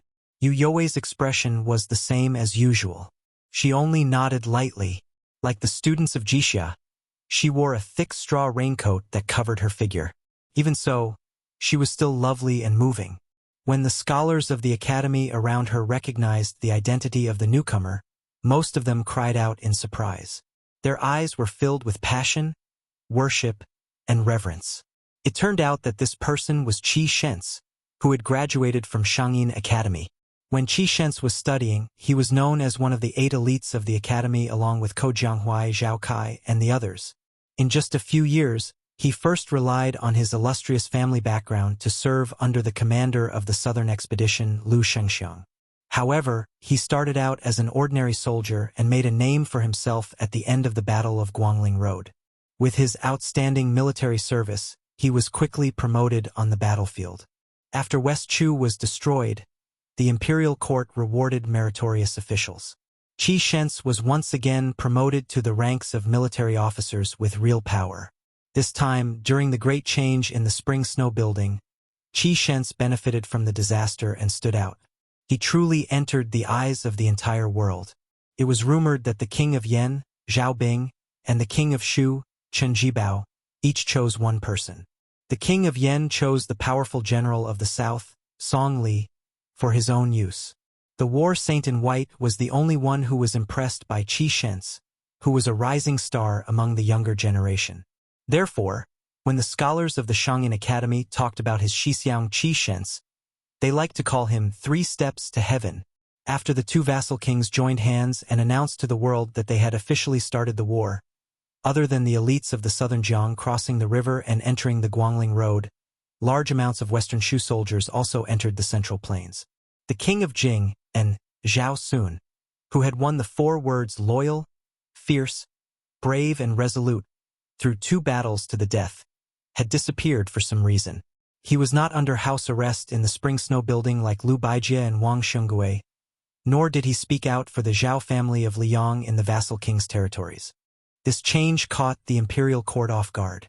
As Lu Shangxiang and Su Gong were moved to the border of Jizhou, and the minister of war Wu Zhongshuan was also summoned to the capital, although the army under him did not follow him to the north, the situation was very unfavorable. They had no choice but to avoid the sharp edge. Before the imperial edict from Great Peace City arrived, the leading general retreated 400 miles to the north and set up camp at the southern border of the capital. The Liang emperor urgently summoned the great pillar state Gu Jiantang, Lu Shengxiang, Su Gong, and the Huai Jidushi Kai Nan to the capital. Only at this time did the Liang imperial court suddenly realize that there were not many trustworthy generals. Thinking back to the past, Yang Xinxing, Yan Jinchuan, Ma Lulong, and the other old generals, which one of them was not enough to hold their own in the army. At this time, the resignation of the Imperial College Chancellor, Yao Baifeng, due to illness seemed especially unsurprising. It was not as eye-catching as the rise of Qi Shens. Qi Shens stood in the heavy rain. Raindrops fell heavily on the precious armor he had taken from the Guangling Prince's mansion's treasury.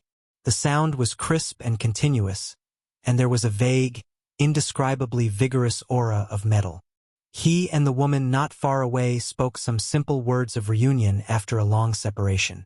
When he spoke to her, he stared into her eyes, hoping to find a trace of joy, relief, or surprise in her eyes. Unfortunately, there was none. Other than the standard warblade hanging from Qi Shens's waist, he also had the 12th famous sword of the Dongyue sword pool, Linglong. His gaze shifted slightly to the surface of the spring god lake. He then withdrew his gaze and said with a smile, "Yue, I was once a comrade with the new Qingzhou Navy Admiral, Sir Lu. I heard that you were going to tour the spring god lake, so I specially asked him to give you a yellow dragon ship for you to use. Don't worry, there will be no battles in Guangling in the near future. You can enjoy yourselves to your heart's content." Yue nodded and did not refuse his kindness. She said indifferently, "I thank you on behalf of the students, General Qi." Qi Shens wanted to say something but stopped. In the end, he did not say those hurtful words. For example, he heard that, in these troubled times, there was going to be a wedding in western Bailiang Prefecture. Qi Shens took a deep breath and smiled. He put on his helmet again and said in a deep voice, "Take care." Yue was startled. She then smiled with more sincerity. She nodded and said, "You take care as well." The giant ship gradually approached the shore. Her group boarded the ship, while his cavalry remained on the shore for a long time. Just as the yellow dragon ship completely disappeared behind the curtain of rain, another group of elite cavalry arrived at the shore of the Spring God Lake. Their leader was about the same age as Qi Shens, but his current rank was even higher than Qi Shens. He was the former general of Ji Prefecture, Yuan Tingshan. He was the son-in-law of Gu Jiantang of the Great Pillar State and the current master of the Wild Goose Castle Private Cavalry. He and Song Li had pledged their allegiance to the king of Yen, Zhao Bing, who was marching north with great momentum. However, he regretted not meeting Qi Shens sooner. It was just that the two of them had an ordinary relationship with His Royal Highness Zhao Zhu of Yen. Yuan Tingshan wiped the rain off his face and teased loudly, I'm late. I didn't get to see that magnificent master you." Qi Shens lamented in a low voice. You're late. I'm late too. Yuan Tingshan couldn't hear him clearly, but he could clearly see Qi Shens' despondent expression. He lamented his misfortune and was angry at his failure to fight. He said unhappily, If it were me, I would have snatched her and brought her home a long time ago. I'm sure she'll be obedient. She's just a woman with no family or friends. Do you think the Shangyin Academy she's from can really arm wrestle with you, General Qi? Just by saliva? At this point, Yuan Tingshan patted the saber at his waist and grinned viciously. Don't forget that we have this toy. Qi Shens didn't say anything. He only shook his head. Yuan Tingshan snorted coldly. We're really brothers in the same boat. We're both at odds with that Su guy. Qi Shens dismissed it with a laugh. The yellow dragon ship gradually sailed away. Yu Yue and a short little girl were standing at the bow of the ship. The latter was helping her carry the big white cat, Wu Menyang. The little girl was nicknamed Little Wooden Fish. Her hair was braided with goat horns, and her surname was Wang. Her father's generation were all teachers of the academy. The epitaph written by her father was famous all over the world. It was praised by the literary circles of the Central Plains as, those who don't shed tears upon hearing it must be heartless and unfilial. Because the little girl often appeared in Master Yu's lectures, she was as famous as Wu Menyang in the academy. Over time, she also gained the nickname of Little Mr. Wang. Wu Menyang jumped out of the little girl's arms and slipped back into the cabin to hide from the rain. The little girl stood on tiptoe and leaned against the railing. She asked curiously, Big Sister Yu, do you think a flood dragon will appear in such a big lake? Yu Yue couldn't help but laugh. I don't know about that. The little girl asked timidly. The newly established White Horse Academy in Bailiang has invited you to give a lecture. Do you want to go? Yu Yue fell silent. Seeing this, the little girl didn't dare to say anything else. She sighed like an old woman and suddenly said, The scenery is old, so how can I not recall Jiangnan? Yu Yue's smile became slightly bitter. The scenery is old, so how can I not recall Bailiang? Chapter 1817. Basins of various sizes in the western regions were scattered all over the place, making it easy for an army to move freely. It was difficult to set up a defense. Therefore, in history, the Central Plains dynasties could only reach the western regions during their heyday. The Bailiang Protectorate Sang followed the rise of the Great Feng dynasty. Today, the three towns of Qingcang, Linyao, and Fengxiang existed to connect the western regions and the Central Plains. In the vast area to the west of Linyao, the Mune Pass was the main passageway. Mount Lantua was located on the left side of the pass, making it a natural place to store troops. One after another, two cavalry armies slowly moved east along this wide mountain pass. The latter was a typical northern Mang light cavalry formation. Apart from the 100-man commanders and 1,000-man commanders who wore armor that was no different from the Central Plains cavalry generals, the cavalry mostly wore light and durable armor made from leather. They were equipped with all sorts of weapons, including cavalry sabers, spears, cavalry bows, and there were even many wolf-tooth clubs and horse lassos hanging from the sides of the auxiliary horses. That vanguard cavalry was clearly even heavier. For the sake of not harming the warhorse's legs, there were two additional mounts, the two mounts separately carrying armors, namely weapons and armor. The armored horses had eye-catching armor pouches hanging from them, the set of armor almost completely covered in leather on the inside and either scale armor or chain mail on the outside. The weapons were also comparatively more orderly, all of them being spears, cavalry bows and cavalry blades, all of them hanging from the soldiers' horses. Meanwhile, this cavalry army numbering around 3,000 also had leather armor on their war horses. Just from the scale of this one man three mounts, one could tell that regardless of how strong or weak these 3,000 cavalry were, they were definitely the old man's army in northern Mang's border army.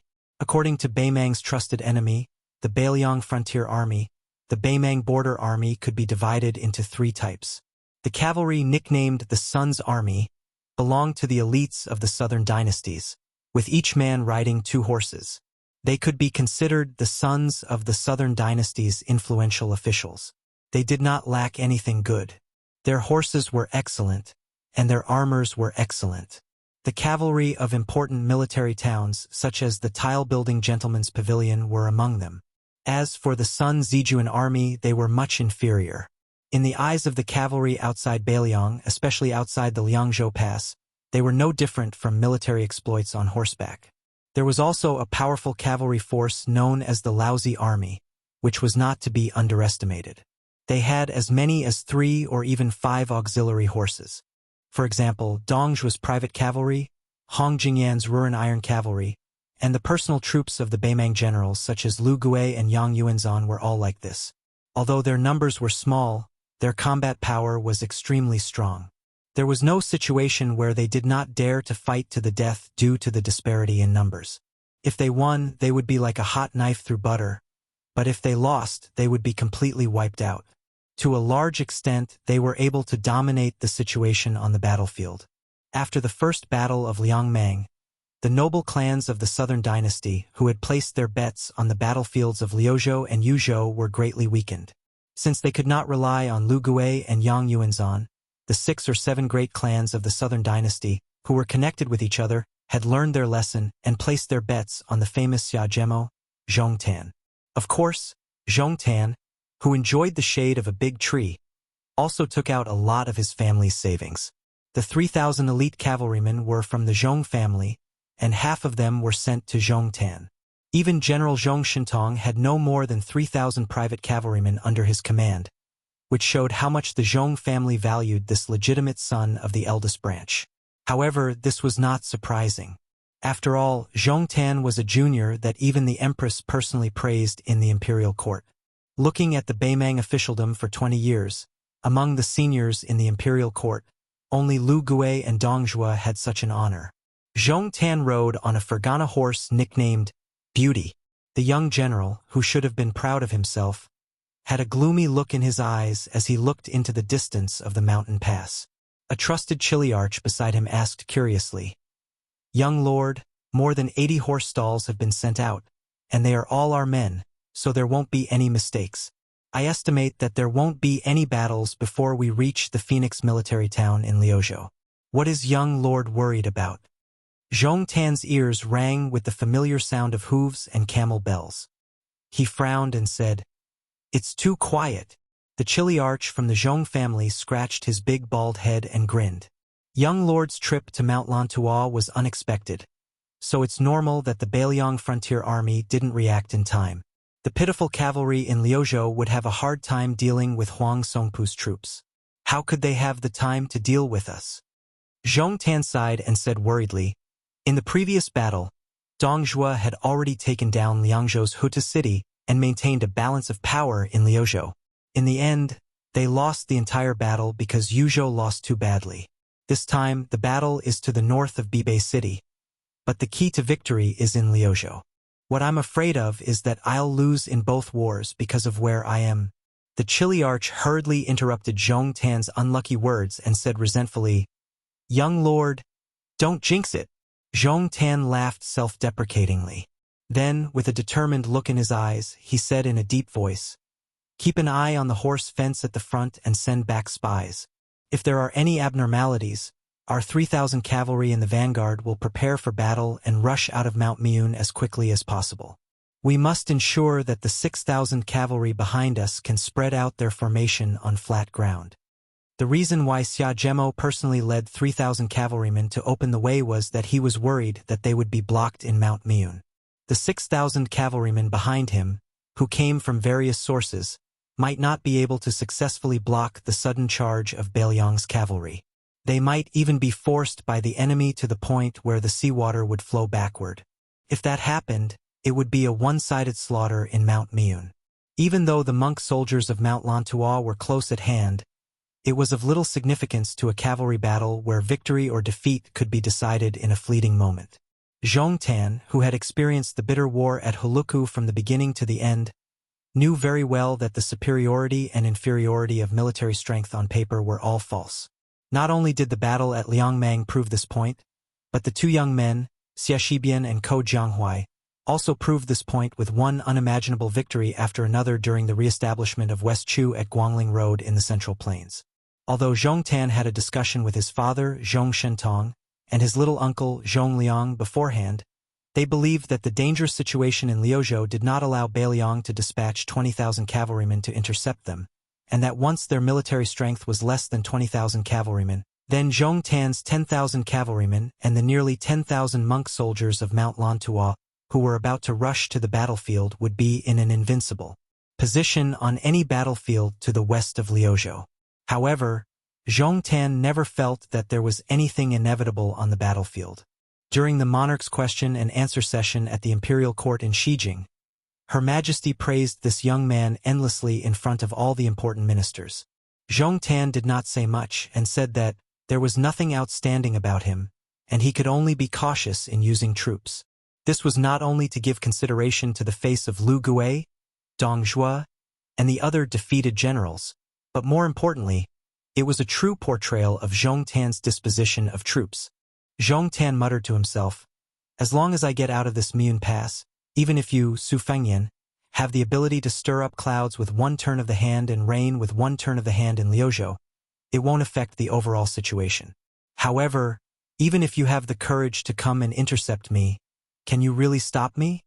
Even though they were close to the exit, there was still some distance to go, and the latest military intelligence sent back by the stables didn't have any abnormalities.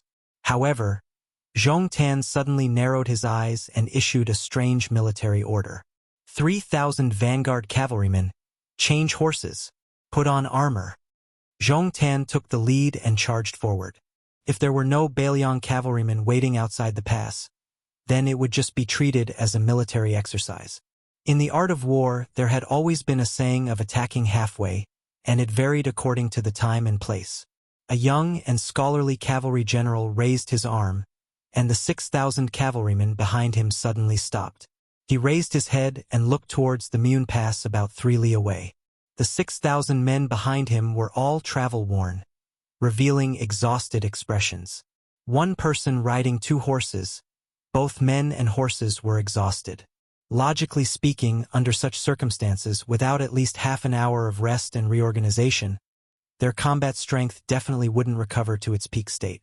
The best divine steed under the heavens could roughly run 300 li in a day.